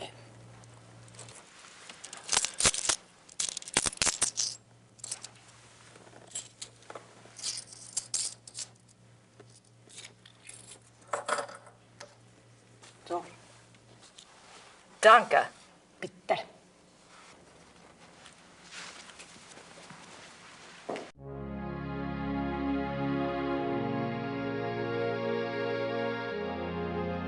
July 3rd, 1863. Elizabeth, you can have no idea, dear cousin, how happy you made me. The hours recently passed with you in the railway carriage I consider among the happiest in my life. Never will their memory fade. You gave me permission to visit you at Ischl. If the time comes for this ardent hope to be fulfilled, I shall be of all men upon earth the most blessed. The feelings of sincere love and reverence and faithful attachment to you, which I cherished in my heart even as a boy, makes me imagine heaven upon earth and will be extinguished by death alone. I beg you with all my heart to forgive the contents of this letter, but I could not help myself. Ludwig.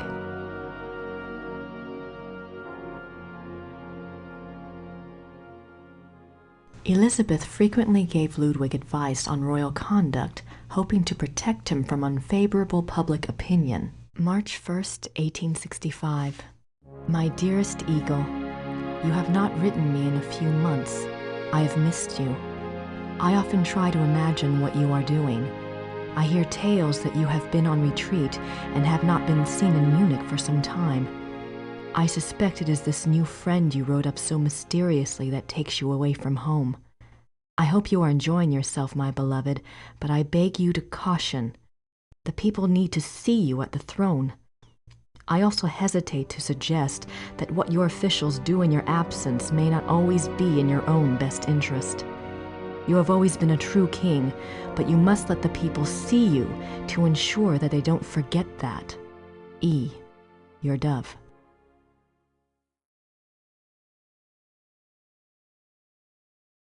Ludwig's friends were concerned for his mental state long before his arrest. June 14th, 1878. My beloved Eagle, in your last letter you spoke so movingly of your torment that I was moved to tears. What is this torment? Why won't you confess to me what is truly troubling you? You must know that I would never despise you, no matter how horrible you believe your sins to be. Please do not write such barbs to my heart by even suggesting such things. If you do not wish to confess to me, at least tell me how I can aid you. I am always your true one, your dove.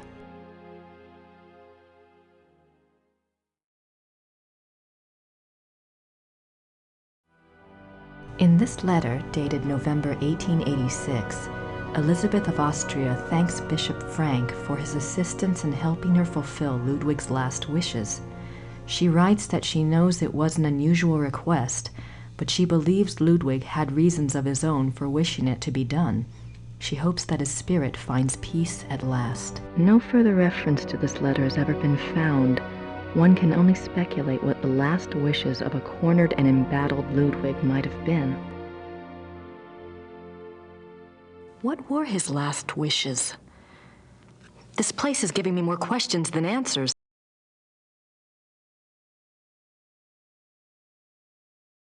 They certainly make an incredible looking couple.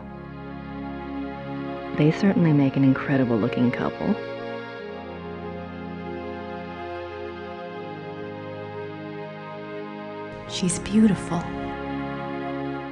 Elizabeth of Austria. One of Ludwig's few close friends was Empress Elizabeth of Austria. She was a distant cousin of the boy Prince, and he saw her often growing up. Graceful and beautiful, Elizabeth seemed to represent the feminine ideal to the younger Ludwig. Their friendship continued after her marriage, mainly by correspondence. She remained a source of stability for Ludwig throughout his life. In keeping with Ludwig's love of romance and drama, he called her the dove, and he to her was the eagle.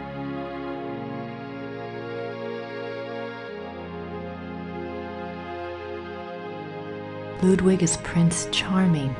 He played the part well.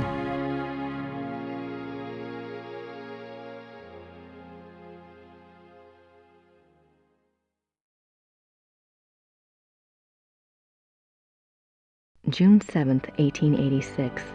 A group of men arrive at Neuschwanstein Castle demanding to take the king in custody.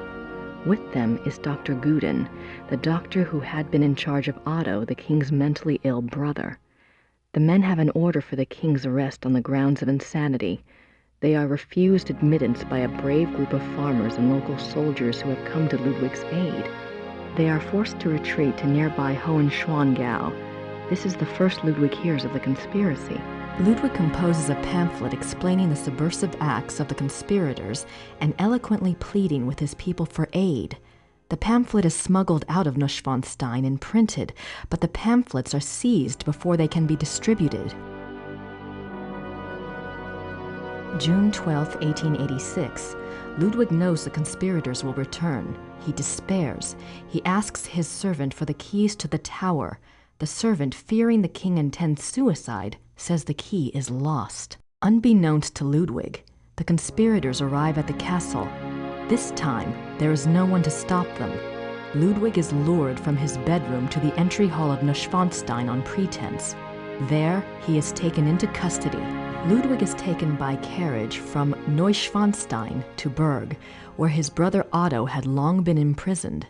This is a great blow to the king's state of mind. While on the way, the group stops at Seeshaupt to change horses. Ludwig asks to see the postmistress, Frau Vogel.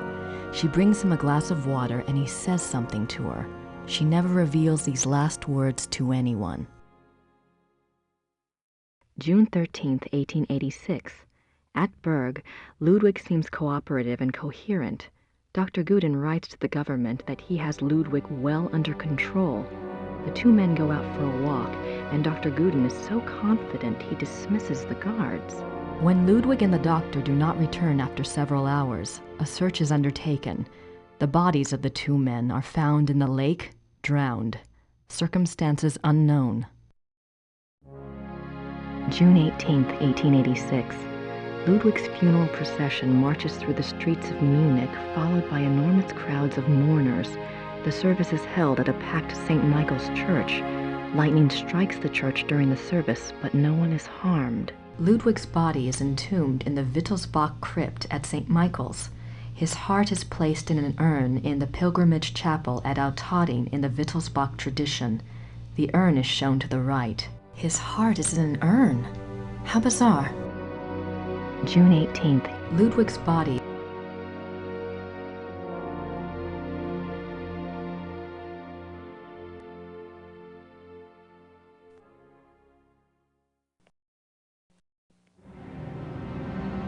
Oh my God. That's the slave for my dream. Maybe Mrs. Smith will know what my dream meant. I have to ask someone. This thing is getting too weird. The midnight sleigh rides. Ludwig went on long sleigh rides in the middle of the night, particularly in his later years. It is said that he suffered from insomnia, headaches, and toothaches, and the rides soothed his restlessness. The sight of the king's grand sleigh speeding through the countryside of the Alps often startled the peasants and became a superstitious omen of ill fortune. I can see why. But what was he doing out there at night? The midnight sleigh rides. Ludwig went on long sleigh rides in the middle of the night, particularly in his later years. It is said that he suffered from insomnia, headaches, and toothaches, and the rides soothed his restlessness. The sight of the king's grand sleigh speeding through the countryside of the Alps often startled the peasants and became a superstitious omen of ill fortune. Ludwig embarking on his sleigh.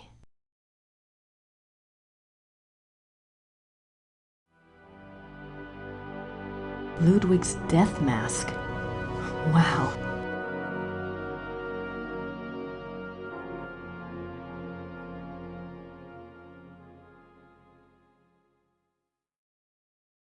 I have no idea what that says. Looks old, though.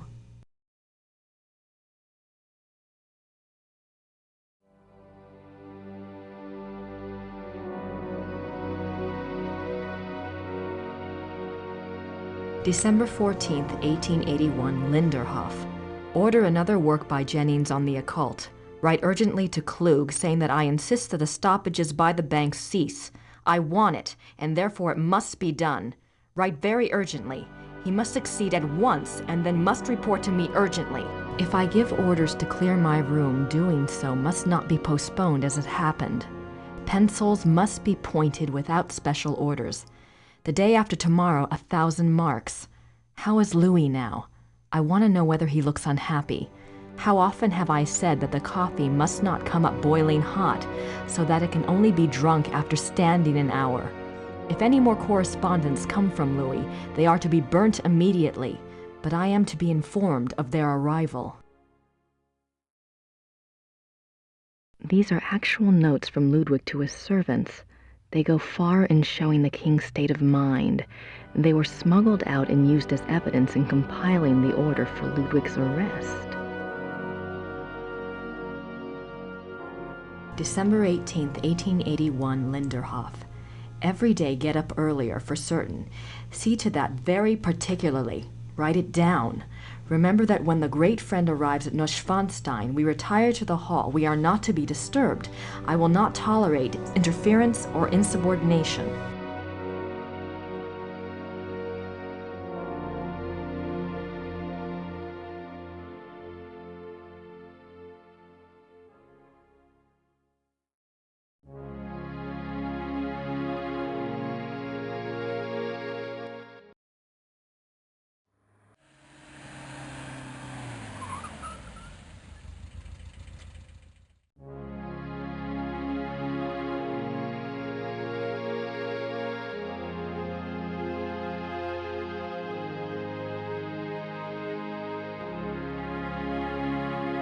Ludwig and Wagner.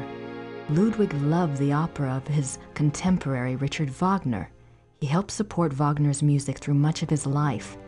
Ludwig considered Wagner a close friend, often calling him the great friend.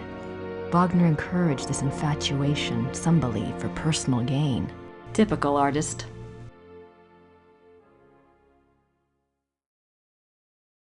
He looks so regal. Why would he give up all of this pageantry and become a recluse? Ludwig, Grand Master of the Knights of St. George. There's gotta be a connection between all this St. George stuff and Gabriel. Ludwig is Grand Master of the Knights of St. George. The Knights of St. George was an aristocratic society dedicated to the acts of chivalry. Ludwig loved the medieval pageantry of the order in his early years, before his increasing reclusiveness drove him to abandon public appearances.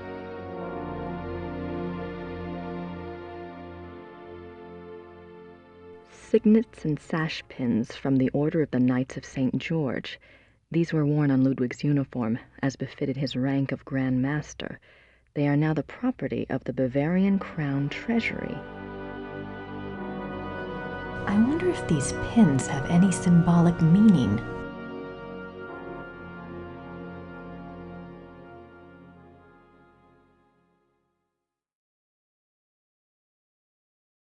Richard Wagner.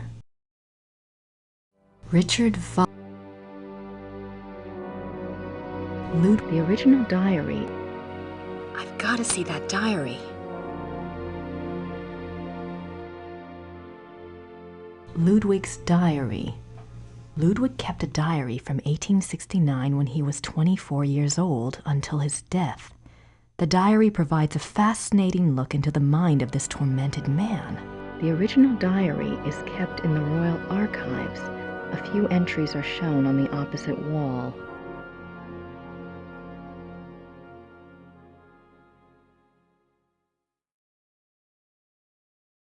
Looks like it weighs a ton. Ludwig's Grand Master wardrobe from the Knights of St. George.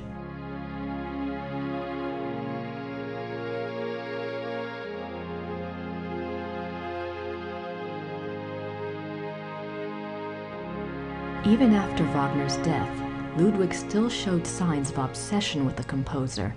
This letter, written in 1882 by Ludwig to the conductor of the Munich Opera, instructs the conductor to make preparations for a new Wagner opera. The conductor went to see the king as instructed. When he arrived, Ludwig was ill and refused to see him. Nothing further was ever heard of this mysterious new opera. Was it a figment of an ill man's desperate wishes? Ludwig is offered a crown of laurels by the genius of immortal fame. Ludwig is offered 26 July 1874. By the power of the lily, we shall have the strength to resist all temptations throughout the whole year. 26 July 1875. Solemn oath before the picture of the great king. Refrain for 3 months from all excitement. This oath has its binding power as well as its potency by de par le Roy, LNR, DPLR. What excitement! I need to see more of that diary.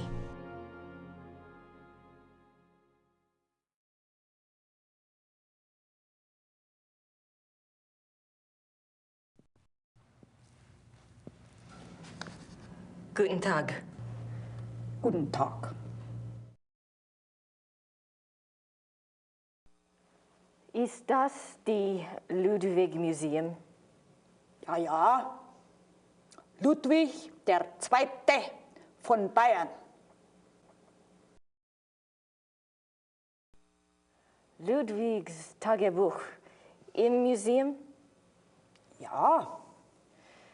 Wo kann ich Ludwigs Tagebuch hier anschauen?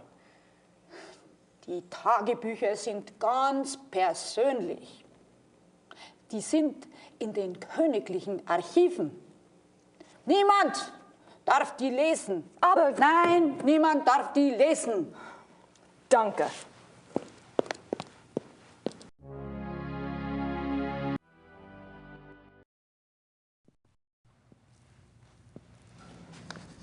Guten Tag.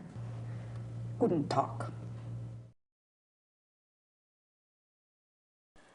Im Museum ist ein Brief von Ludwig über eine neue Wagner Opera. Ja, ja, ich kenne diesen Brief. Wo kann ich mehr von dieser Wagner Opera sehen? Ja, ich weiß nichts über Wagner. Das hier ist kein Wagner-Museum. Ja, ich weiß. In Bayreuth befindet sich ein Wagner-Museum. Versuchen Sie es halt doch, ne? Bayreuth. Danke.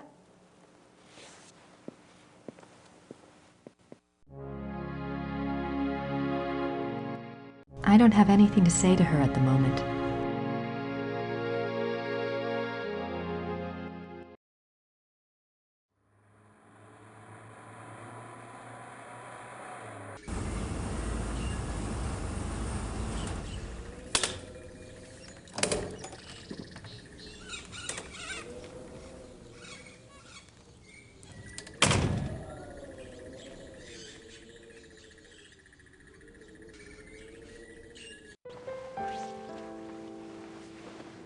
Hi. Did you have a good time?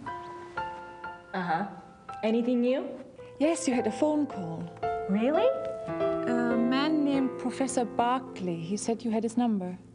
I do. Thanks.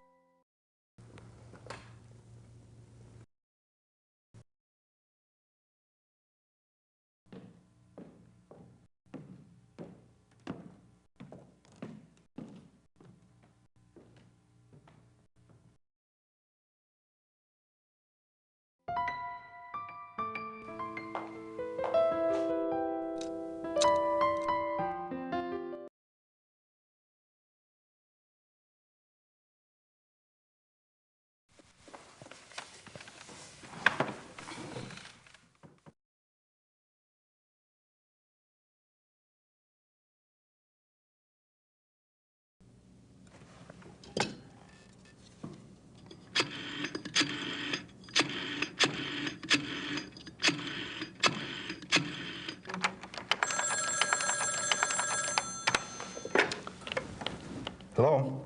Hi, Professor Barkley. It's Grace. Oh, good. I have a name for you. It's Herr Josef Dahlmeier, and he specializes in Bavarian history, and I think he's somewhere near you are. Herr Josef Dahlmeier. Great, got a number?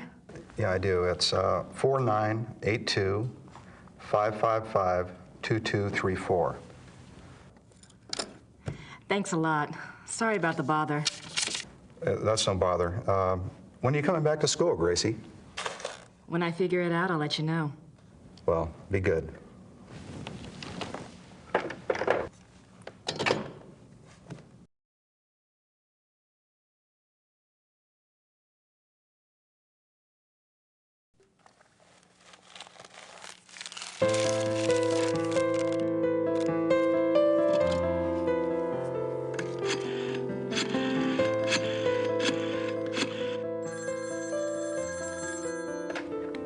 Hallo?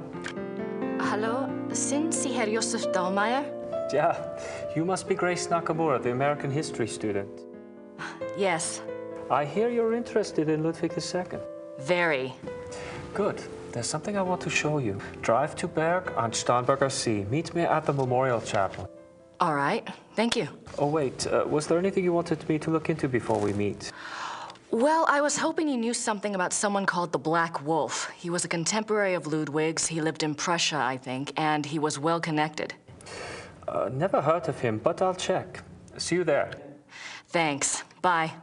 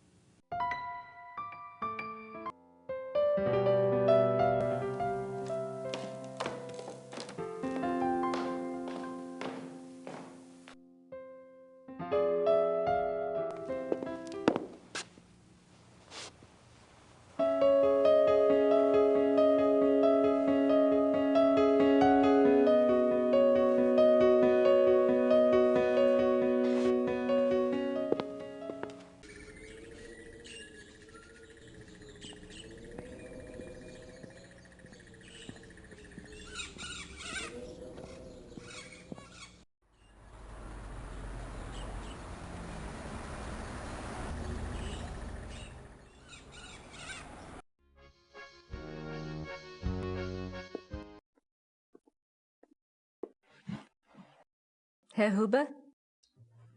Yes?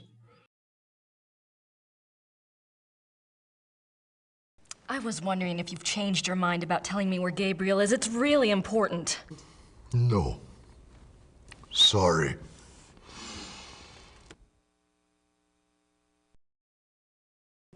Are the Smiths in their room? Yeah, I believe so. Could you ask them to come down, please? Ja, natürlich.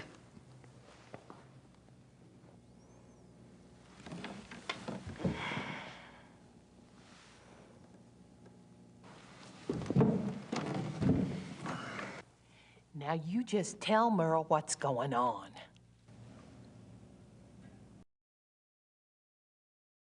I had a dream last night. I didn't remember it at first, but I saw something today at one of the museums. What was the dream? I was being chased in the woods by wolves. And I saw a sleigh. Ludwig was inside. He pulled me up, and I thought I was safe. But then he turned into a wolf. So what do you think, Mother? A dream of rescue is a spiritual guide dream. The High Priestess in Gabriel's cards must be linked to Ludwig somehow. What do the wolves represent? I'm a psychic, dear, not Freud. But the warning I got was about the black wolf, wasn't it? And the wolves in the dream. It must be the same danger. It's so frustrating. The more I find out, the more questions I have. Why don't you try a little communicating of your own? Ludwig's the link. Appeal to him. The answers may not come right away, but at least you'll give the guide something specific to say the next time she contacts you. Isn't there any way that you could, do a psychic reading on Ludwig or something? To tell you the truth, I've been trying all day to make contact, but I only feel great despair. Ludwig's soul is not at peace.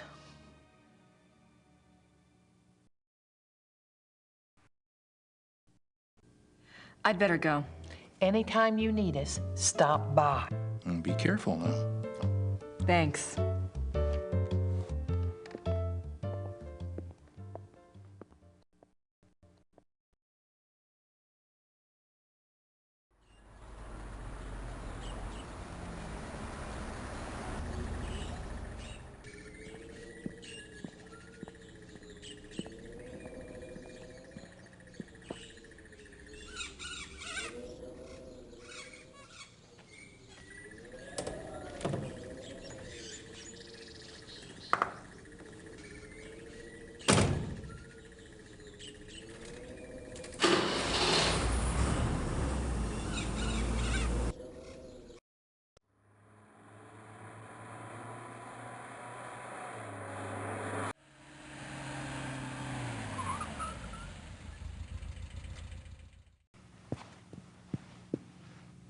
Grüß Gott. Guten Tag. Ist das die Wagner Museum? Yeah, you're an American, aren't you? I'm afraid the house is closed this time of year. It will be open next month. Crap. You are interested in Wagner? Very interested. Very recently very interested. Yeah. Most of the house is closed for cleaning, but a few rooms are open. I shouldn't let you probably, but if it is only you, you are alone, aren't you? Endlessly. Come in and look over. That's very generous. What do I owe you? Georg Immerding. It's only a few displays. Besides, I wouldn't be much of a shining knight if I charged you. Thanks, Georg. My name is Grace. Hello. Have a good time.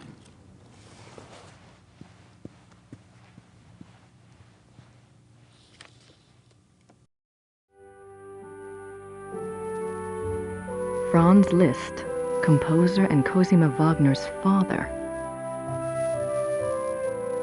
Richard Wagner. Wagner's piano.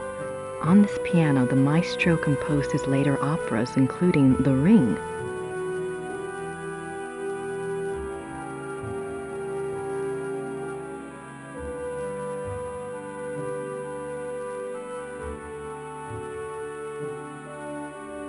Wagner's Death Mask.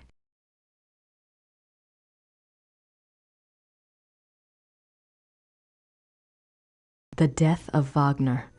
On Ash Wednesday, 1883, Wagner suffered a heart attack in a Venetian gondola on the way to San Michele. His wife and the gondolier carried him into a church where he regained consciousness.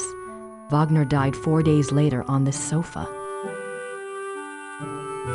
Wagner died on that sofa. That's kind of creepy. Wagner's desk, exactly as it was on the day he died. It looks like an architectural drawing of a theater, the Wittelsbacher Theater, München. Every square inch is measured. It's a letter from a Monsieur Beaujolais, dated September 1881.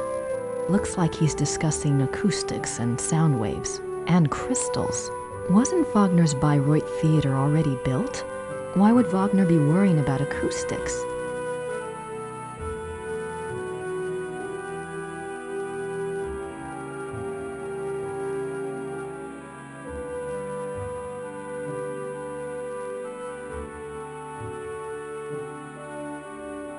Ludwig's death mask.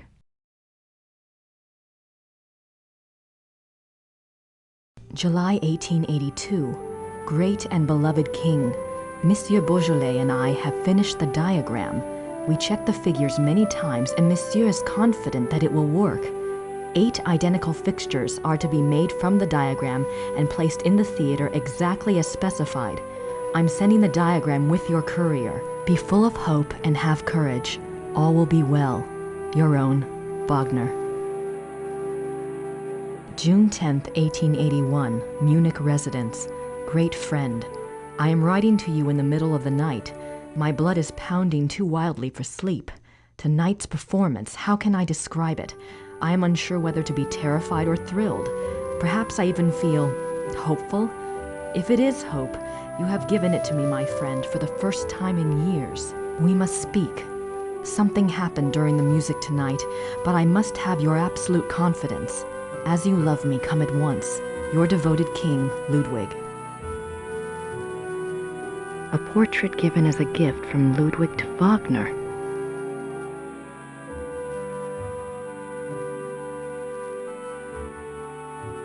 Ludwig as the classical Greek hero. The great patron himself.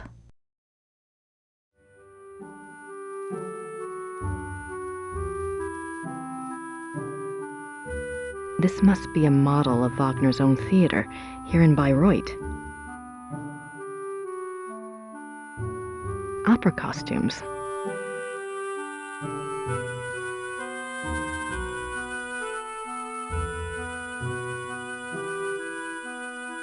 These look like production designs. I don't see anything that looks like those wolf paintings in Neuschwanstein, though. These look like I don't see. These look like production. I don't see.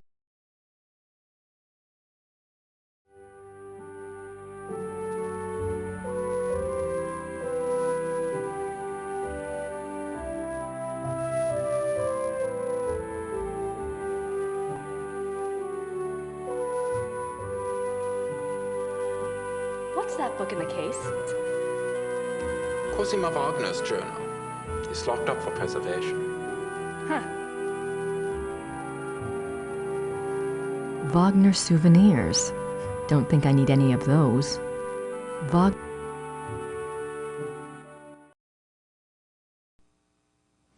are you doing here if the museum is closed? They always like to have a caretaker here. It's a good job for me. I can soak in the atmosphere of the maestro while I compose. What are you composing? This?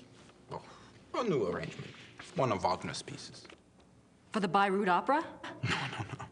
I am only a student at the university. I study music, composition, conducting.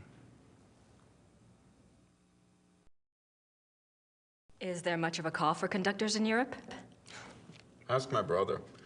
He is the conductor for the Munich Opera. Well, that's convenient. Does that mean you get free opera tickets? Yes. I get a week's pass to the Opernfestspiele, the opera festival in Munich. It starts in a few months. Hope I'm still around to see it. Come with me if you like. If you're still around, I can go backstage and all sorts of things. I'd love that. If I'm still in Germany, I'll call you, all right? Yeah, good. Tell me about Wagner. He was a character. He spent most of his life trying to convince rich patrons to subsidize his work. Unfortunately, he had expensive tastes. You see, he believed that someone of his genius deserved to live well. Can't argue with that. But Ludwig II supported him, didn't he? Yeah, sure, but Ludwig came along very late in Wagner's life. By then, he had already been run out of Venice and most major cities because of debt. Ludwig saved him. And the music. Best thing Ludwig ever did. Do you know anything about that letter from Wagner to Ludwig in the display case? The one about the diagram? Ah, no. Some sort of equipment for Ludwig's theater. But I don't know why Wagner would have cared about this. If he was worried about any theater, you would think it would have been his own theater, here, in Bayreuth.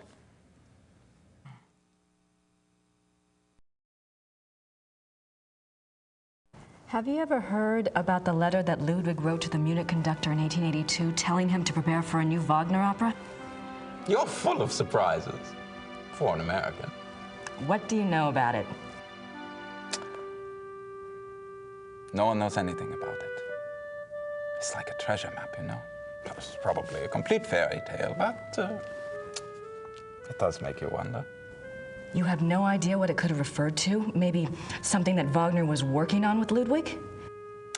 If there was, there's no trace of it. Except perhaps in the dreams of unemployed music students.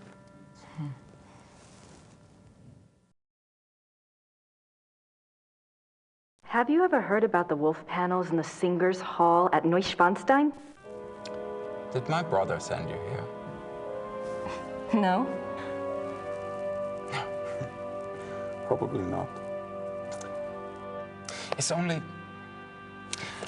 the letter to the conductor, the wolf panels. Oh, my brother thinks I am crazy because of all my theories. What theories? This is Quatsch. If there was a lost opera, a lost Wagner opera, and if one could find it, to a conductor, this would be like finding King Tut's tomb. But people have looked for it before. If it ever existed, it is gone forever. My brother says I waste my time even thinking about it.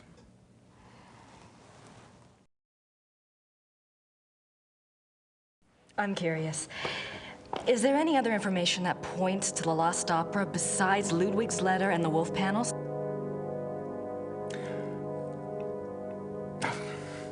It's nothing. I'm not even supposed to have seen it. You see, my brother says that Wagner was too egotistical to have produced a lost opera. If he was working on something new, every person in Bayreuth would have heard about it. On the other hand, it was in Ludwig's character to have wanted a private opera. But it wouldn't have been private. Ludwig's letter shows he intended it to be played in Munich. Yes, but that it would get so far without Wagner telling others, why keep it a secret? Maybe there was a very good reason for secrecy. For example? Like... Never mind.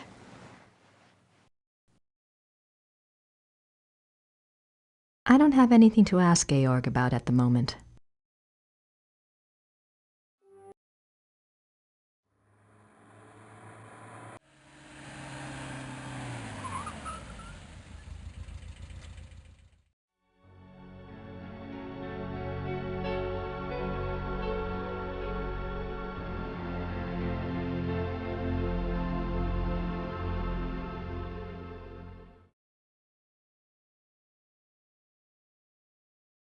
It's a memorial chapel.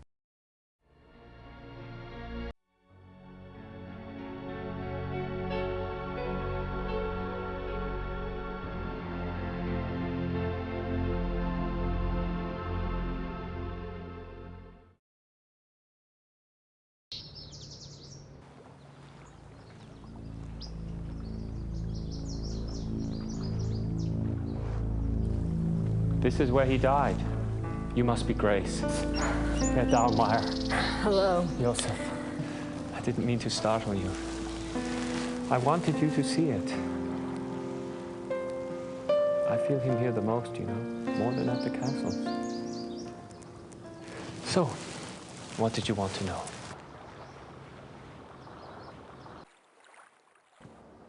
Professor Barclay says your hobby is Ludwig. Yes. He was the last real king that Bavaria had. As a Bavarian and a history buff, that's enough to hook me right there. But there's more, right? He was a romantic, you know, a dreamer. And he was misunderstood, maligned. Sounds like you can relate. Me? Hell, I have it easy. At least I live in the 1990s. And not every eye in the country is on me. But yes, I can relate. You know about Ludwig's diary, right? Of course. How can I get my hands on it? I'm sorry. I have been trying myself for 5 years. They keep it locked up tight in the Royal Archives, and they don't let it out. They must think it contains things that will hurt his image. They won't let anyone see it, not ever? Only one person outside of the government ever got to see it, a biographer, Sir Richmond Chapel. He had friends among the German royals, and they let him look at it. Did you ever try to contact Chapel, pick his brain? No, and I don't believe I never thought of that. If you do and you find out anything, you must share. It's a promise. Tell me about Ludwig. I don't know where to start. There's so much.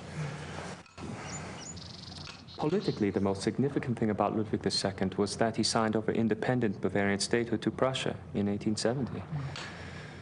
Bavaria became a part of United Germany, and Ludwig became a figurehead prince under the Prussian Kaiser. Why do you think he did that? Bavaria had been involved in the 100 Years' War. People were tired of fighting. Prussia's push to unite the German states made some amount of sense. Still, Ludwig must have had other options. At the very least, he should have negotiated better terms. So what was the real reason? He was manipulated by Bismarck. At least that's what I think, anyway. What about Ludwig personally? You'll find two perspectives on Ludwig. The view the tourists get is the romantic ideal, Ludwig the tormented loner. Then there is the historian's point of view. Ludwig was plagued with guilt over his sexual orientation and was driven mad with self-loathing. But I take it you're not buying either point of view. Well, it's all too convenient, isn't it? That he was a devout Catholic, there is no question, and I'm sure there were pressures on him to be normal. But he was no prude. He loved Byron. Yes. Philosophy, the French court. If anything, Ludwig was too much an egomaniac. He didn't give a damn what anyone thought. And besides, he didn't try to hide any of his relationships. If he suffered from anything in his romantic life, it was disillusionment. No one loved him back as purely as he himself loved.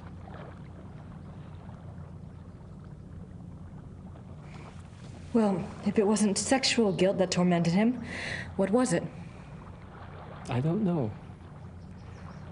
His diary was filled with self-guilt, but I'm sure it's not about that. If I knew, I'd write my own book, set the record straight, so to speak. Have you read anything about Ludwig's midnight sleigh rides? Oh, would that have been something? To be out at night and suddenly see him sweep by with his entourage? They say the night agitated Ludwig, and that being outdoors and the rushing feeling of the sleigh calmed him down. Sometimes even the sleigh wasn't enough. He would stop in some remote woods, order his servants to stay put, and go wandering off by himself for hours. It drove the servants crazy. Tell me about Bismarck. Oh, Bismarck. He was the Prussian Kaiser's chancellor. Not a nice man. Bismarck had a reputation for learning people's weaknesses and manipulating them. It's a matter of record that he had spies on Ludwig's staff. He may even have had a henchman even closer to the king. And he was involved in the conspiracy to declare Ludwig insane.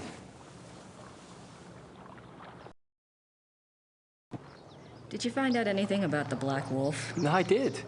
I'd read about him before, but I hadn't realized that was who you were talking about. His name was Godin, Paul Godin. I found a reference to his being called the Black Wolf after you telephoned.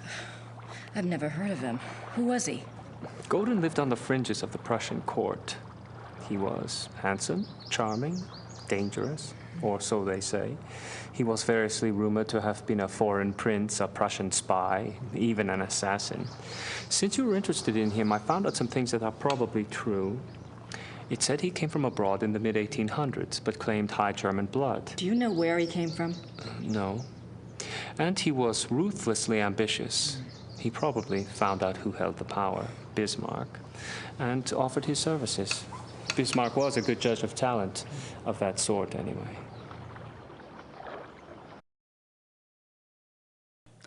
What else do you know about Godin? He must have done something remarkable. Bismarck was not a generous man. He liked to string people along with promises, but rarely came through. He did for Godin, though. He gave him a royal title and lands in 1863. And that was the last reference I found to him. Well, how could he just disappear? It's not that unusual.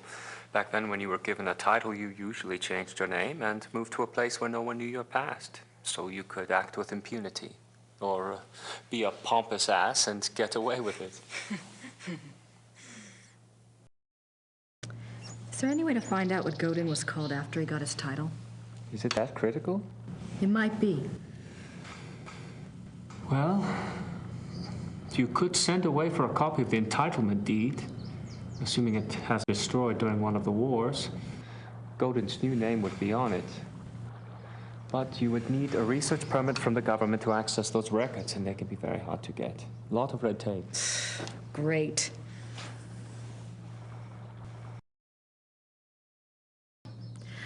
What do you know about Ludwig's hunting accident? A couple of years ago, I was introduced to this great old man, a real old-world farmer. Well, his grandfather was Richard Horning, Ludwig's equestrian. Oh, he told some great Ludwig stories. Sometimes I get lucky. Anyway, he said that after the hunting accident, Ludwig got terribly ill, that he had a fever and was acting crazy. They were afraid that the wolf had been carrying a disease or that the bite had gone septic. A wolf bit him? Yeah, it's not so unusual. There were a lot of wolves in the Alps back then. The servants were really worried, but Ludwig recovered, physically anyway. Horning's grandfather said it was the fever that broke Ludwig's mind, that he was worse than ever after that. What do you mean Ludwig got worse after the accident? Ludwig always had been a very private person. But after the accident, he got darker, more crazy. Towards the end, he was even forcing his servants to enter his chambers bent over so they couldn't see his face. Horning's grandfather said his temper was fearsome. He would fly into a rage at the least mistake. Must have been terrified of him. Yes, well. Horning's grandfather felt sorry for Ludwig, and Ludwig hated his own violence. He was always giving gifts to his servants to apologize. You mentioned that there were other reasons why Ludwig's servants feared him. That's another of Horning's mysteries. There's a story about Neuschwanstein. Apparently, there was a period of time of 2 or 3 months when Wagner would come and visit him. Wagner? There. Yeah. The two would lock themselves in the singer's hall. Horning's grandfather said the sounds that came from there were awful. Well, the servants had superstitious minds anyway. Some of them quit over it, just walked away. What kind of sounds? Horning's grandfather called them heartbreaking and ungodly. Maybe it was Wagner trying to sing. Well, I guess that's all for now. Thanks for your help. It's my pleasure. And if you ever want to talk again, just give me a call. I'll meet you down there. I will. Thanks. Servus. Well, bye.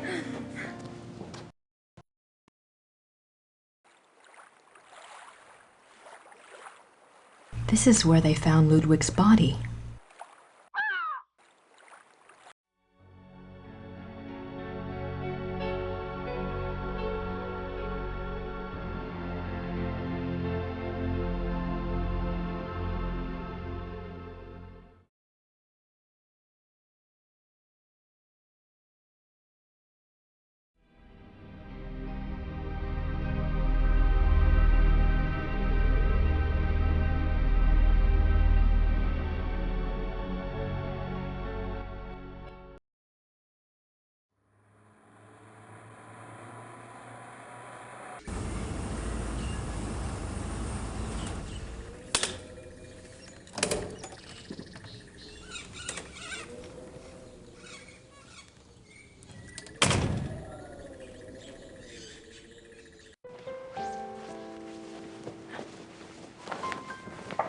Hi, Gerda. I'm back. Good.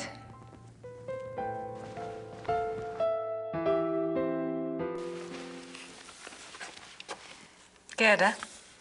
Yes? Have you heard from Gabriel at all? No, Grace, I'm sorry. Never mind. Gerda, do you have any idea where I could get a government research permit? I don't have time for a lot of red tape. You should ask Herr Übergrau. He can maybe get such things very fast. You think? I was gonna write Gabriel today anyway.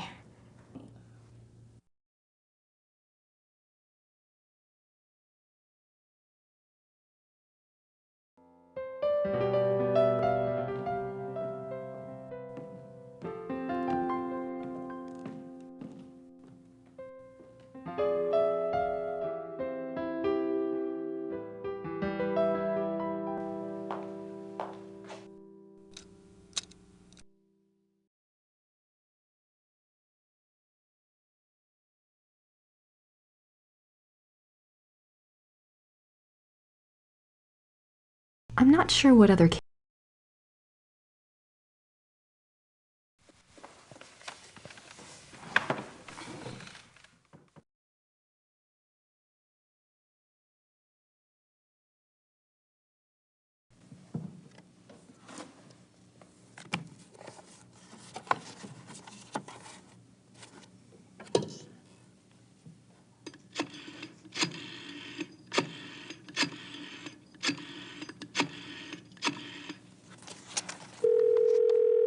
Hallo, Bertel München.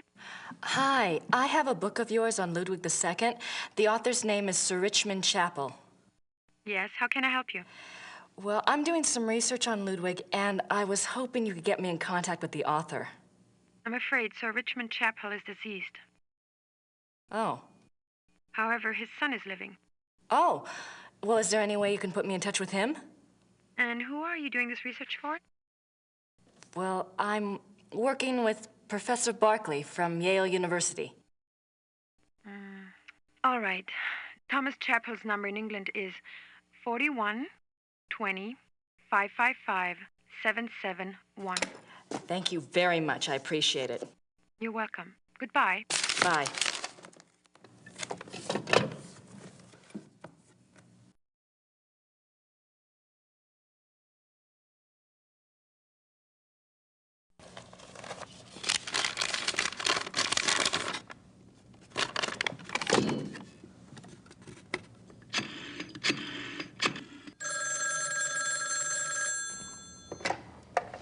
Chapel residence?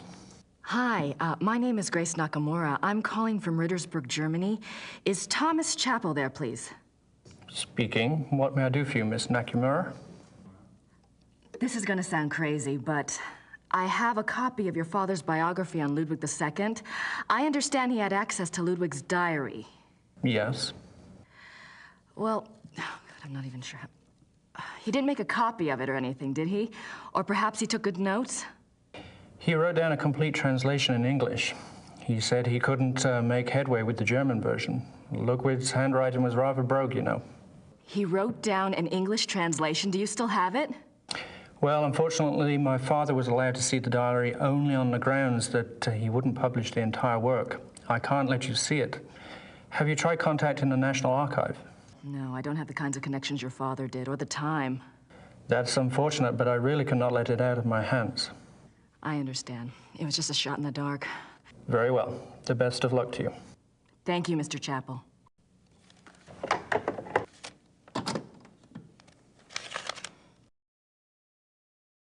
I should get a letter off to Gabriel.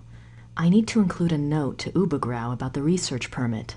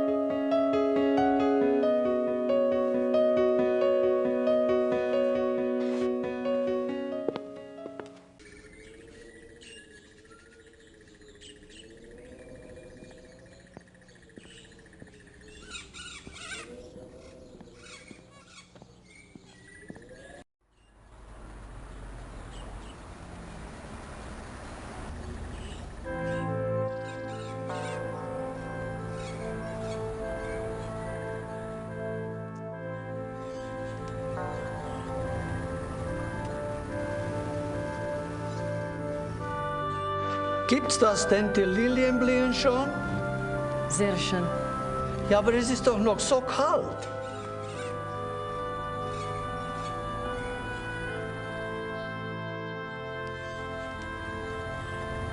Für Sie ein Geschenk von der Madonna. Oh, no. Nehmen Sie sie ruhig. Heute Nacht wird es kalt und sie wird sowieso erfrieren.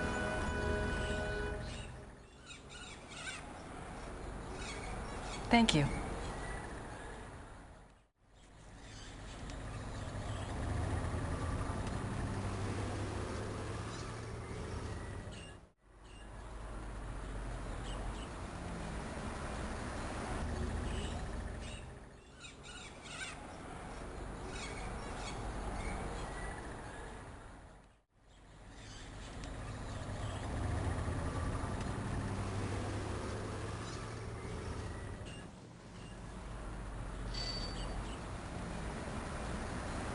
Grüß Gott, Frau Nakimura. Grüß Gott. Haben Sie etwas für mich? Nein, leider nicht. Brauchen Sie noch etwas?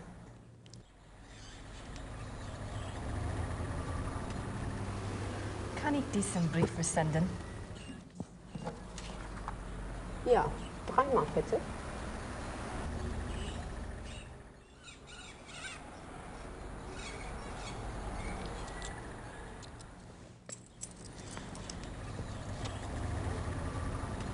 Dankeschön. Bitte sehr. Brauchen Sie noch etwas? Danke. Bitte.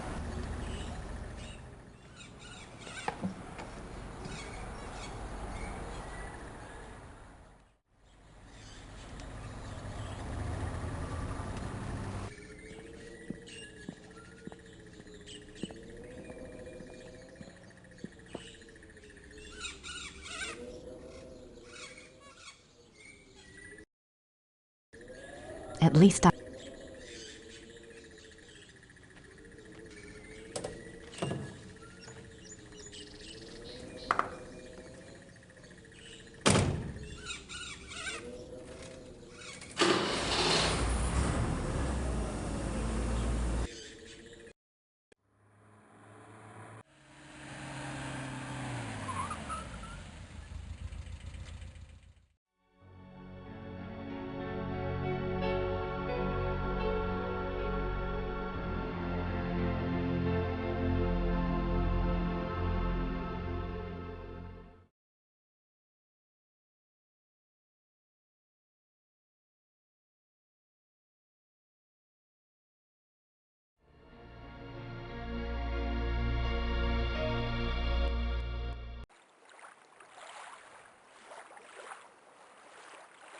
This is where they found Ludwig's body.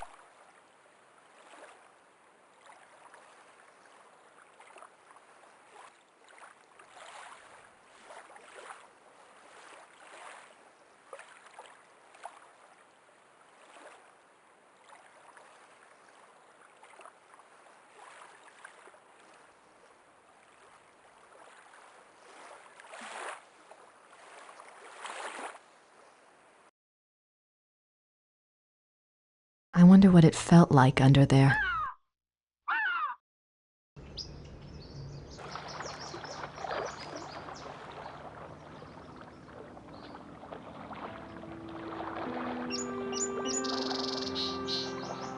I'm trying to figure out what you want me to do, but I need more information to work with. If you can send any my way, I'd appreciate it.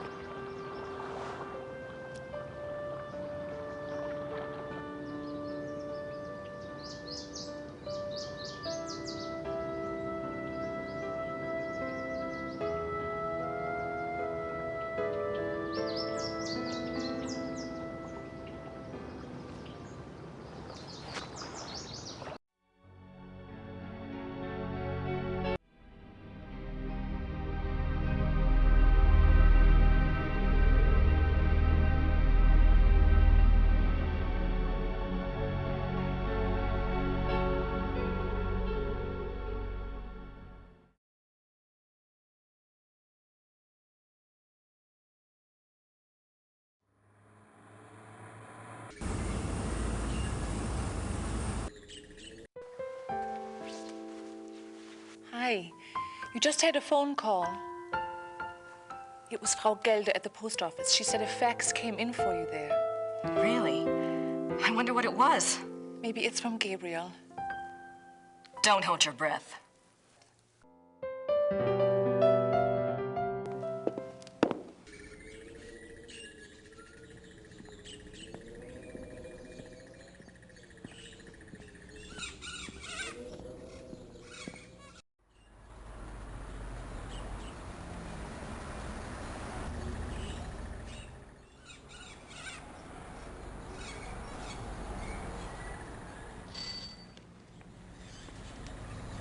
Hallo, Frau Gelder. Haben Sie etwas für mich? Ja, ein Fax. Ein sehr langes Fax. Das ist aber nicht vom Schattenjäger. Ist okay. Dankeschön. Thomas Chapel. Oh.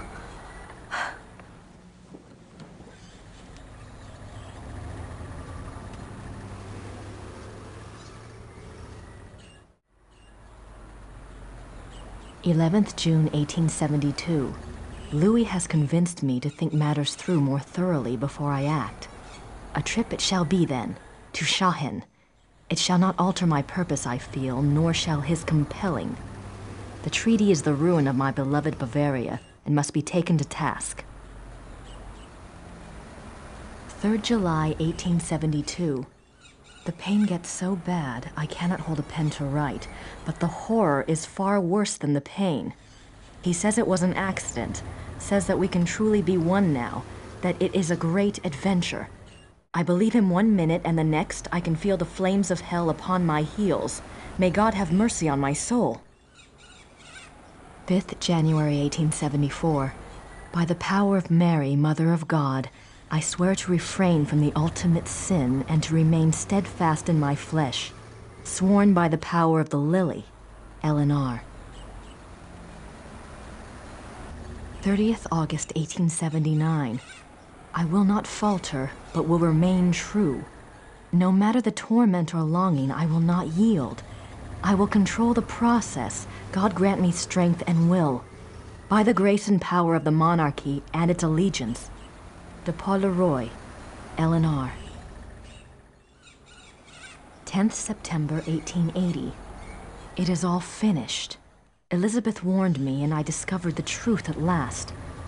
O most venomous viper at my very bosom, O lowest of the least worthy who ever breathed, my Judas, my devil, if I could tear my heart out and fling it after him in the dirt, I would.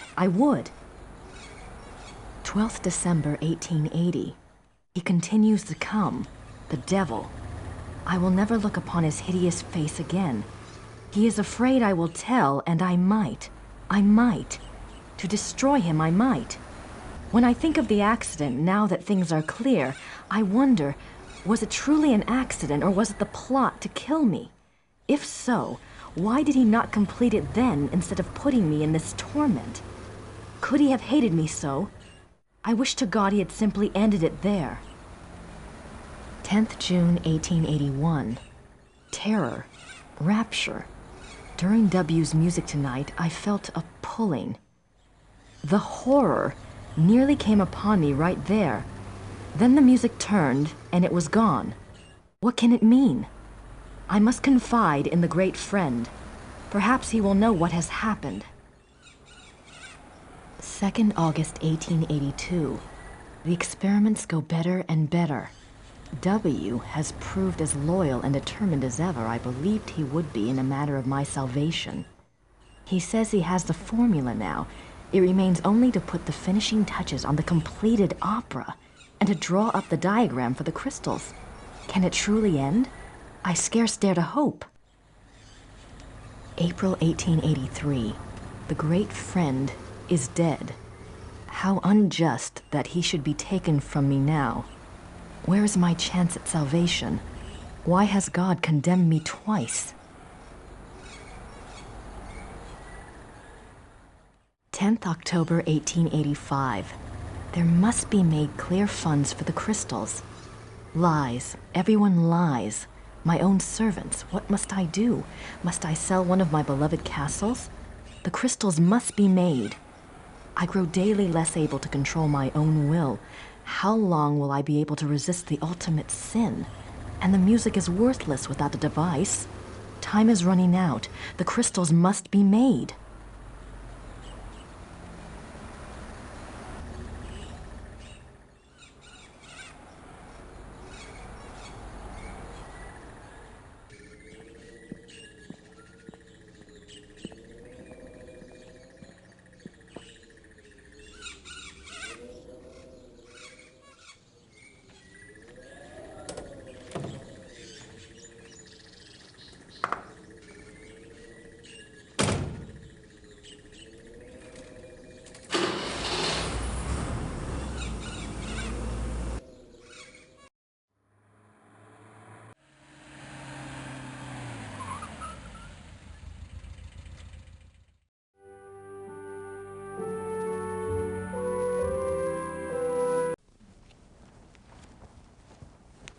Have you heard of Ludwig's diary?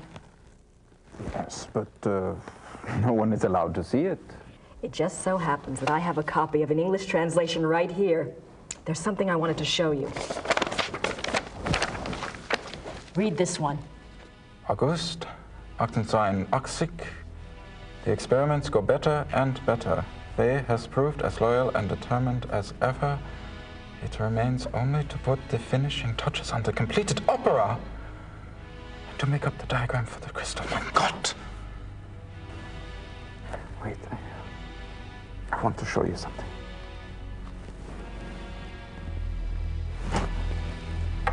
I am not supposed to have looked at this myself, but I am here alone all day, so...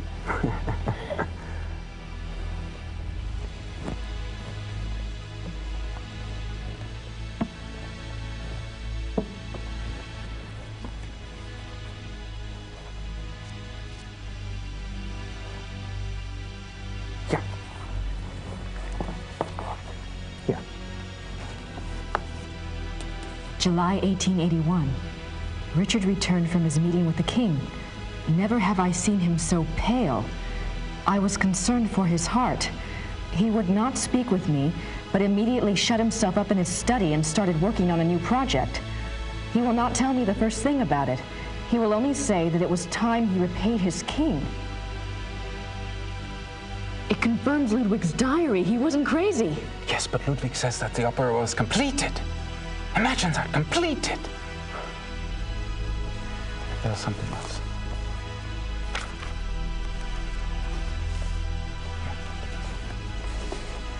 August 1882. We had a messenger tonight from the king. He brought a letter which Richard burnt. I did manage to see a bit of it. It said something about a great night in Munich and that it would be Richard's supreme triumph and someone else's destruction. Ludwig then wrote that even though he himself would probably die, his immortal soul would be freed thanks to Richard. I worry for poor Ludwig and for us. Where will we be if his madness continues? Surely someone will put an end to it. Wow. There's one more.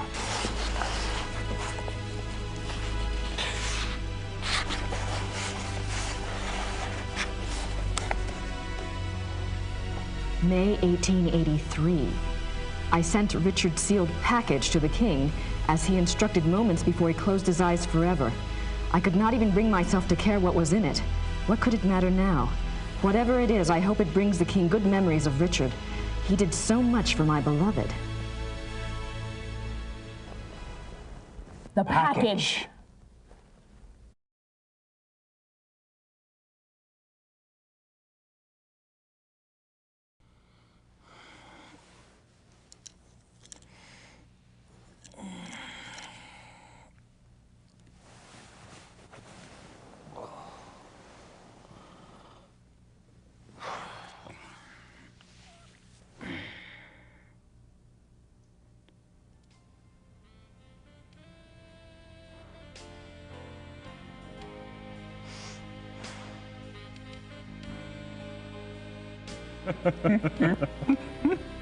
She sounds delightful. I'd love to meet her. Oh, she's a hoot, all right. Just pretend you don't have a penis around and you'll be fine. Got this inborn need to rip them off. Now I'm really intrigued. This one time, I'd gone off to this, well, party, you might say. And it was getting a bit hairy. Well, Gracie... Oh. Detta. Kom her, Kleine.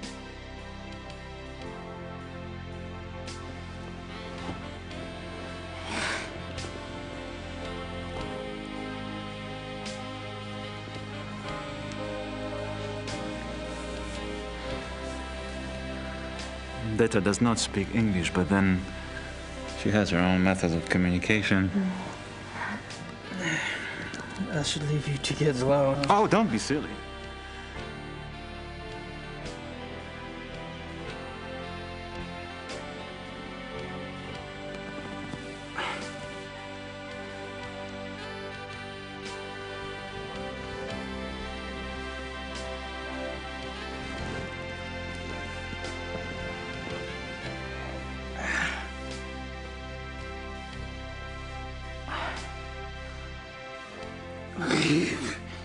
Friedrich, I can't just take your date. Why not? I didn't expect her tonight. And for some reason, I don't find myself in that mood. Besides, from what you've told me, you live like a monk down south at that castle. Your body needs some attention. Detta. Zeige ihm sein Schlafzimmer.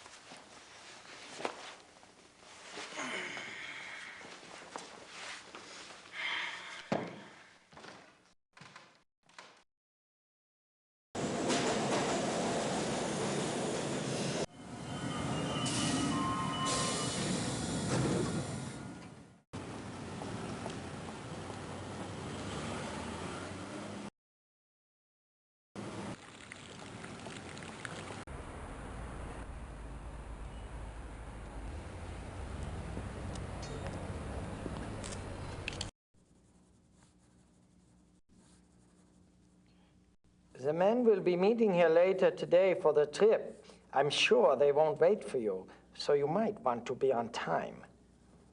I'll be here. Sweet of you to worry, though.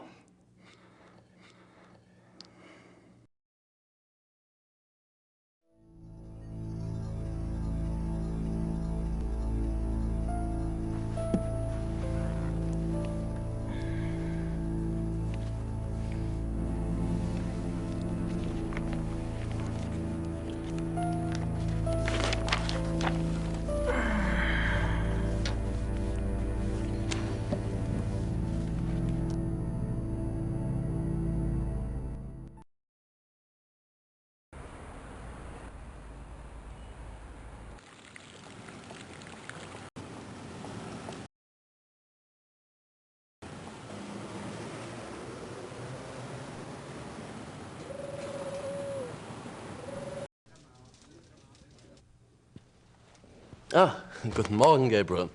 Another envelope came from Rittersberg. A request for me and a letter for you.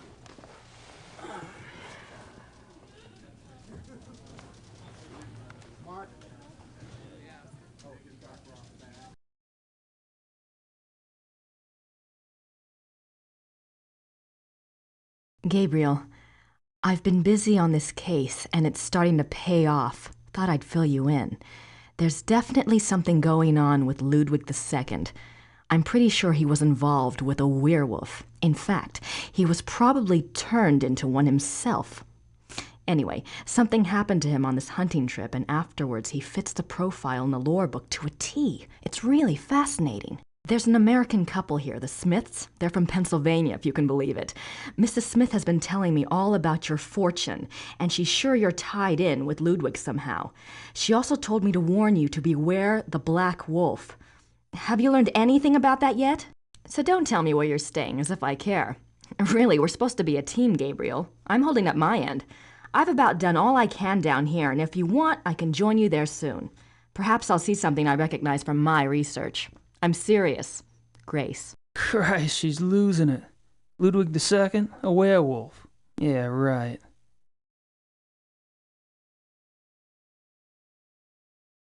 Have any luck with that missing person search?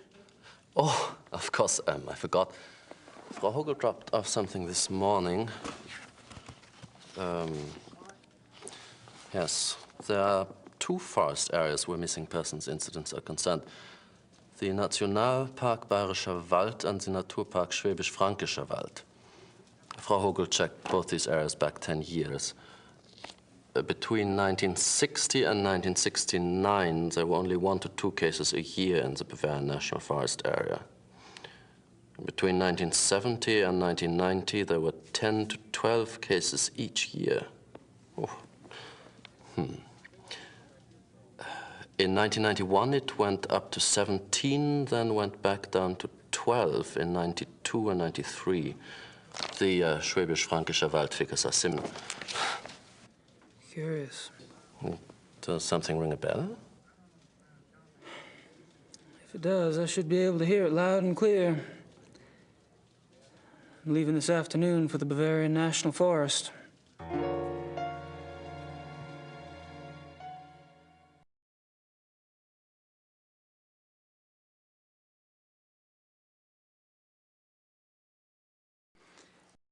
Can I bother you for another favor? I need something translated, and I need somebody I can trust to do it. And you're asking me? You obviously don't know German lawyers. Harry, you're such a kidder.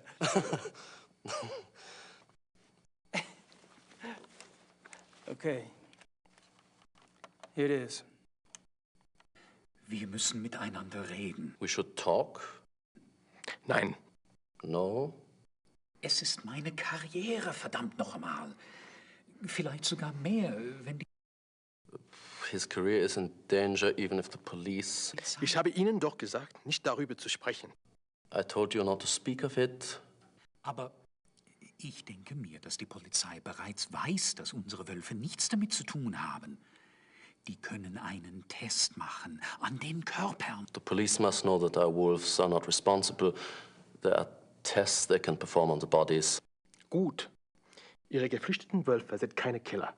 Was soll's? Halten Sie nur Ihren Mund.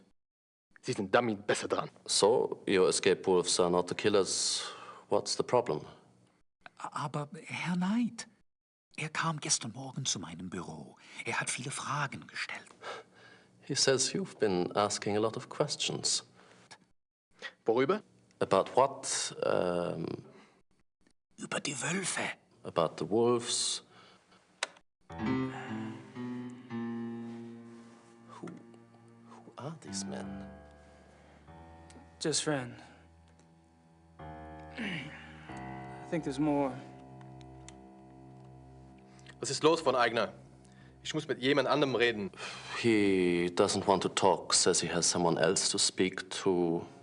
Ich habe mir gedacht, wissen Sie etwas über Großbergs Tod?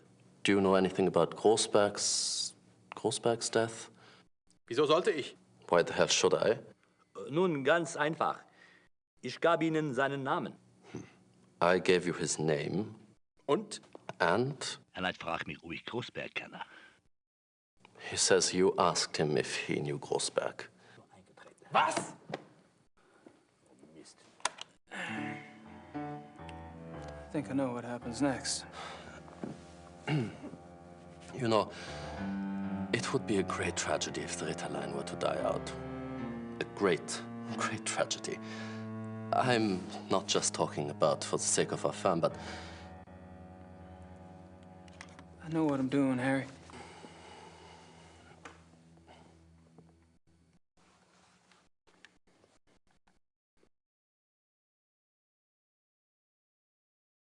I don't have anything. Well, I'm off. See you, Harry. Goodbye.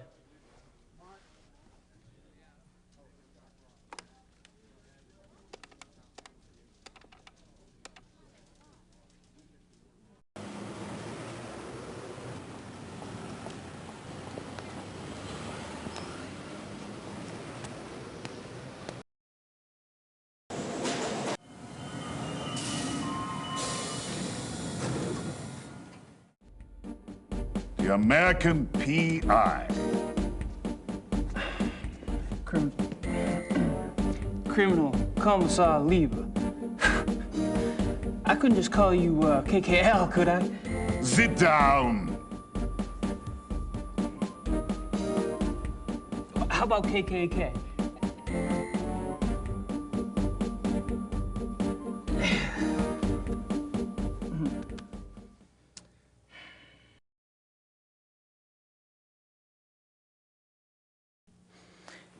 What's the status on the case? There's nothing new that I can share with you. Is there anything new that you can't share with me?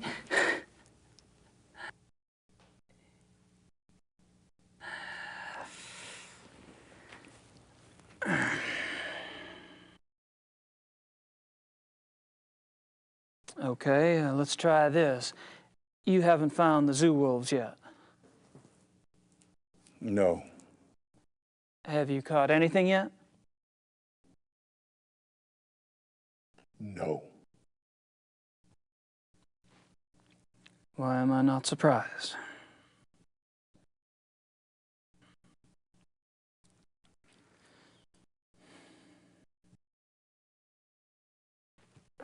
Kind of a funny thing. I talked to Grossberg's assistant. It was a fluke, really. But she mentioned you guys took some of Grossberg's ledgers? I told you to stay out of our business, Knight. True, true. Why did you guys take ledgers if Grossberg was just a random victim? As long as this case is open, I'm going by the book. That means a standard background check on the victim. Find anything? I don't think anyone's looked yet. We'll probably assign one of the younger men to do it. As you say, Grossberg was a random victim. Did I say that?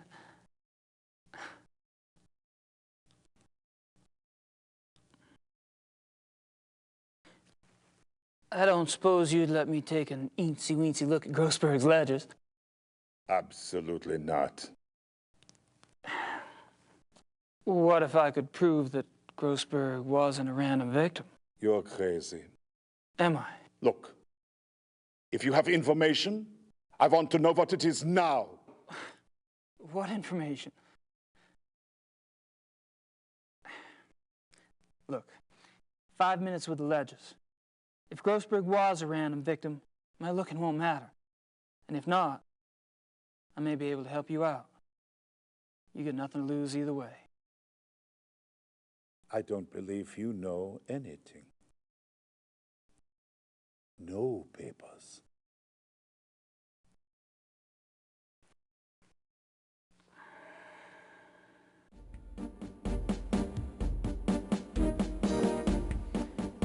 If I can convince you I do know something new about this case, will you let me see Grossberg's ledgers? I'm listening. Good. Keep it up.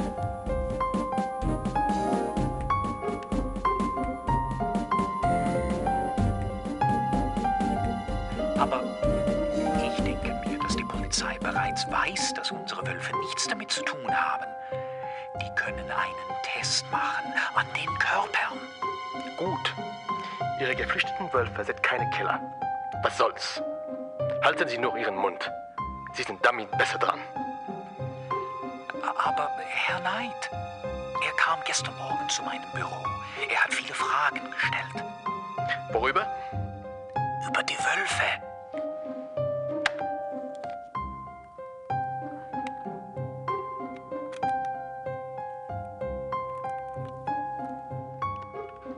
Ich habe mir gedacht, wissen Sie etwas über Grossbergs Tod?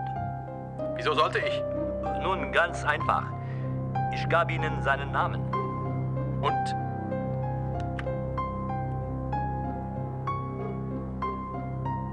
You were... The ledgers first, please. Starter, bringen Sie Grossbergs Papiere herein. Danke, Starter. Das ist alles.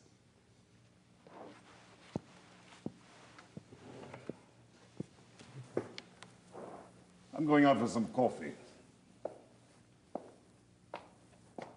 You'd better have something important to tell me when I get back, Knight, or you'll learn more about Chairman law enforcement than you ever cared to know.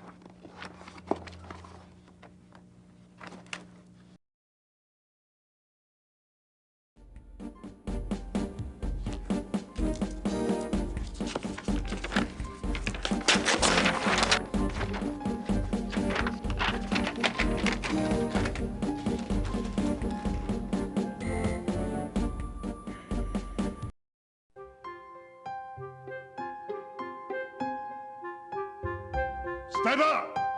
Kommen Sie her und nehmen Sie die Papiere weg.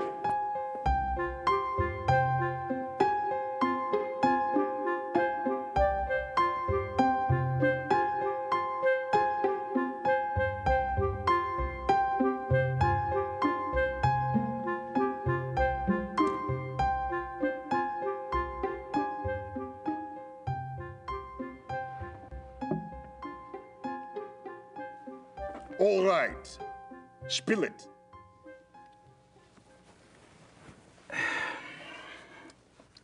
Herr Dr. Klingman from the zoo? Yes? He belongs to a men's club, right? And the guy that was asking about Grossberg, well, he's in that club too. Ditto the third guy, the one with the personality of a pit bull. Go on. The guy that was asking about Grossberg, he was listed in one of Grossberg's address books. They knew each other. In the club these fellas all patronize is only blocks from where Grossberg was killed. Coincidence? I don't think so. Good work. We'll have the club investigated immediately. You'll have to leave that tape here. Wait a minute. I'm already in with these guys. You go in there with your SWAT troop and my stool pigeon days are over. Sorry, but I'm in charge of this case, and now I have a lead. I can't depend on a civilian to do my job. What's the name of this club? The Friendly Wanderer. It's near the university. Okay. I appreciate the information, but as of now, I want you to disappear. We'll handle everything. Sure, I understand. Good luck, Leva. The tape?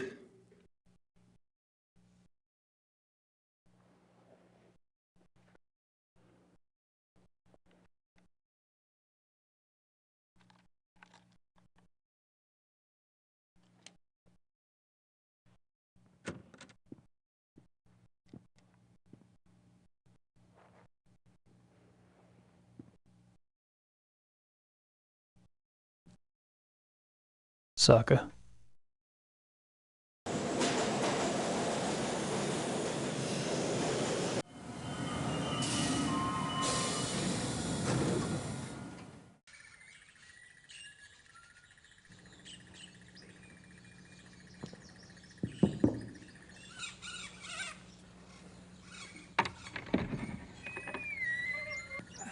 Hello, are you Mr. Dorn?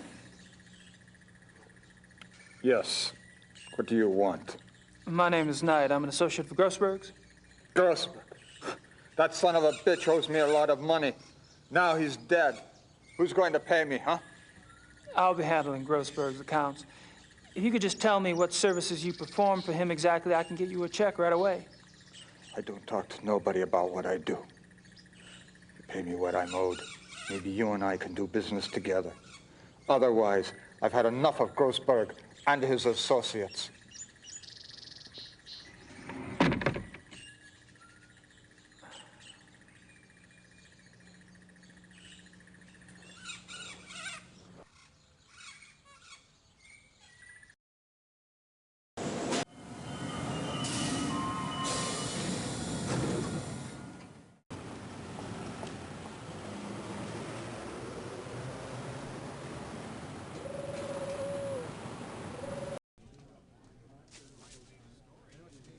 Ah, Gabriel, come in. Hey, Harry.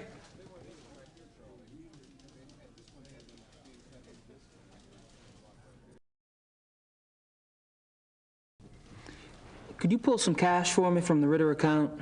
Sure. How much do you need? 14,000 marks. Are you sure it's wise to carry so much? I won't be carrying it long. All right. Frau Hogel, gehen Sie zur Bank und holen Sie mir 14.000 Mark vom Ritterkonto ab. Ja, schönen Dank. Perhaps you'd like to make out a will while we wait? How about if I just leave everything to you? I wish you would leave everything to me.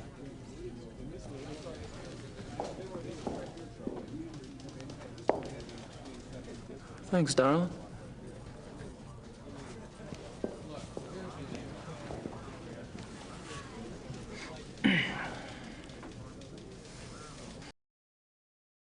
I don't have anything. I'm off. See you, Harry. Goodbye.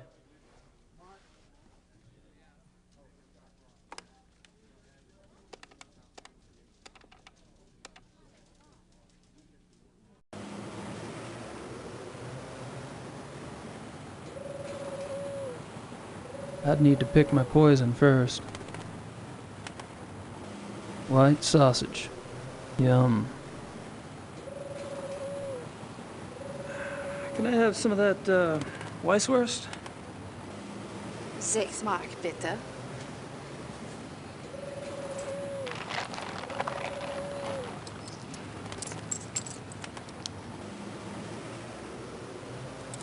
Dankeschön.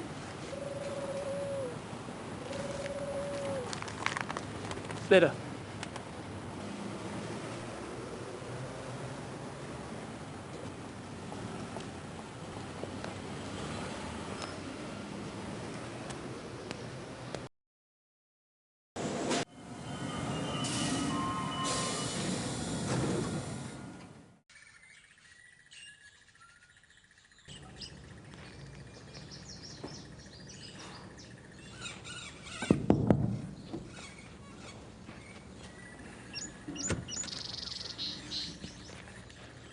You again. Do you have the money Grossberg owed me?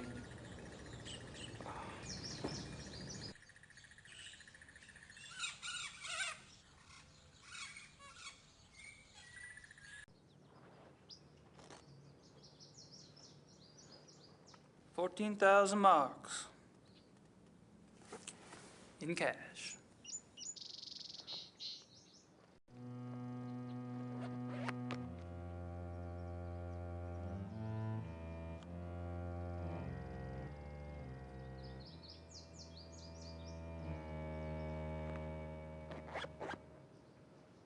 Come in. Please.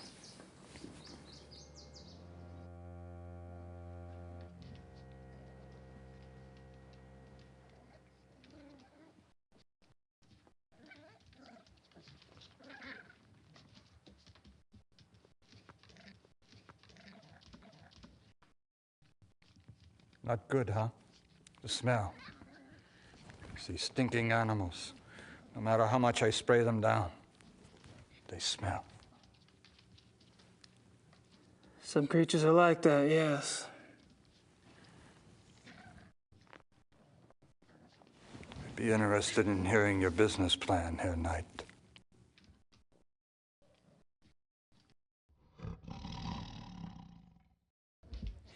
What kind of exotics did you get for Grossberg? Anything.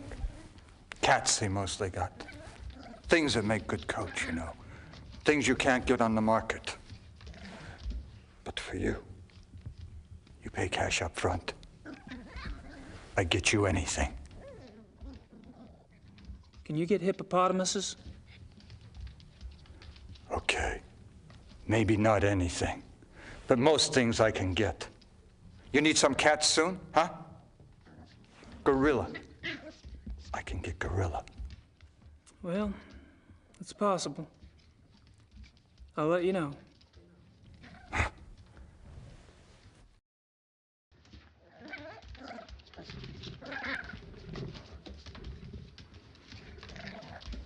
Did Grossberg harvest the furs, or did you? Me? I do it. Only cost 250 marks extra, and I do a good job. You get the skin all clean for that. Not the meat. You pay more for the meat. Naturally. But every few months, Grossberg, he wanted the whole thing live.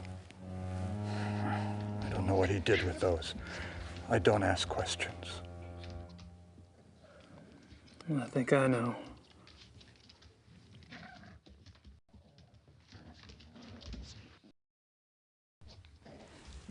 Did you talk to Grossberg before he died? Yeah, sure. A few days ago. I called the bastard for my money. He told me about you, you know. He did? Yeah, sure. Said he had a new business partner, and that soon he would have much money and could pay me everything. I thought he was lying. Now you show up. It's good for me he was telling the truth. Yeah. Hey, how did Grossberg's export go? Okay. Usually I bring animals in, not sell them out. I worked hard to find someone to take those too.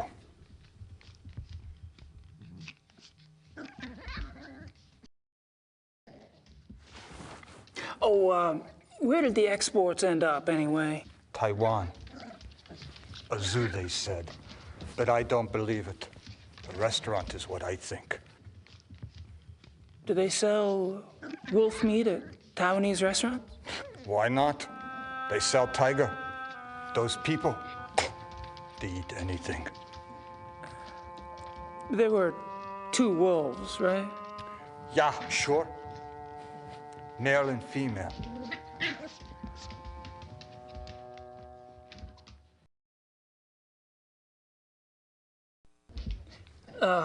Could I see where you kept the wolf? Yeah, sure. I kept them both in the last cage on the right. The one against the wall.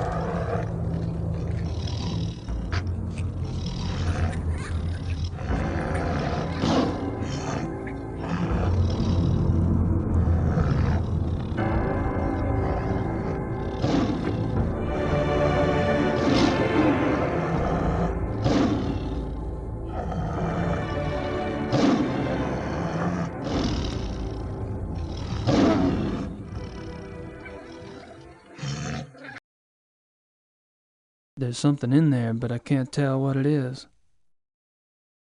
That cat is just waiting for me to stick my arm in there again.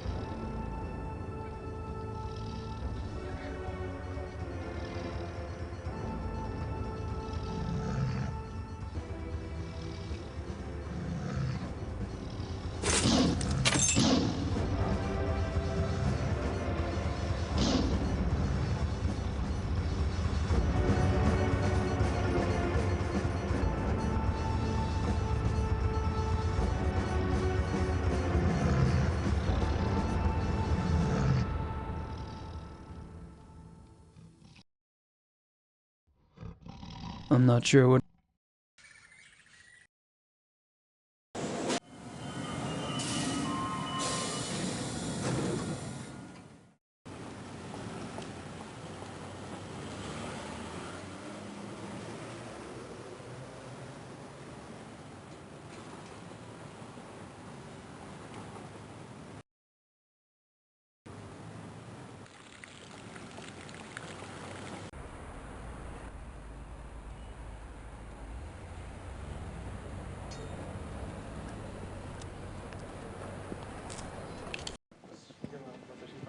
Natürlich.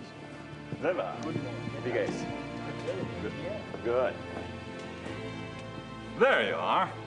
Ready to go? I suppose, I don't really have any stuff. Von Agnes said you had guns at the lodge? Oh, we'll fix you up. Never fear. Gentlemen, let's go.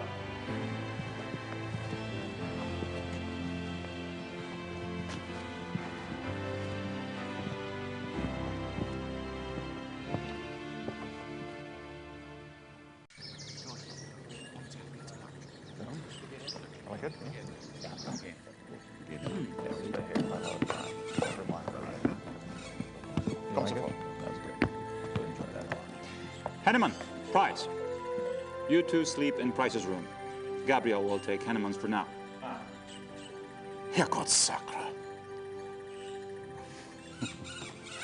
Ja, Baron. Your room is the last door on the left upstairs. Today, we relax.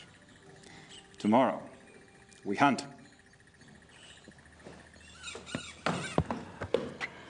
Great. Can't wait.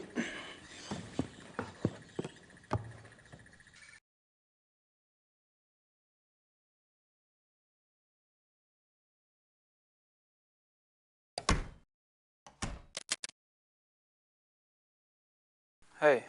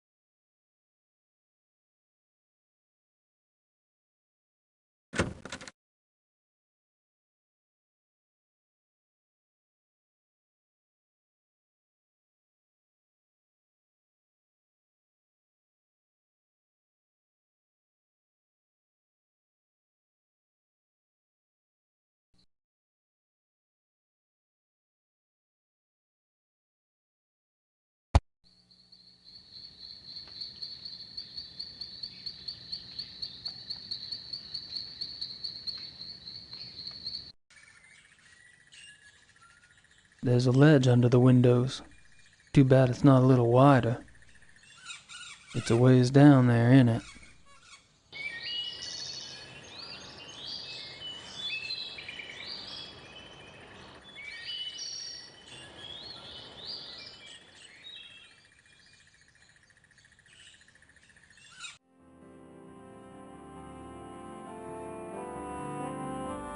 I could use a shower, but I want to look around first.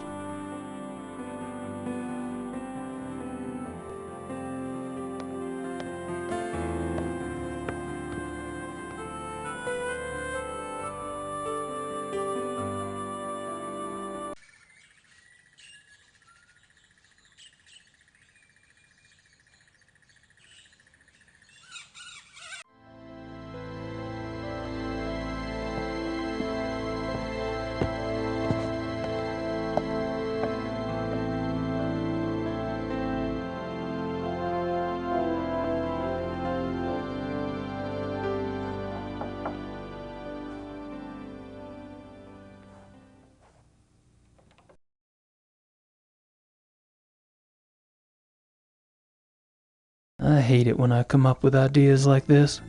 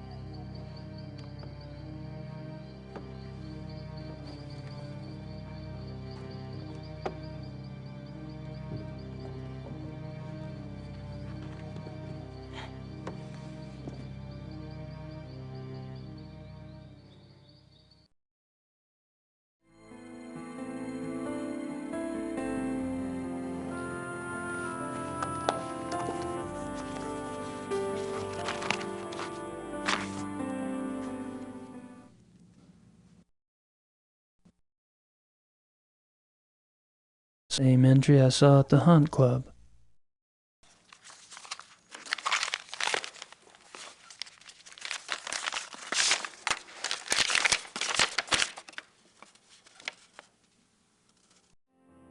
If I'm not mistaken, Grossberg was trying to cash in on all the excitement around the missing zoo wolves. Von Zell must have been the new business partner Grossberg told Dorn about. Guess Von Zell didn't care much for the idea.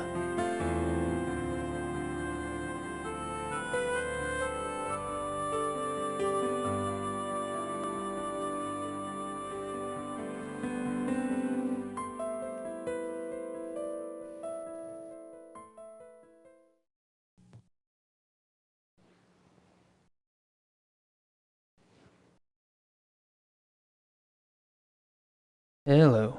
Someone's been tromping around barefoot in the mud. Orange mud at that.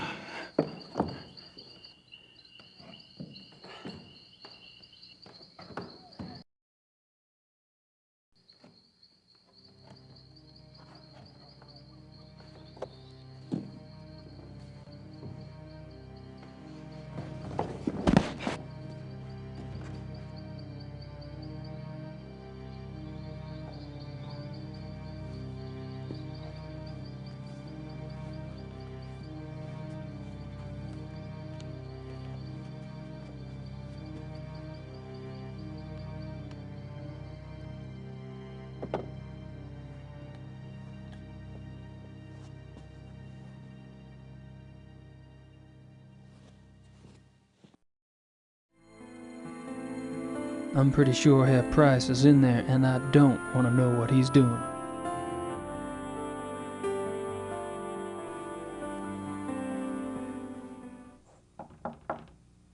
Ja? Herein!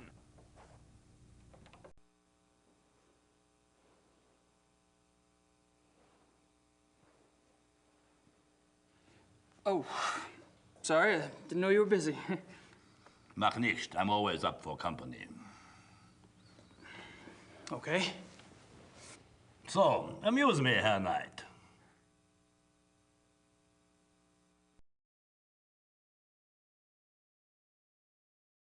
Tell me about the club. From what I hear, you've already grilled the others about it. Really, it's so tedious. All right, we can talk about something else. Can I assume you're a fan of the club philosophy? Well, look at me. I love to eat and I love to drink. I own a butchery and a brewery, which means I love people who love to eat and drink. If I could make it the national religion, I would. Point taken. Do you know what type of animal we'll be hunting tomorrow? Deer, I suppose. Oh, that's too bad. I mean, it's too bad we don't have something more interesting to hunt. What do you mean? Well, Grossberg's death's gonna make it difficult to get anything really challenging. Leopards, lions, things like that. You enjoy sticking your neck out, don't you? Do I?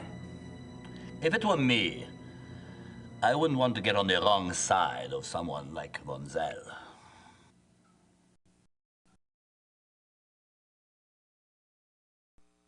Were you the club's main contact with Grossberg?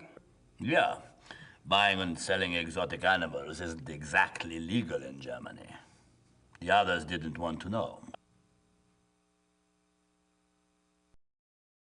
What does Baron von Zell have to do with Grossberg? Nothing. But he knew Grossberg. You asked him about Grossberg the other night at the club. My, what big ears you have. You gave von Zell Grossberg's name, why? Because he asked me for it.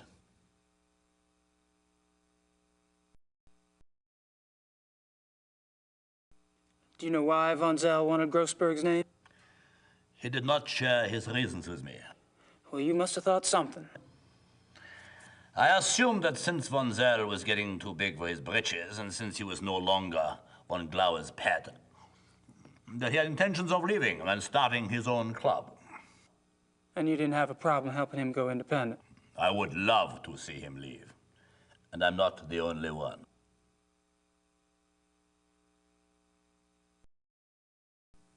Would your cooperation in giving out Grossberg's name have anything to do with the money you owe von Zell? How do you know about the money? You've only been with the club a few days. Did the Baron say something? What's the big secret? Von Zell is a banker, isn't he? That's right, he's a banker, and I am a successful businessman. There you go. And he offered to cut your debt in half for a small favor, I understand. It's not your fault Grossberg's dead.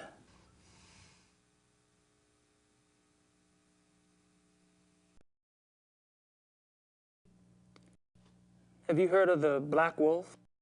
Nein, I don't know this. Are you sure? Maybe there are black wolves here, maybe not. I have never seen them, I have only heard them. What do you mean you heard them? These wolves in the woods. I'm glad I never saw them. They make such sounds. It makes your hair stand on end.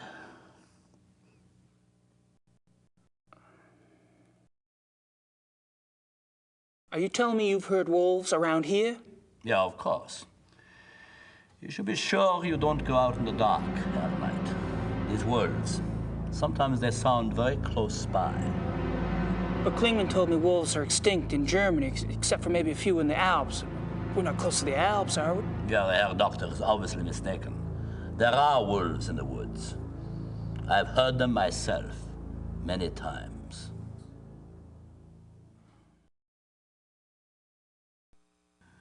I think you should excuse yourself now, Herr Knight. It's getting cold. Oh, sure. No problem. Close the door on the way out, please.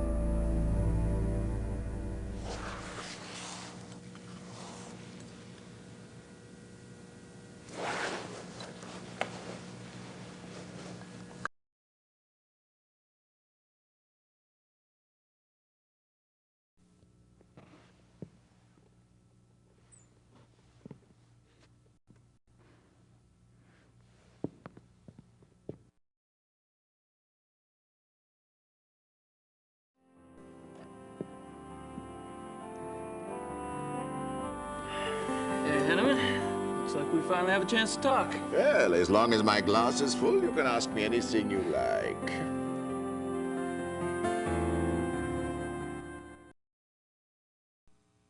Are you especially close to anyone at the club? Oh, I drift on the fringes, Herr Knight. You, however, seem to have gone straight to the top. Oh, I don't think so. Don't be modest. Everyone can see you as a new golden boy. Why do you think von Zell bothers to hate you? Are you and von Zell good friends? No, I was never good enough for von Zell. Now, I get along better with those who do not think so much of themselves. Von Agner? No. Yeah, von Agner's a good man. Dr. Klingman, too, I like. He comes by the Donisel and drinks with me sometimes. Well, you could stop by sometime if you want. Yeah, I don't like drinking alone. Thanks. Maybe I will. Yeah.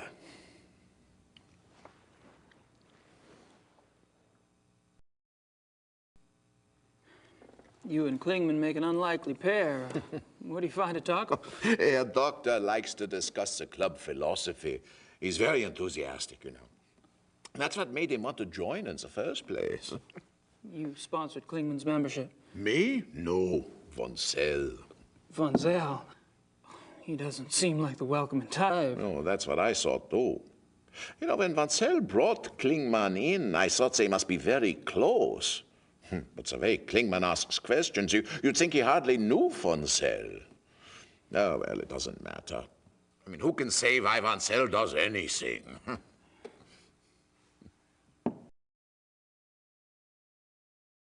Is there any reason you don't want a room with Price? No, you may not have noticed, but the man is a rotting Schwein. Why the Baron puts up with him, I will never know. I can tell you what he's doing right now up there in his room. He has shut himself in the bathroom, and he isn't taking a bath.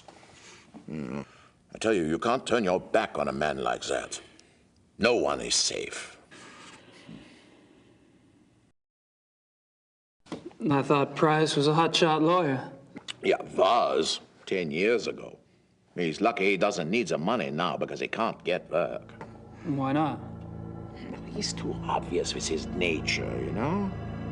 Okay, so maybe other men are like this, you know, thinking only what's between their legs.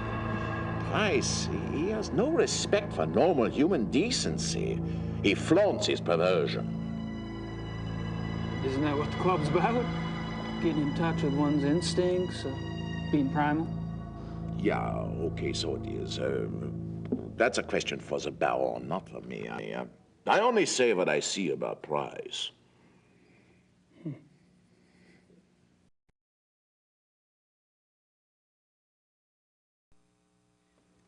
This is a nice hunting lodge. Do y'all come here often? Oh, at least once a month altogether. Oh, we can come anytime we want by ourselves. Do you have any other properties where y'all hunt? Yeah, we have a lodge at Alfdorf, but we don't go there much. It is not so convenient as this one. Alfdorf?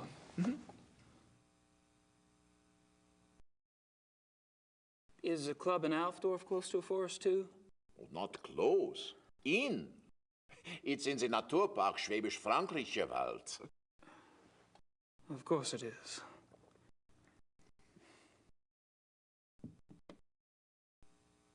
Have you ever heard of the Black Wolf? Black Wolf? No.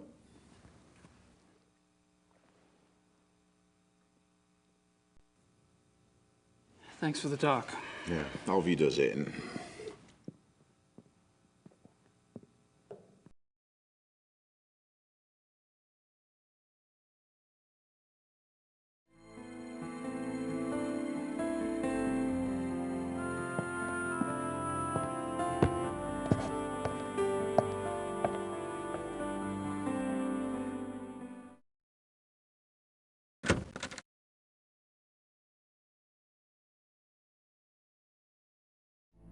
It's no use. I saw him lock it myself.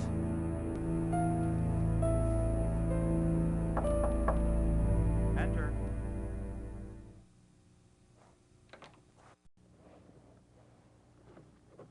All settled there? Uh-huh. Nice place.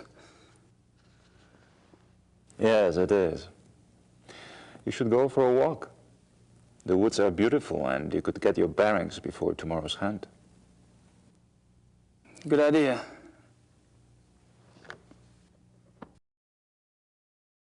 He's busy.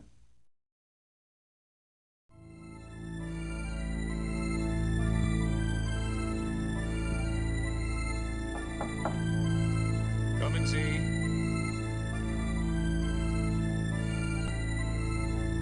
What do you want, Knight? Just scoping things out. Really? Look all you want at the great wonders of this room, then leave, trying to rest.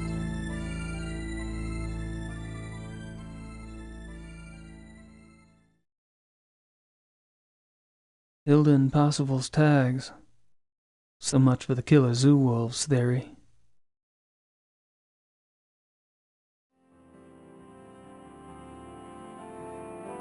I have a feeling it can get pretty dark around here. I'd better be prepared.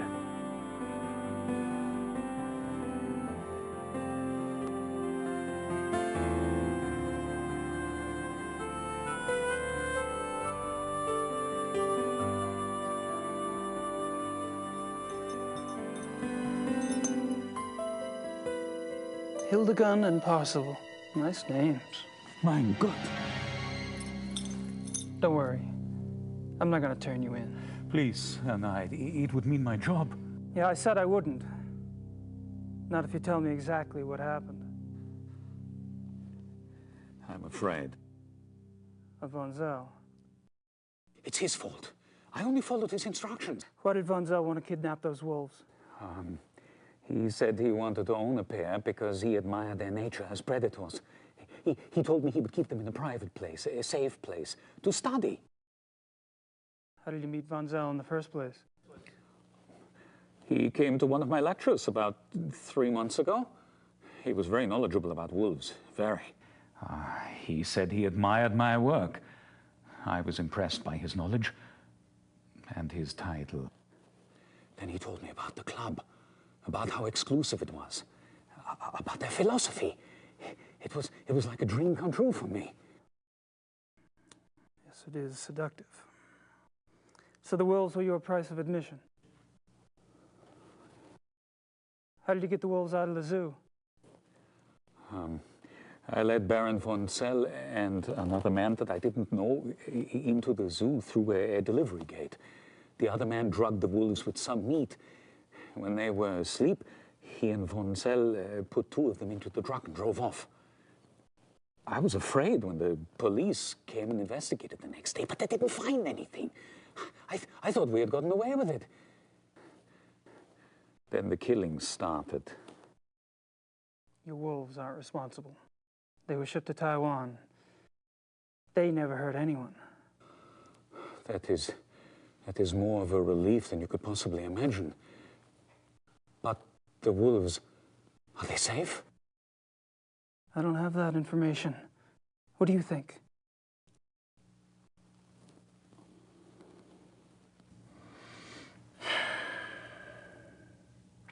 Guess that's all I need to know.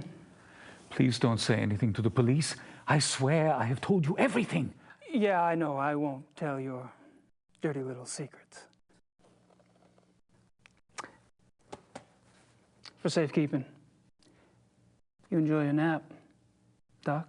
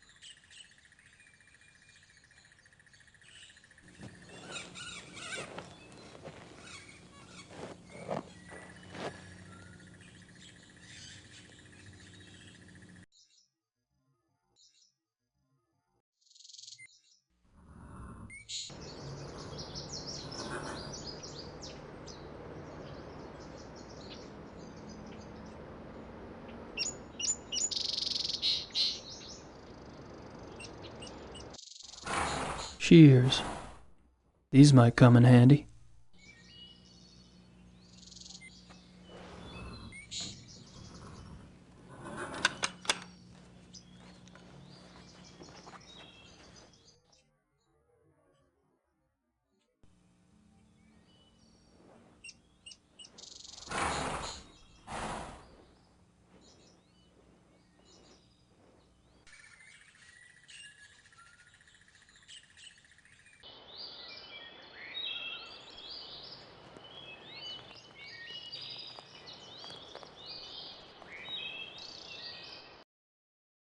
There are traces of an orangish mud in the print.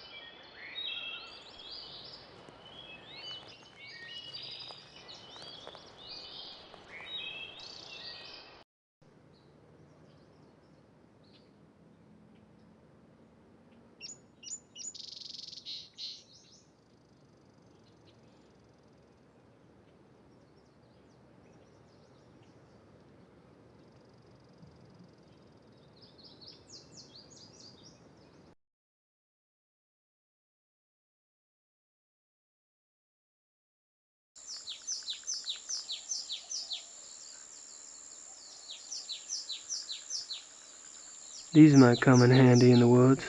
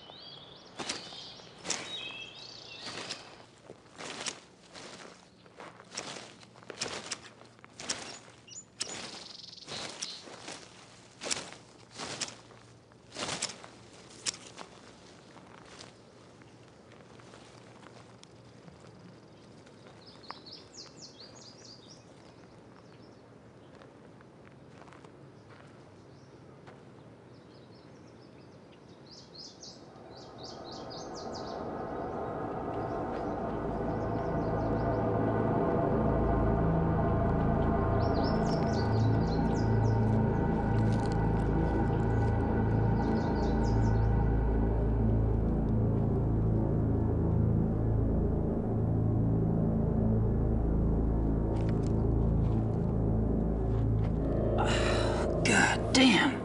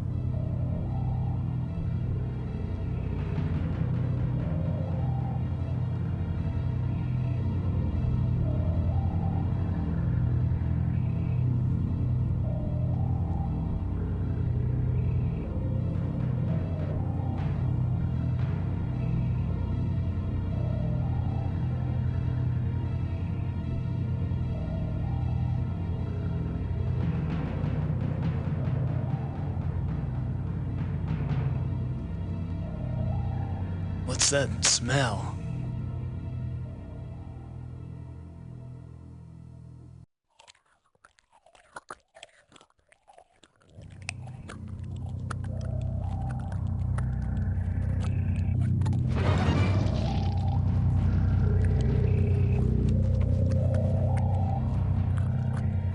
Christ!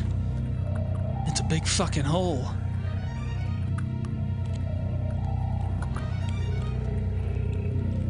Something's down there.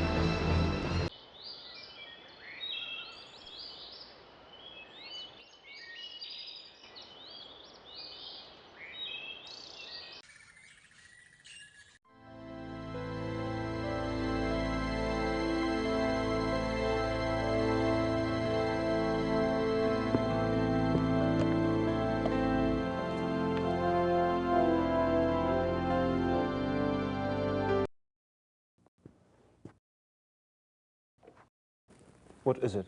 What's happened? Nothing happened. You look like you've seen a ghost. No, Sweet Jesus. In the woods. Show me.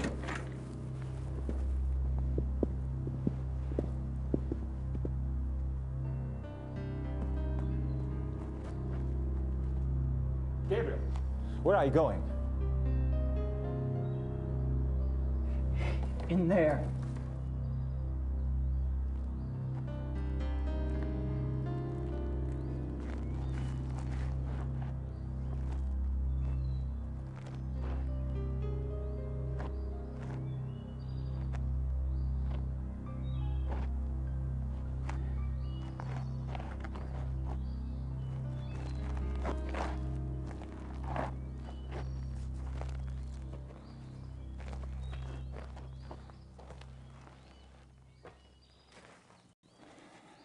Something must be done. Did you see him Did you see Von Zell? Von Zell? No. I didn't see anybody. Only the bodies. But he was in there before. Eating. Von Zell is a werewolf.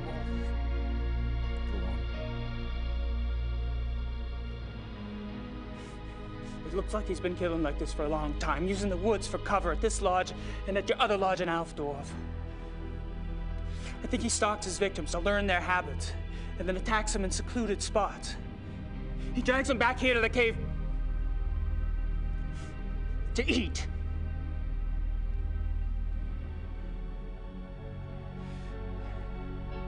The victims are reported missing since no bodies are ever found. Von Zell's careful not to let himself be seen in wolf form. One woman did see him, but no one believed her. Then something changed. I don't know why. Von Zell cooked up this plan to steal wolves from the zoo. Wolves that public mutilations could be blamed on. But he needed an inside man. So he seduced Klingman into wanting to join the club, then used a lure of sponsorship to set up the kidnapping. But then he needed a way to get rid of the wolves, a way that guaranteed the wolves wouldn't be found by the police. He knew the club got exotic animals on the black market. He'd been doing it for years. Von Wagner had built up a massive debt to Von Zell. Von Zell offered to subtract part of it if Von Wagner gave him the name of the exotic's contact. The contact was a man named Grossberg. Now, Grossberg was perfectly willing to get rid of the wolves for a fee. But Grossberg got greedy. When he read of the wolf killings in the newspaper, he tried to blackmail Von Zell. That's when Von Zell killed him.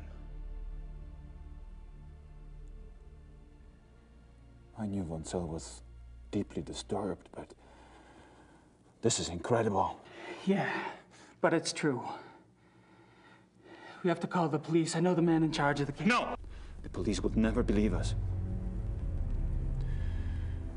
Nothing in their mentality prepares them for something like this. Besides, I am responsible for Von Zell.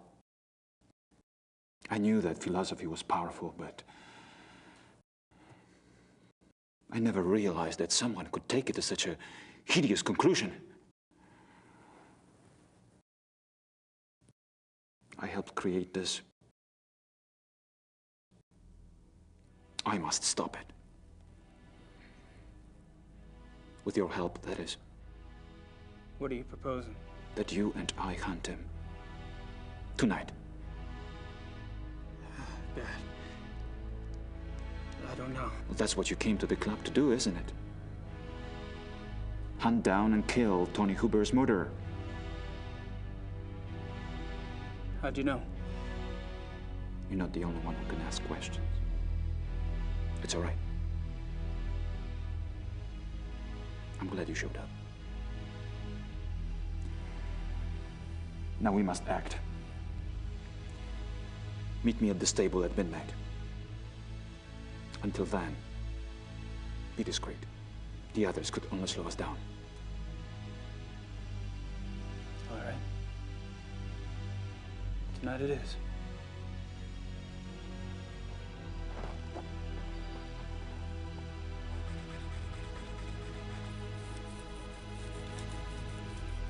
What rough beast slouches towards the hunt, its prey to be undone. Don't, you're creeping me out. Am I? I have a tendency to do that to people.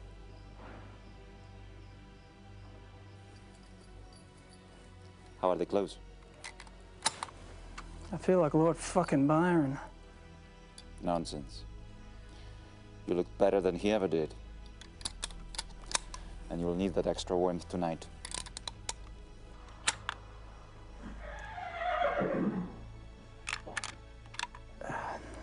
We don't ride much in the States.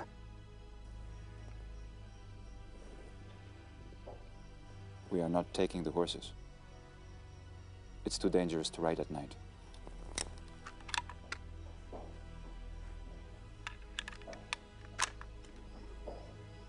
I suppose you have a plan? We need to corner him. The best place is the ravine.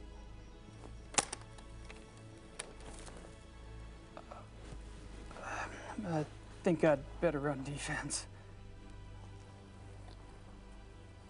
I'm sure you have your own methods. But if I were you, I would keep close.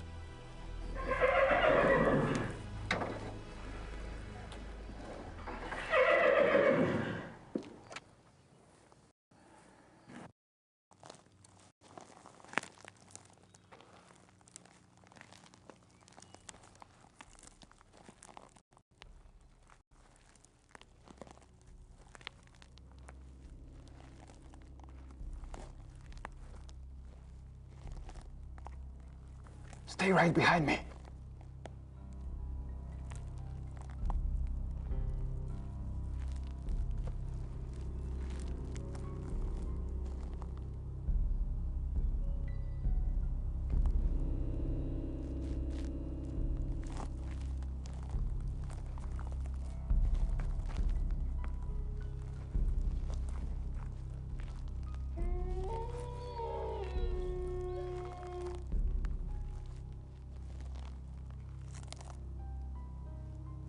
Friedrich, I heard something.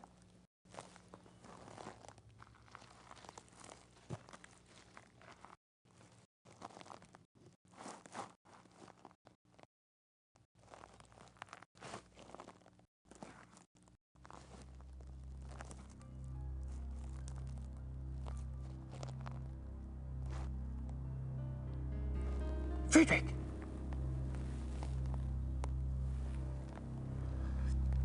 Damn it! Friedrich!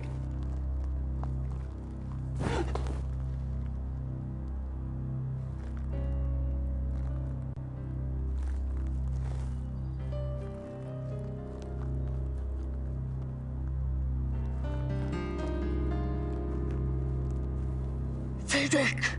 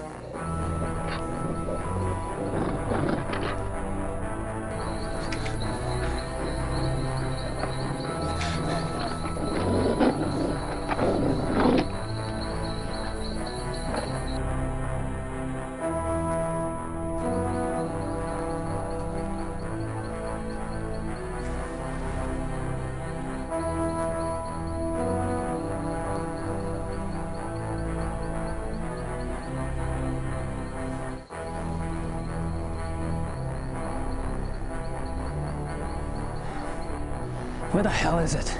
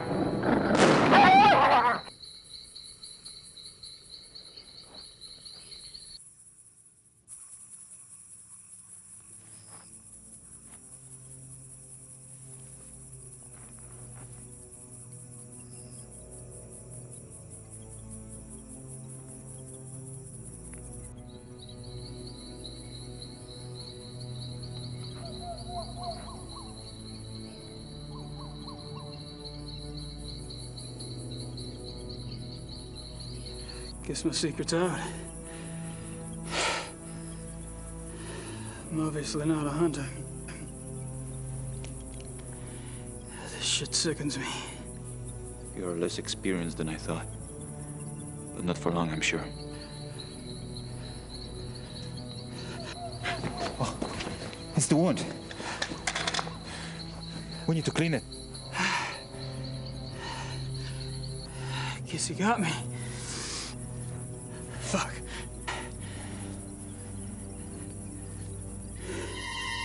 Fuck! Wait a minute. I shot him. You made me shoot him. I'm okay. Oh, Christ.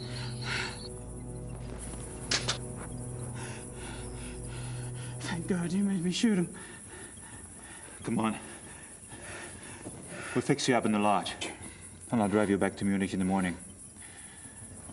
I think you've done enough hunting for one trip.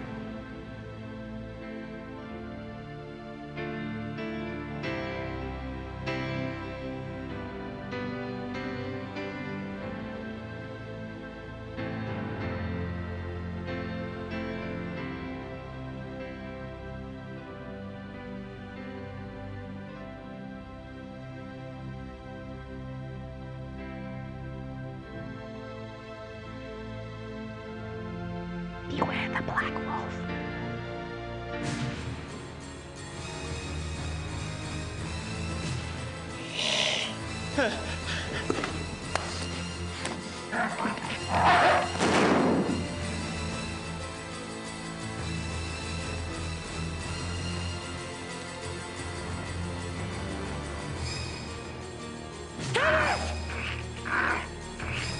You must do it! Two wolves are missing from the zoo. Now the werewolf cannot harm a veteran with his own hand.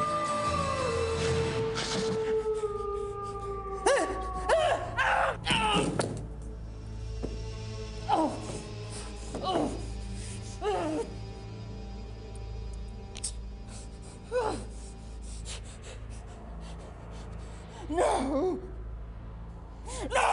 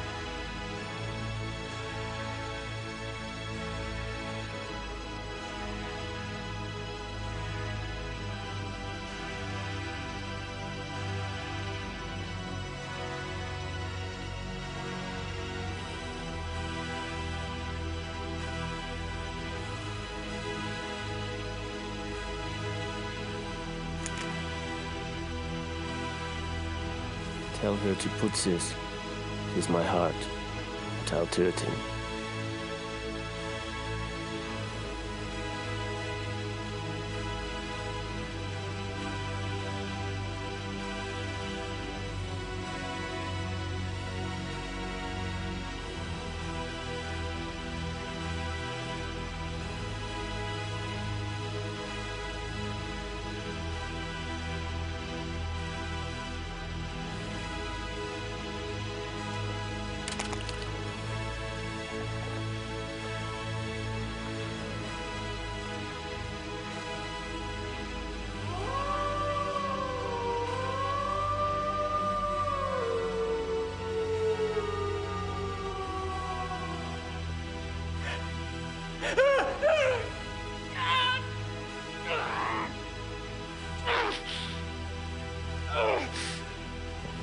Gabriel! Get out!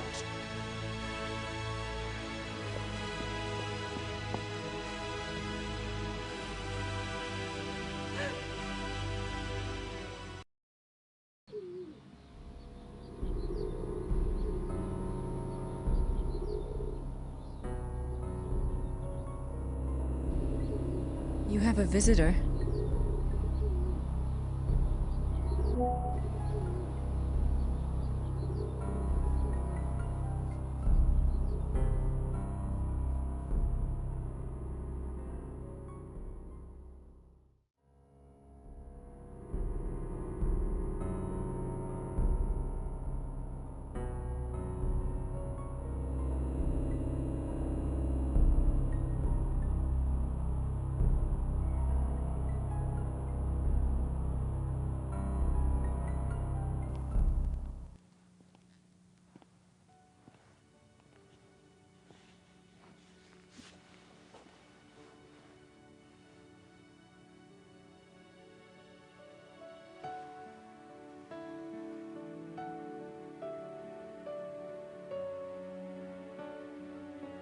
Grace? I'm right here.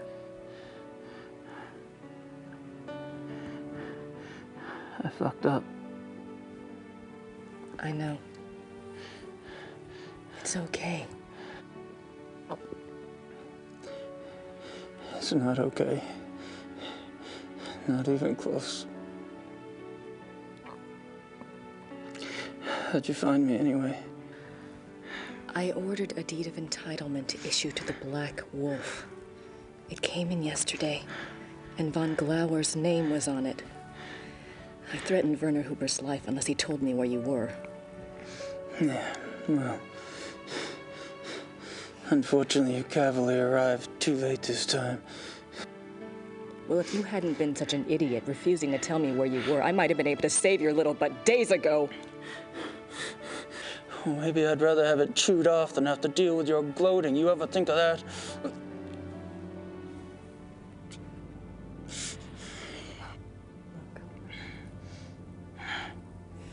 Forget it. We have to deal with things the way they are. Do you remember what you kept talking about on the way over here? That vision of Ludwig? Yeah. Believe it or not, it may help us out. I'm gonna go check on some things. Mr. Smith will watch over you. Okay? Yeah. Whatever.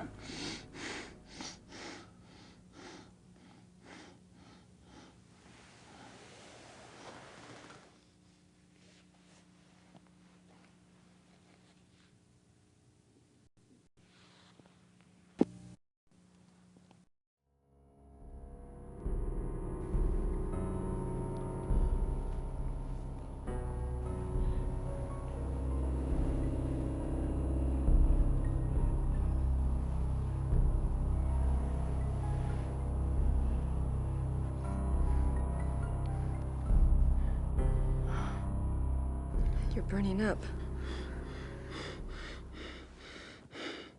It's good conditioning for hell. You're going to be fine.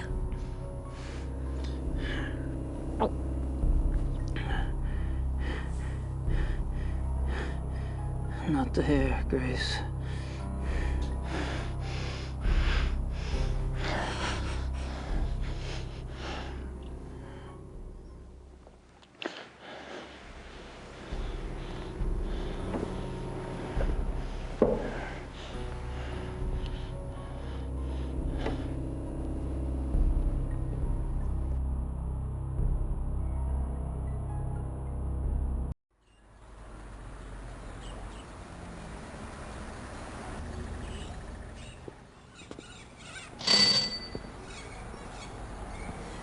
Grüß Gott, Frau Nakimura.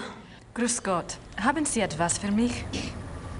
Nicht für Sie, aber für den Schattenjäger. For Gabriel. What is it?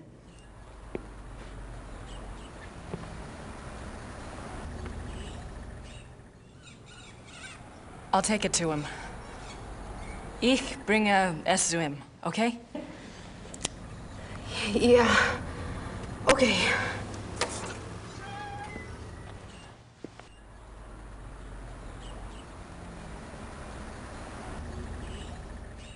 It's a letter from von Glauer, and he sent the Ritter talisman back too. Gabriel, I know you are very ill right now. The change is always painful. I went through it myself when I was only 12, and I did not even know what was happening to me. I'm sorry I'm not there to help you, but I have a pretty clear sense that you would not welcome my presence. You are safe in Rittersberg. For now, that is enough. Let me speak then of the future. You hate me now. I know this.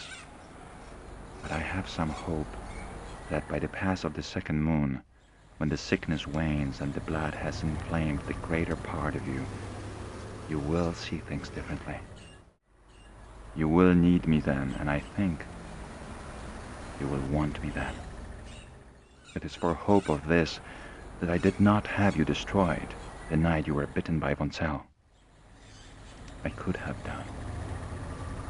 You were passed out for hours at the lodge. It would have been a simple thing to wake the men, show them von Zell's corpse, and make up a story that would enrage them enough to kill you. I did not. Let that be proof of my true desire for friendship with you. I have desired companionship for more years than you have lived. I have even very rarely taken the risk and changed others. But the blood was always too much for the brain, and my chosen one ended up dead. Or mad. This is why I started the Hunt Club. It was my idea that if I could first indoctrinate men's minds to the religion of tooth and claw, that they then might be prepared for the change. As you have seen, it did not work. Von Zell was the best of the lot. If he had turned out well, I would have taken the others. But there's no point in even trying with them now. But you are different. You are a Ritter. Your blood is already supernatural.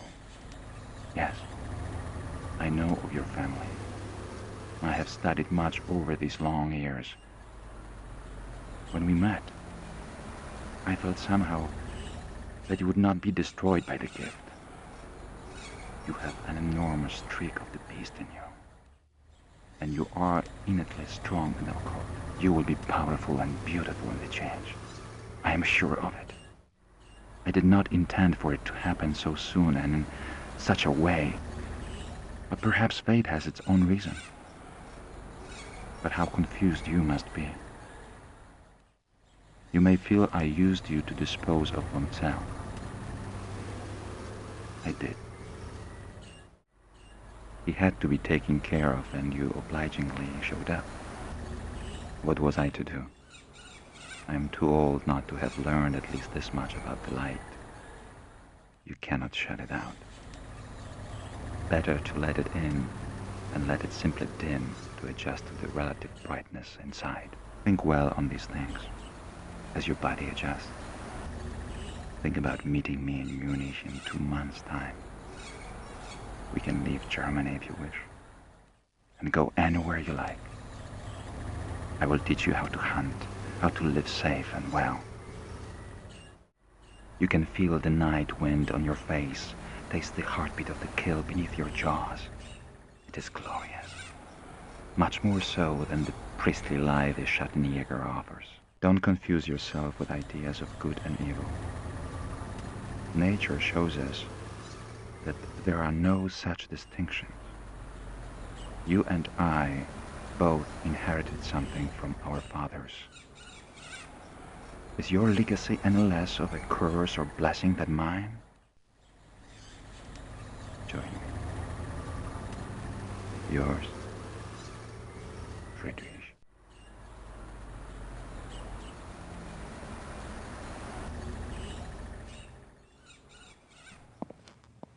Sit down, Grace.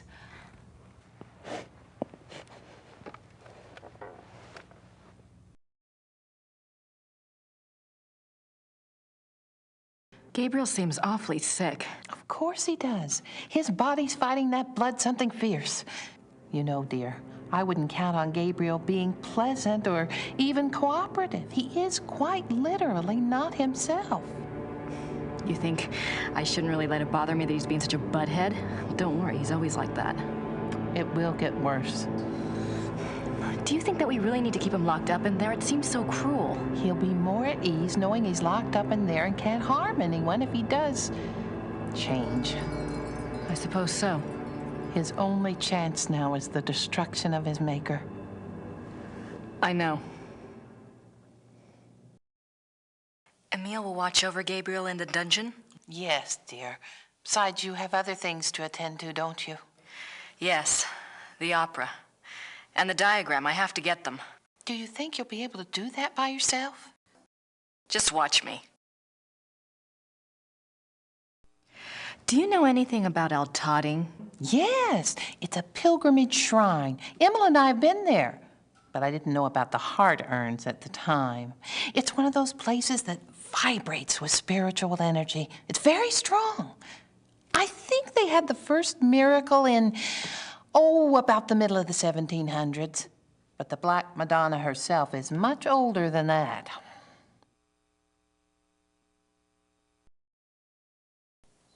There's something I think you should see.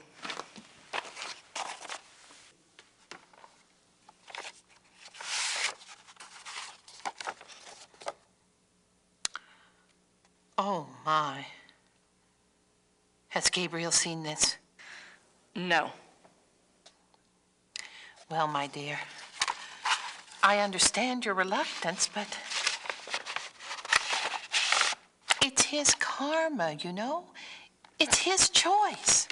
He's the son, you know, von Glauer. He's the son of von Rollick.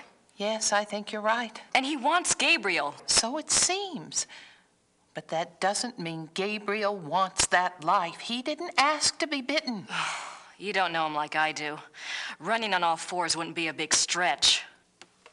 I won't tell you the choice will be an easy one. But it's a battle he must fight. All you can do is believe in him. That's all you can do. Now you be careful.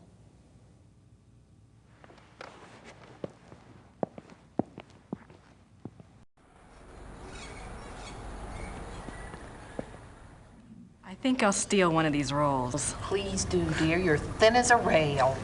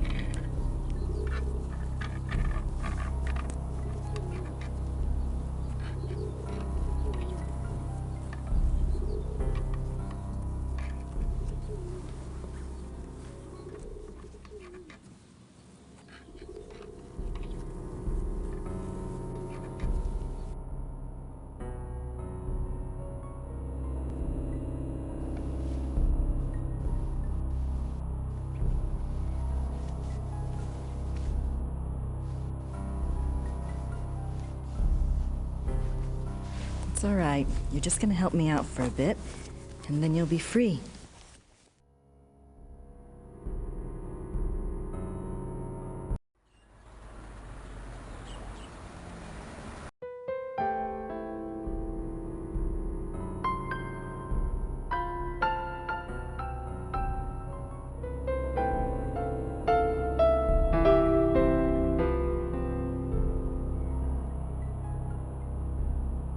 I don't want to disturb him.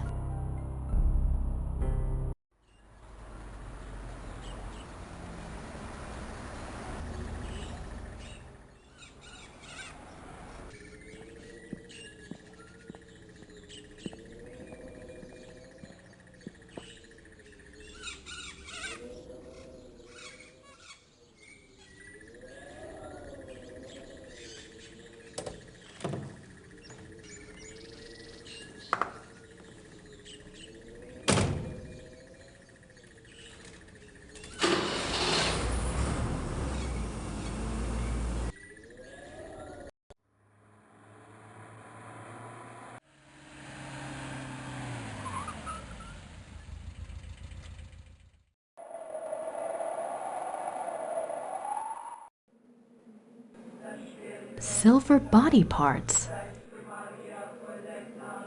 Penitent offerings. A replica is made for the part of the body you wish to have healed. The replica is offered to the Lady of Outotting as a token of faith.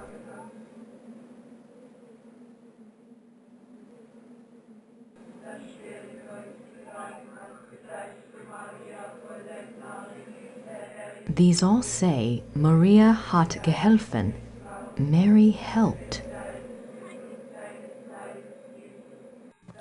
Hello.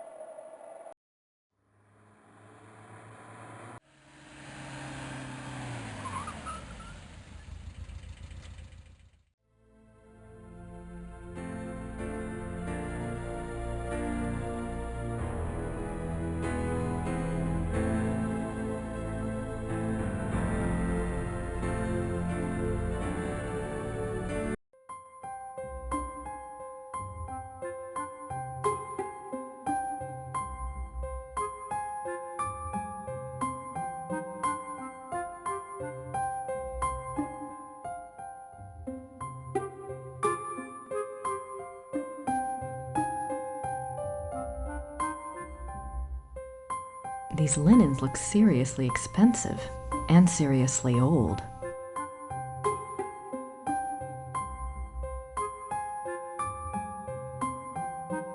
I'm surprised people don't sit in these chairs when the guard's not looking. I don't want to sit in the chair, but perhaps there's a way to convince the guard that someone else did?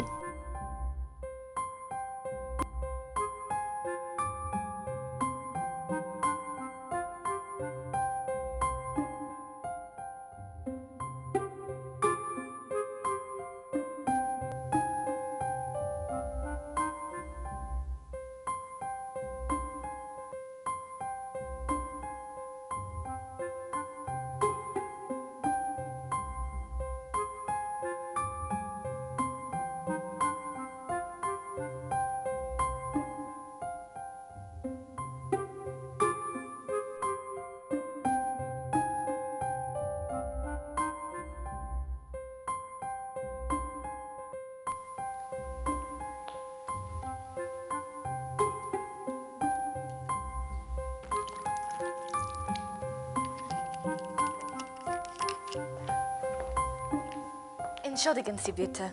Die Kinder. Ich hole etwas, um es auszuwischen.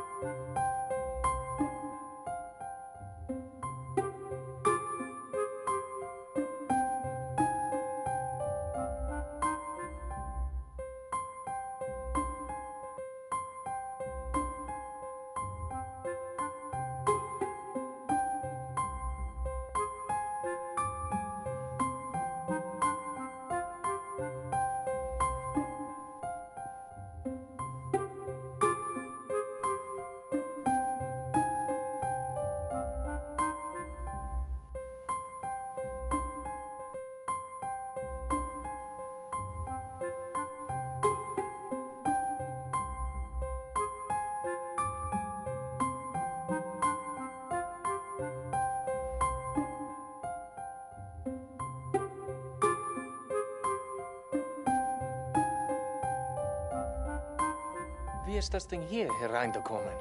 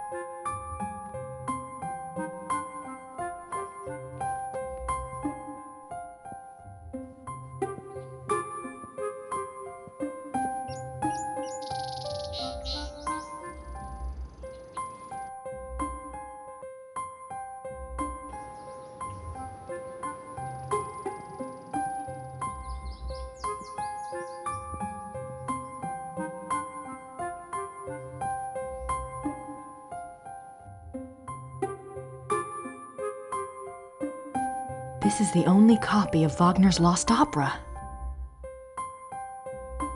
This is the only...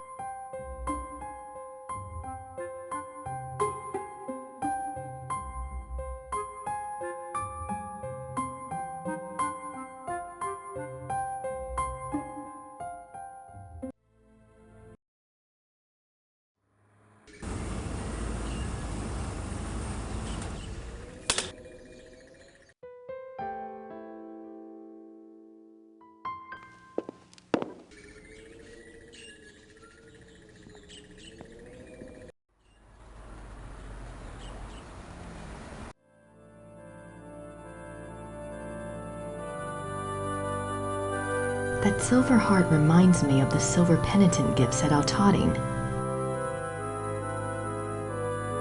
I wonder if... No, that wouldn't be right. Maybe I should just ask her.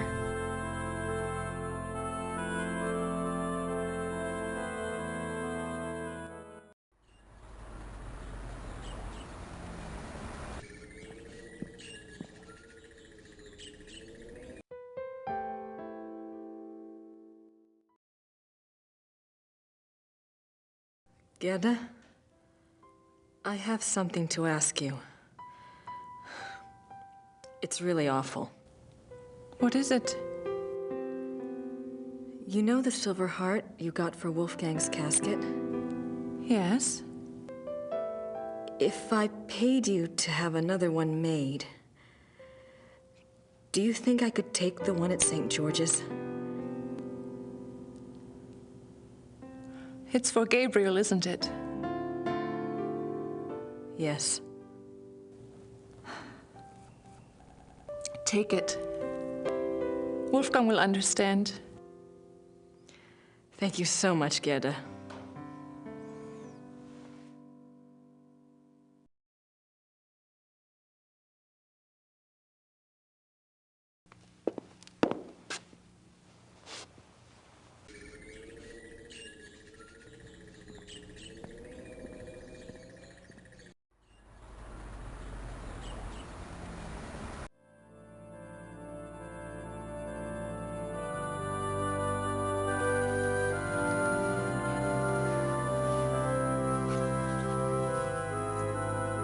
Thanks, Gerda.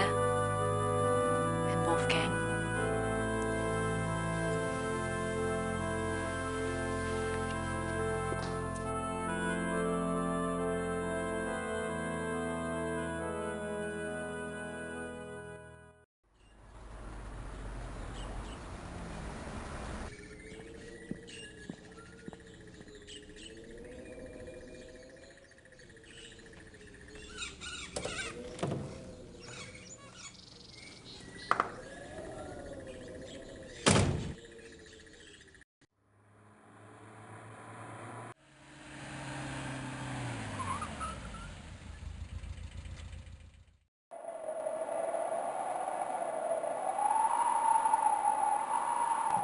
Hello.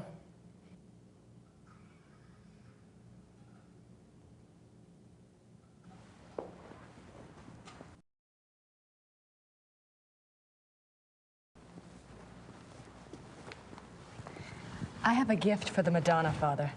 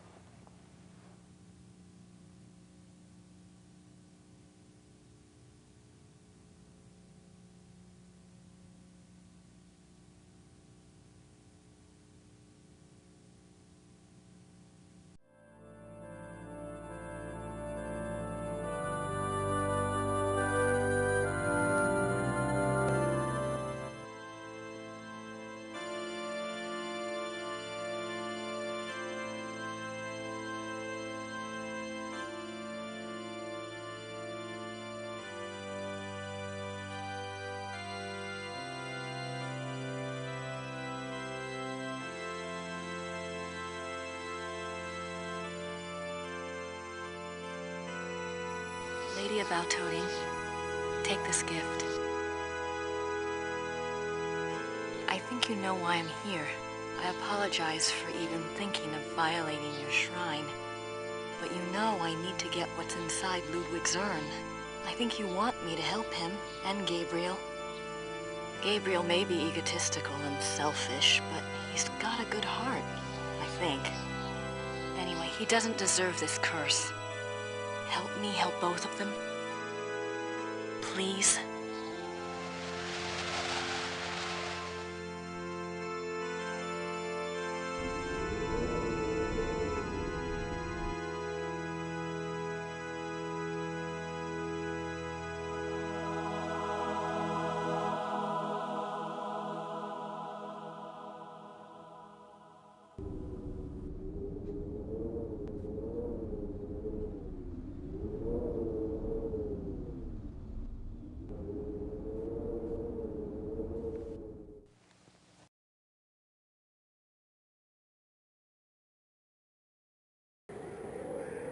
If I could get away with...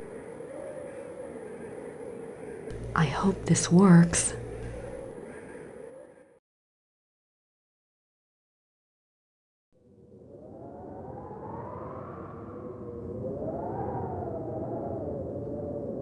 I only have a few seconds.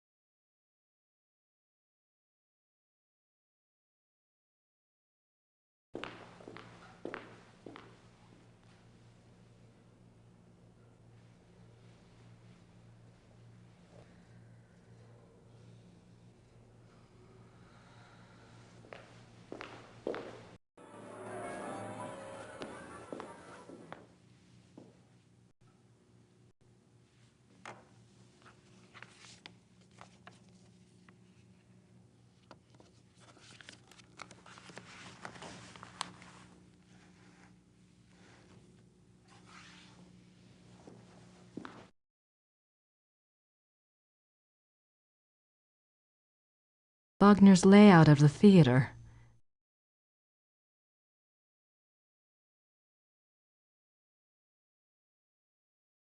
The Ritter talisman.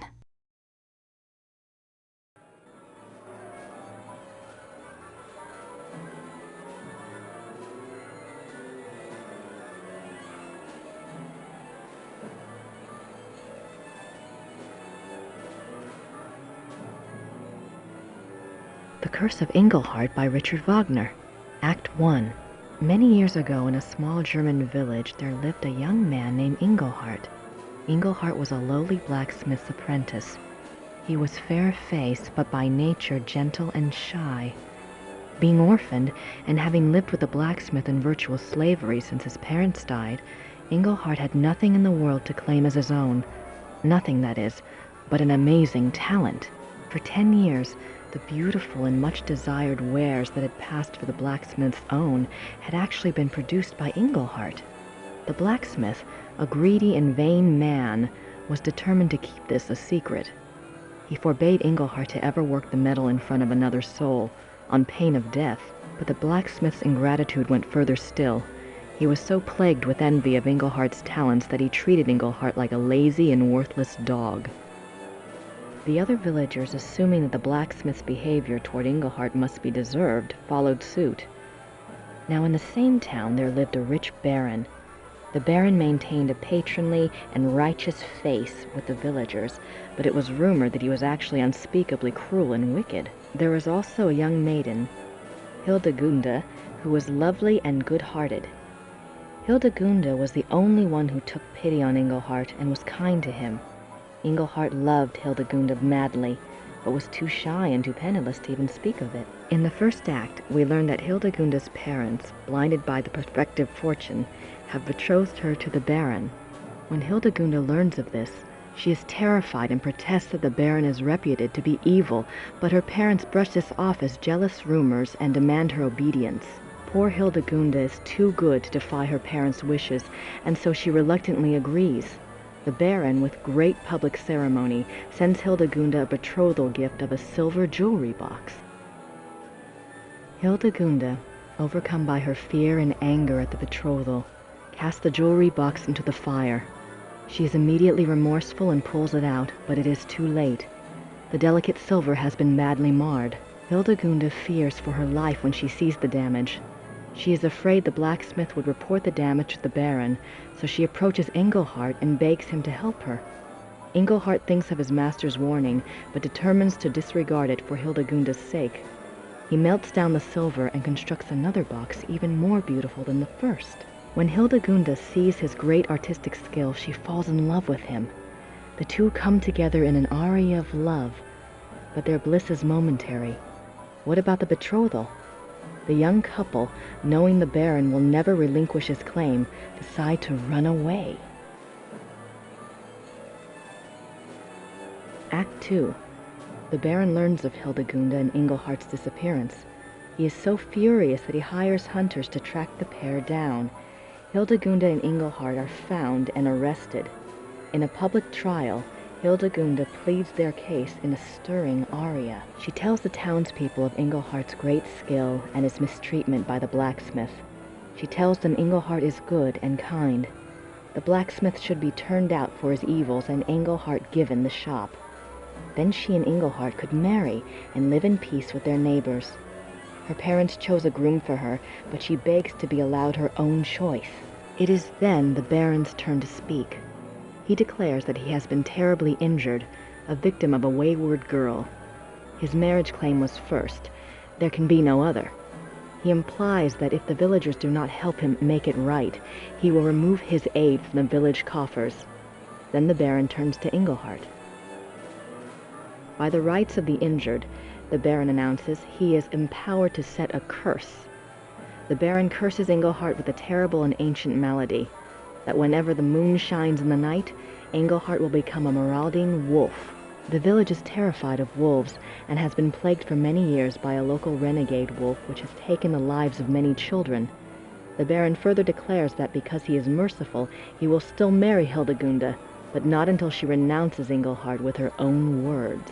Until she does, he he will keep her safe from further shame by locking her up in a small room at the top of his house. The villagers naturally side with the Baron.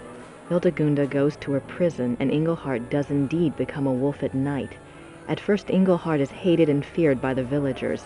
They make the sign of the evil eye at him and will not tolerate his presence in town. But soon, rumors start to circulate about Engelhart the wolf. It seems he is always careful not to harm any human being nor any domestic stock. In fact, he even does some good for the villagers. He scares away bandits and he keeps the renegade wolf at bay. No more children are lost to the fangs of the night. Engelhart's kindness shines through even the dire nature of his curse. Hildegunda, meanwhile, still loves Engelhart as much as ever, whatever curse he might be under, and whatever acts that curse might force him to commit. When she hears of Engelhart's successful mastery of the curse, she dedicates herself to him forever. Hildegunda tells the Baron that she will never renounce Engelhart. The Baron's plan having collapsed before him, having given Engelhart dignity rather than removed it, he flies into a rage. He tells Hildegunda that he will marry her anyway, and on the morrow at that. She will become his wife or her parents' lives will be forfeit. Act 3. The final act begins with the wedding feast for Hildegunda and the Baron. Hildegunda has cooperated due to her fear for her parents' lives, but now that the service is over, she is horrified to find herself that Baron's wife, and is mourning her final separation from Engelhart. After her poignant opening aria, the Baron approaches her and tries to draw her back to the party. He calls for the entertainment, hoping to cheer her up. In strides a traveling show of minstrels. They wear comic costumes and full face paint and immediately proceed to play and juggle for the crowd. One of them, a mime with a tragic frown painted on his face, seems to want to hover near and amuse the bride. She keeps brushing him off, clearly depressed and tearful, and he does his best to make her laugh. After the amusing antics of the minstrel's first song, the tone changes, the minstrel's music grows dark and theatrical. The Baron protests, preferring the comedy, but he's reassured by Hildegunda's father. The minstrels gather in a circle around the frowning minstrel. They whirl around him, and he slowly sinks from sight. The music grows more frantic. Suddenly, the minstrels burst apart like petals, and standing in the center of the room is a wolf. The villagers scream, but Hildegunda cries out that it is Engelhart. The wolf does not attack the crowd. It only lifts its head and begins to howl. The Baron screams at the wolf to stop, and he screams at the villagers to kill the wolf, but they only stare in horror. The Baron pulls his hair and gnashes his teeth. He rises and makes it to the center of the banquet hall, where he falls down in a heap of wedding silk. What emerges from the silk is another wolf. Engelhart has revealed the Baron's terrible secret for all to see. He was the renegade wolf that had terrorized the village. The Baron wolf escapes from the hall through the main archway. Engelhart leaps after him. The villagers rally in a cry of horror and fury. One of the men grabs an axe from the wall and entreats the others to follow. They will stalk and kill the murderous wolf. The villagers storm through the archway. Hildegunda follows. The final scene takes place in the woods outside the village. The villagers hunt the two wolves. They follow the wolf tracks, singing of the apparent ferocity of the battle between the two wolves. Hildegunda answers the men's excitement with her own fear for Engelhart's life. The crowd emerges into a clearing. There, the two wolves are engaged in a final deadly embrace. As they watch, Engelhart triumphs and the Baron wolf sinks to the ground and dies. Unfortunately, Engelhart is mortally wounded. His curse has been broken by the Baron's death, but it is too late.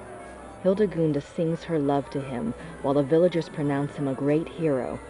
Engelhart dies, and all mourn in a sorrowful final aria.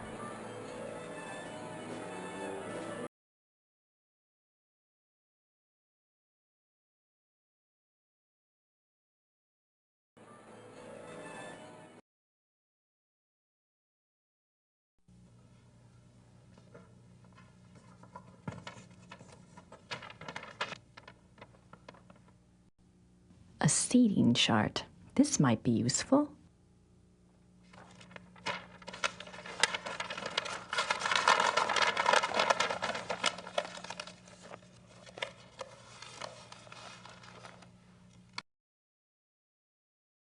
Old playbills and schedules.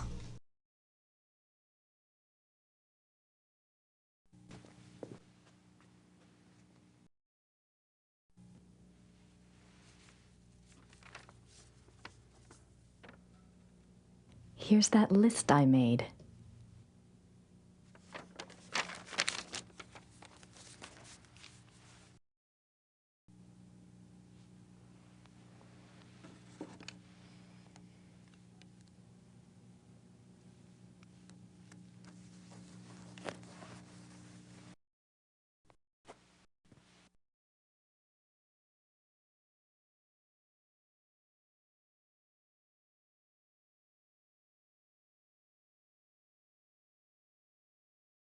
I suppose that large X had something to do with the seating arrangements. It's in a nice line from the chandeliers.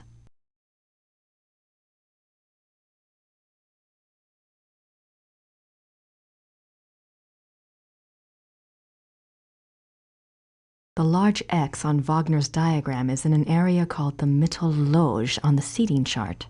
I'd better check it out. It's a seating chart for the theater.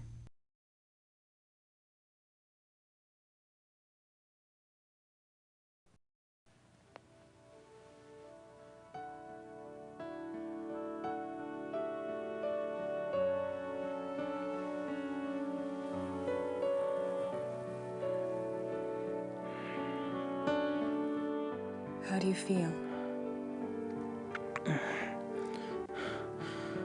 Like someone's put broken glass in my brain.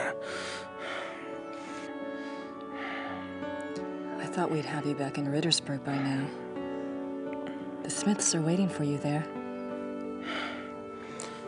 It's okay. Just stick me in a room somewhere. Are we ready for the test? I'll check.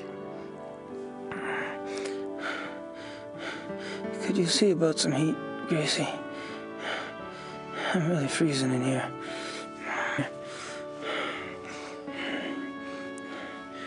Are you cold? Sure. It's cold. I'll see what I can do.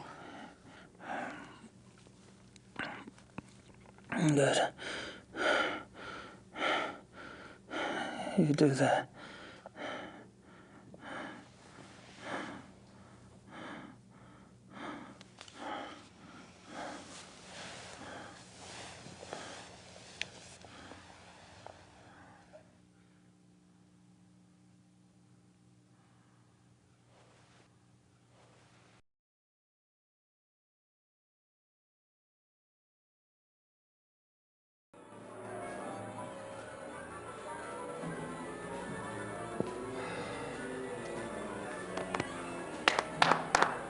We have 1 hour, people. Herr Emmerding. Herr Emmerding. Yes, Mr. Costello? Herr Emmerding, I must again protest about my lack of vocalization in Act 3. I have not a single note until the transformation hour. Now, how many times do we have to go over this? You are disguised as a silent minister. I know that. But an aria, sung to the audience, off to one side, would be very effective. Hildegard has one. Yes, but the audience is not supposed to know it's you until the transformation into a wolf. It's a surprise. You know, surprise. I realize that's the way it's written. I simply disagree with its effectiveness. Your opinion is noted.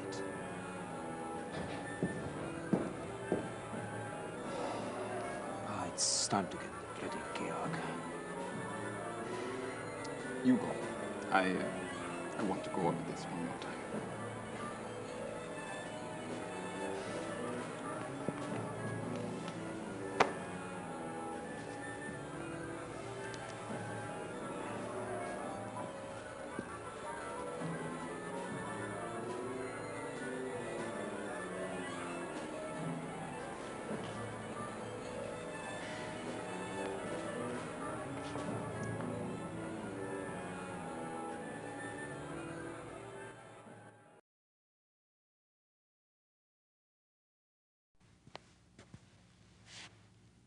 Georg, I need you to promise me something. What? There may be some distractions tonight in the audience in Act 3. I need you to keep playing no matter what. What distractions? What are you saying? Don't get upset. It's just, well, it is opening night. The audience might be a bit rowdy, you know? Are you serious? But we have extra security lined up, so if anything were to happen, it would be taken care of. So just, you know, keep playing. Grace, I do not even want to know what you are talking about. This is a brand new Wagner opera.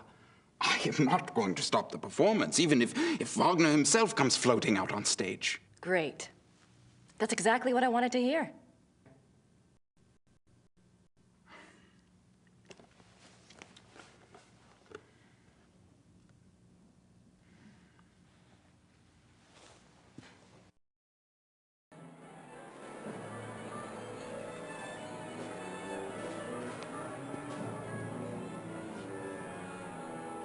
Herr Silbermeyer, I know you're working as fast as you can, but we're opening in less than an hour. I really need to run through some music once you're done. Why music? They will not fall down. I'm sure they won't, but, look, you told me they'd be done by noon. You are lucky that we could even make them in so little time. And then we drive them here special this morning. I know that. I know. You've been great. It's just... Is everything at least going according to the diagram? Yeah, we make it work. What do you mean we make it work? This diagram is not so good. We make changes, yeah? Oh my God. Look, there weren't supposed to be changes. I told you to follow the diagram exactly. Maybe in 1945 we followed diagram exactly. But today, we make changes. What are you saying? These measurements are not the same as today. Now, if we make the chandeliers the same distance from each other, just as marked, but the distance from chandeliers to the walls, no, not the same. Why aren't the measurements the same? This is the Wittelsbacher Theater, isn't it? Yeah, but not the same Wittelsbacher Theater. The bombs hit the first one. This one is very close, but smaller. But everything looks so old. Oh, they take the art and the wood and save it. Remake theater later, after the war. Of course. Of course. How could I be so stupid? I'm a history major. It's okay. The chandeliers work good. Same distance from each other, but just not two walls. Yes. I'm sure you've done your best. Thank you.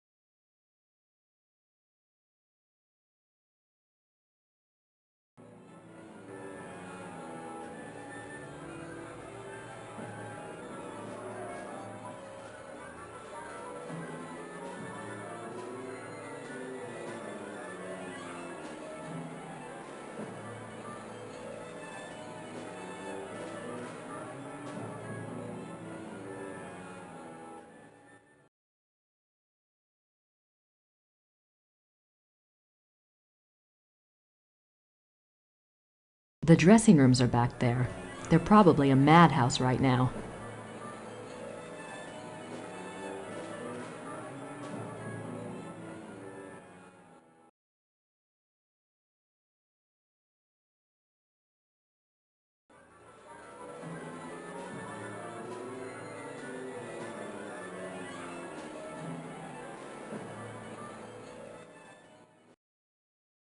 I made this list of things to do.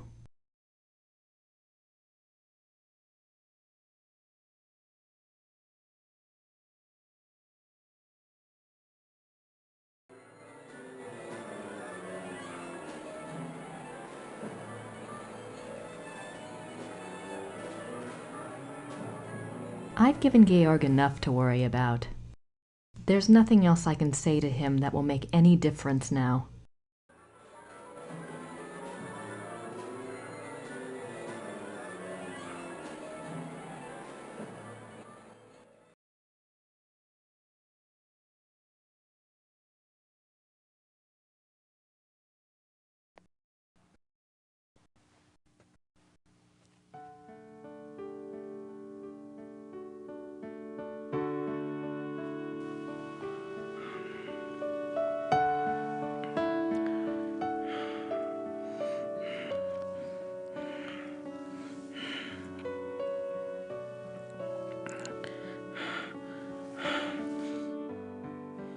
Is it time for the test yet?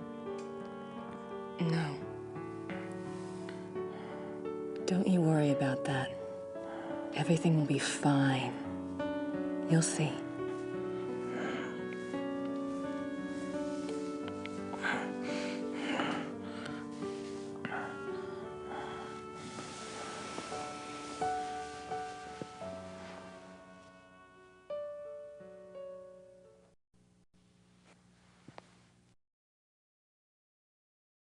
I should let him rest. While he still can.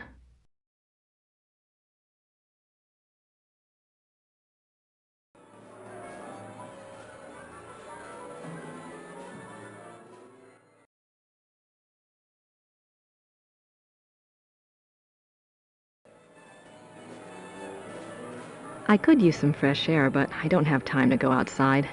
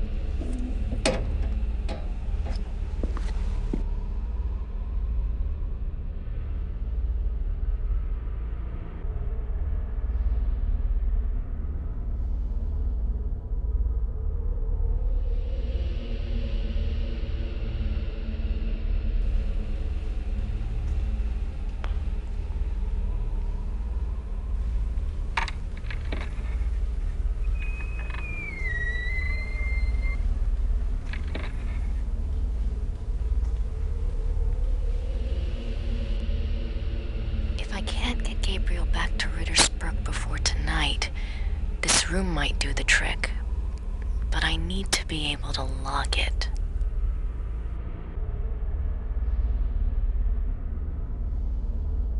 Looks like an old set piece. Looks like an old set piece.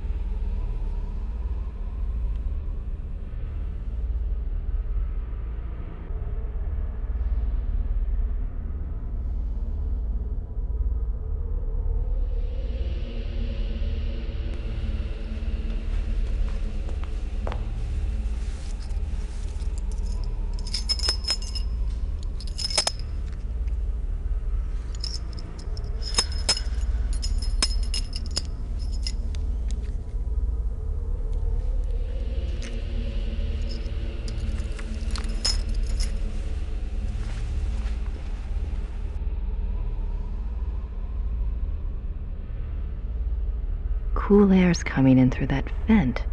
It must lead outside.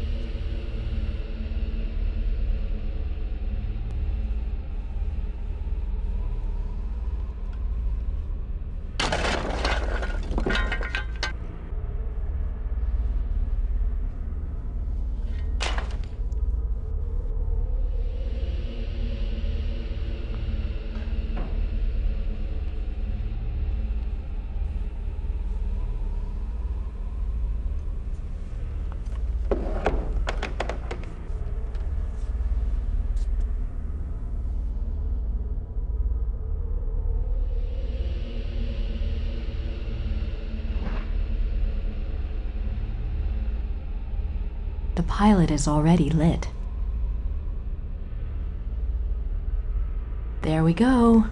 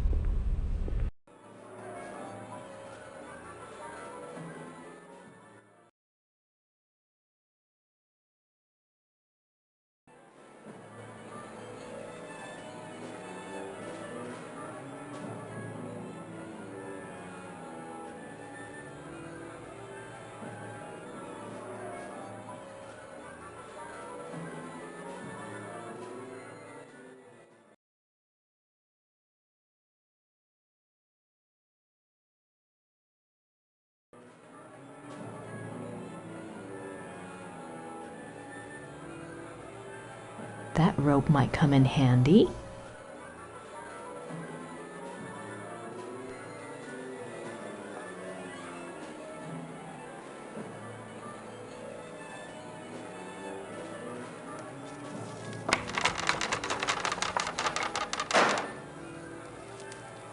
Oops.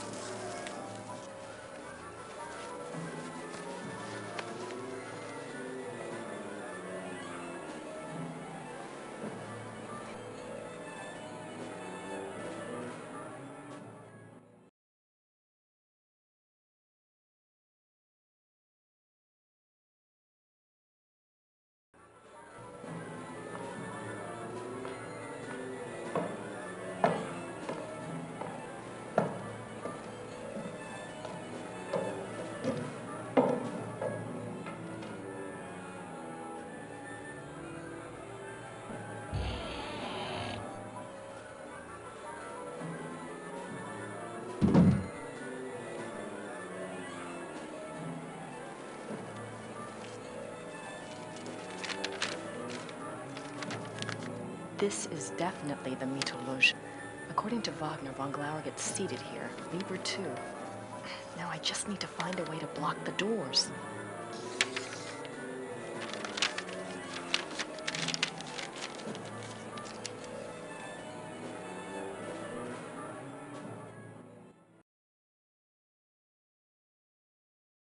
These seats look comfortable.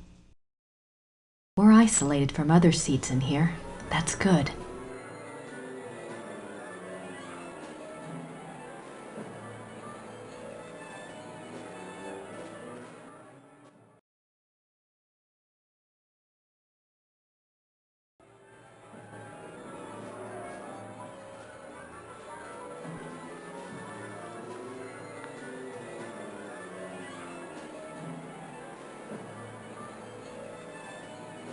Looks like I found a spotlight, and one that's not often used by the look of it.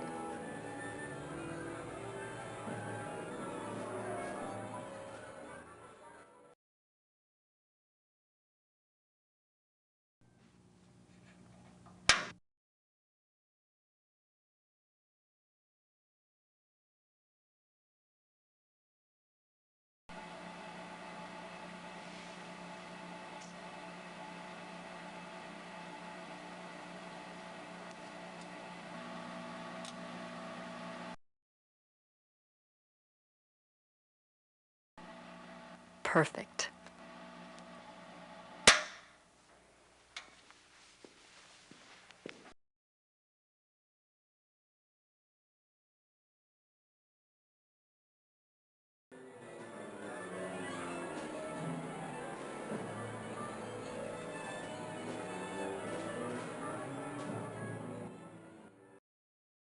There's no easy way to get there from inside the auditorium.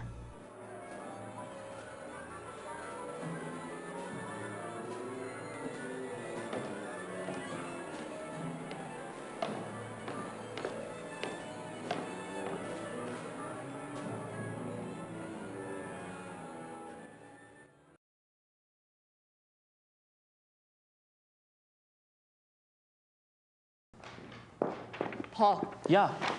You're going to see two special invitations tonight. One is addressed to a man named Baron von Glauer, the other is Kommissar Lieber.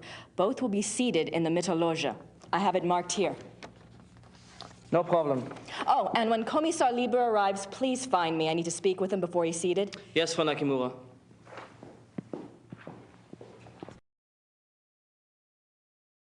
Excuse me, Frau Nakimura. Yes. It's time to open the doors. So soon? We're not ready.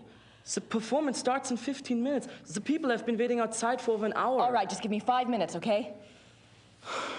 Okay. The doors will open in 5 minutes.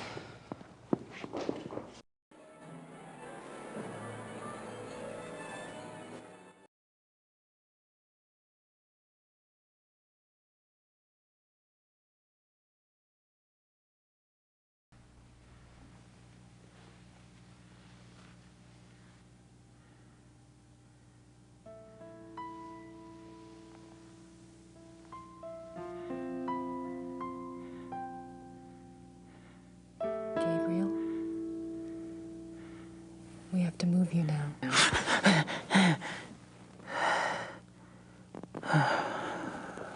Sorry. Is it time for the test? No, we don't have time. I found a safe place for you downstairs. You'll be all right there. But the test? It's too late to change anything now, even if we could test it. Come on.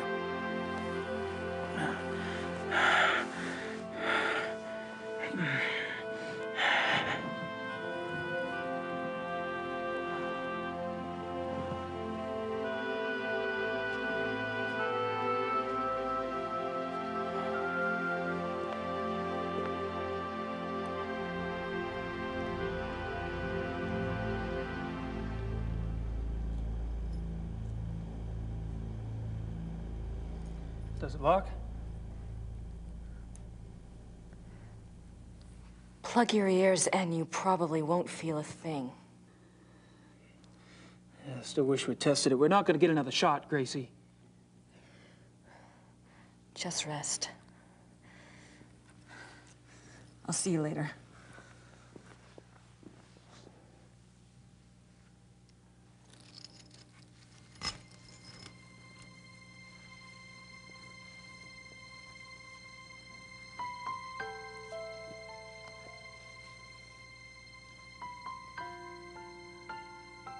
Gabriel?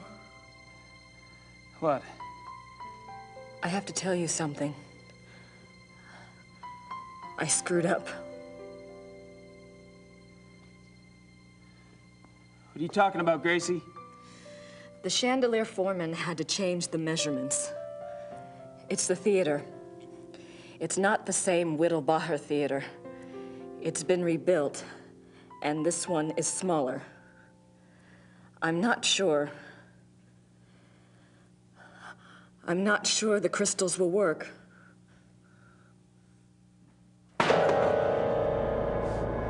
can't believe you did this. God damn you, Gracie! You did it on purpose, didn't you? Gabriel! Open the door! Open the goddamn door! No.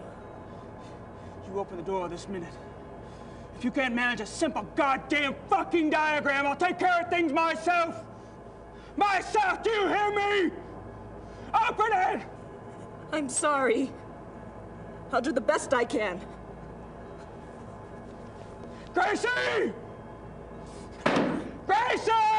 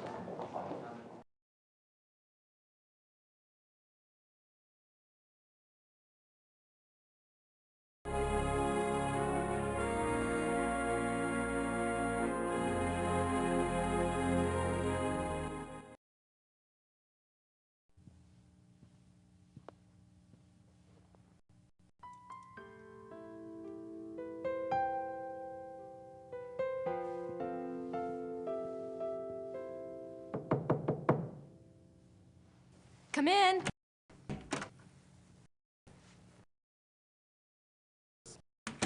Kommissar Lieber, at your service. I'm one of the show's producers, Herr Lieber. Thank you so much for helping us out this evening. You came with another officer and you came armed, is that correct? Just as the invitation specified. But why did you ask me? The Ordnungspolizei usually supply extra security. One of our producers is a fan of yours. We needed the extra security, and he wanted to make sure you got good seats for tonight's performance. Oh, they are very good seats, very generous. But is there some specific trouble you're expecting this evening? Believe me when I say that nothing at all will probably happen. I hope you're all right. I would like to meet this van after the performance.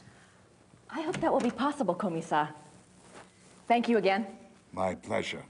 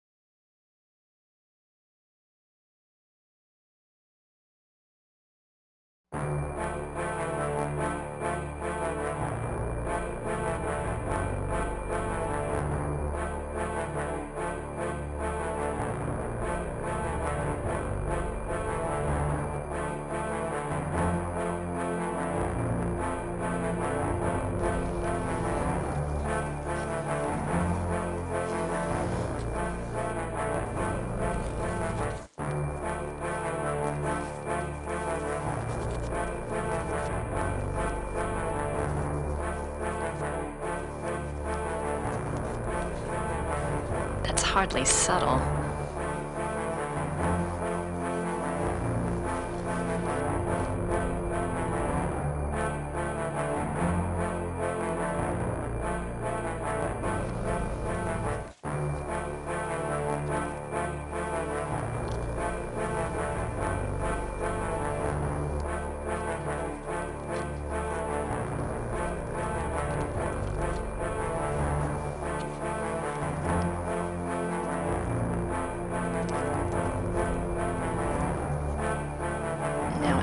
Wagner.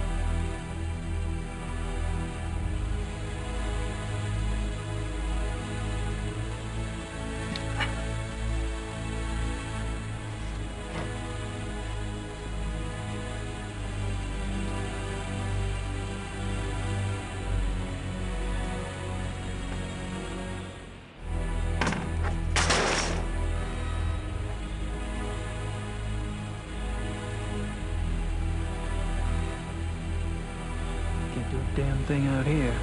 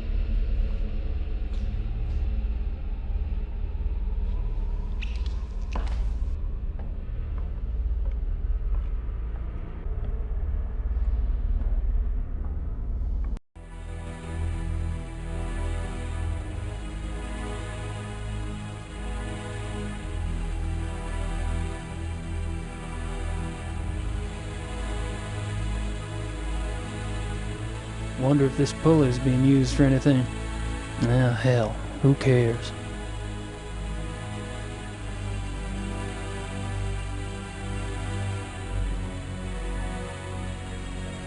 Wonder if this... Ah, hell.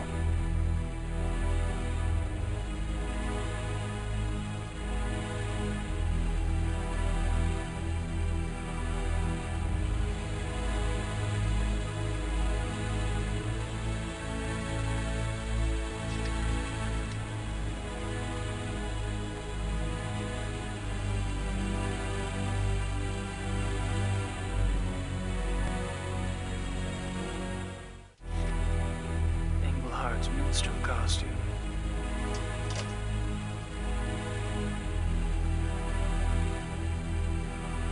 Englehart's minstrel costume.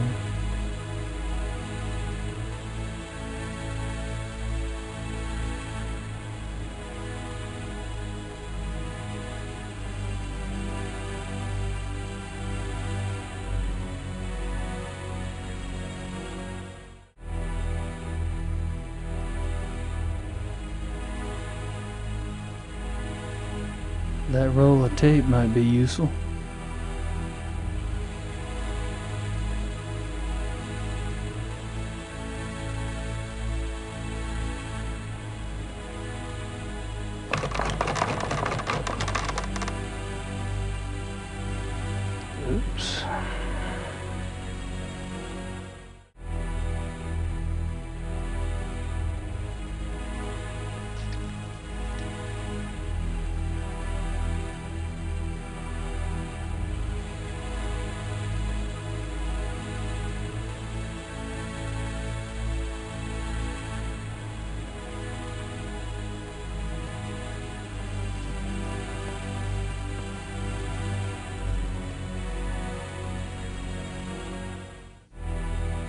no point in putting on makeup with these jeans.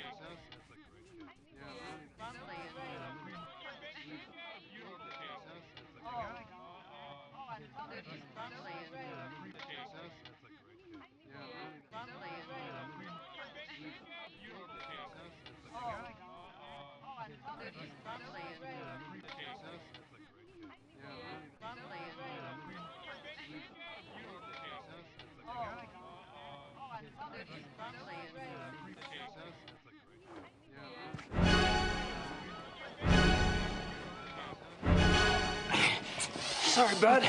There's just one Englehart too many.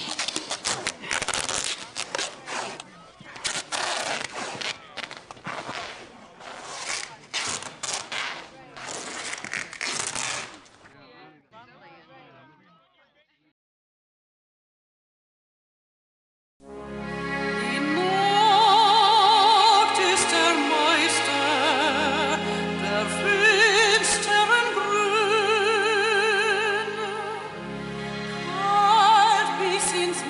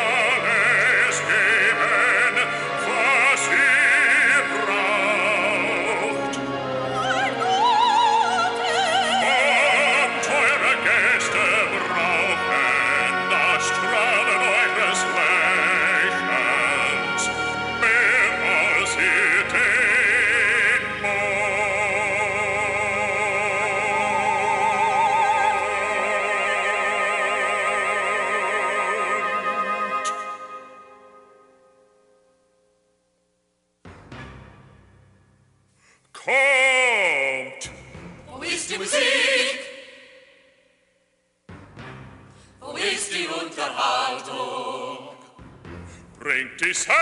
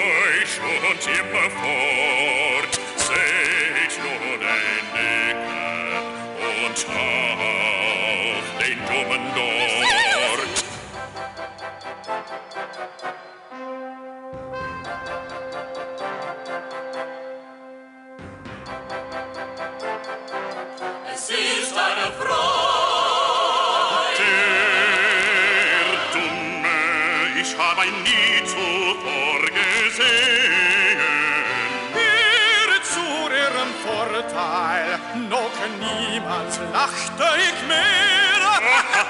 Du, Schatter, bekannt aus, aber nicht so fröhlich. Ihr habt keinen Sinn für Humor, wenn ihr so denkt.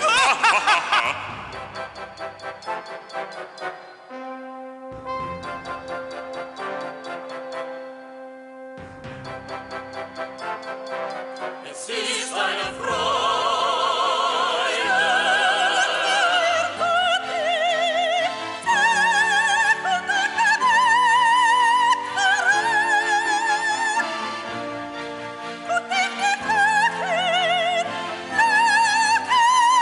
Hört auf eure Mutter, ihr seid doch kein Mastkalb, spielt nicht den Märtyrer.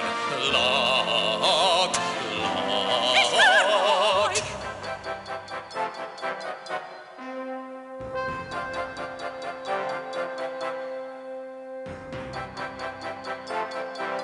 Es ist eine Freude.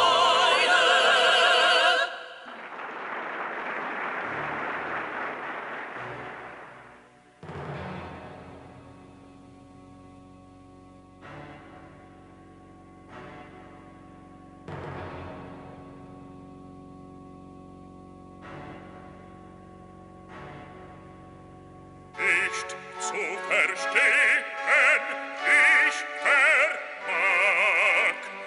Es ist doch mein Hochzeitstag. Der Jäger, er beschleicht sein Opfer. Es ist nur ein Scherz, Baron. Ich hoffe, Sie fangen den Dummen. Euer Witz ist so stumpf, wie eure Schwerter Schmied. Der beschleicht sein Opfer.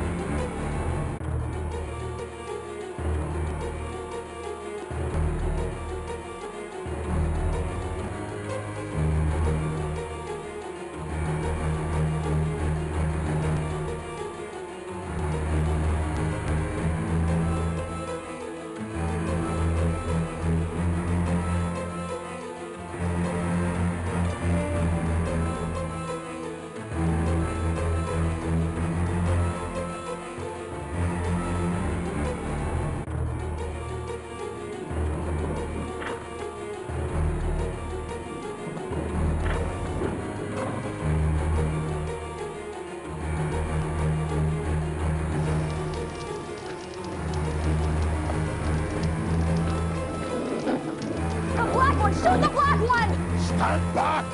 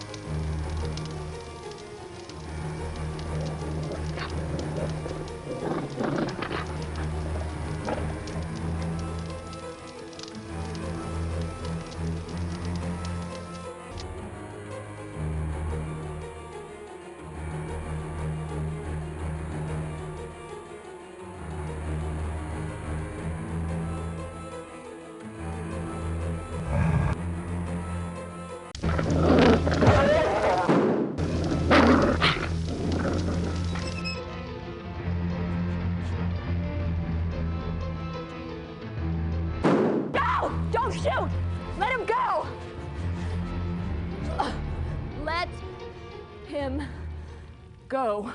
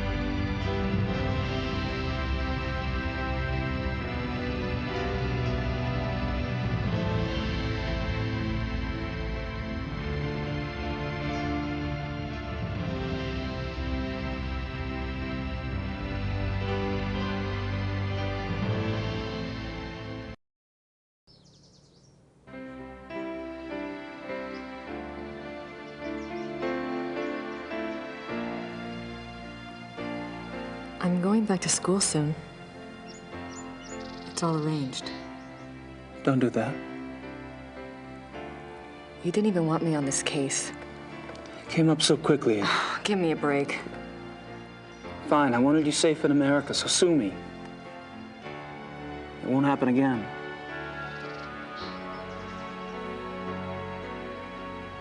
It won't.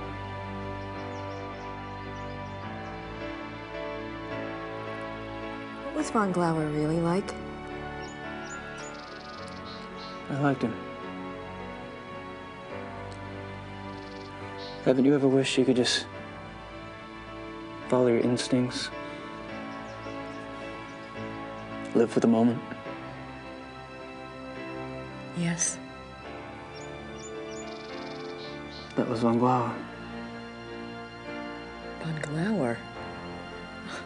Was that pit of bodies? Ludwig's suicide. There's always a price, Gabriel. Don't you know that by now? I made my choice, Gracie. So you did. Do you know why? I guess when it comes right down to where the buck stops, I don't want to be like that.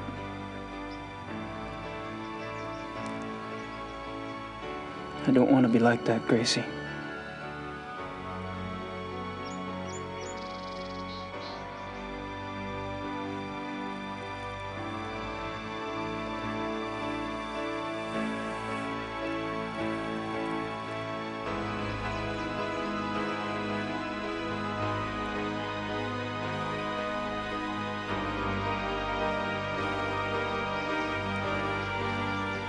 They won't stop testing you, you know.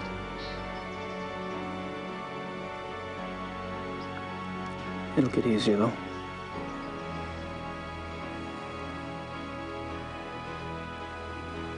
Don't you think, Gracie? don't you think?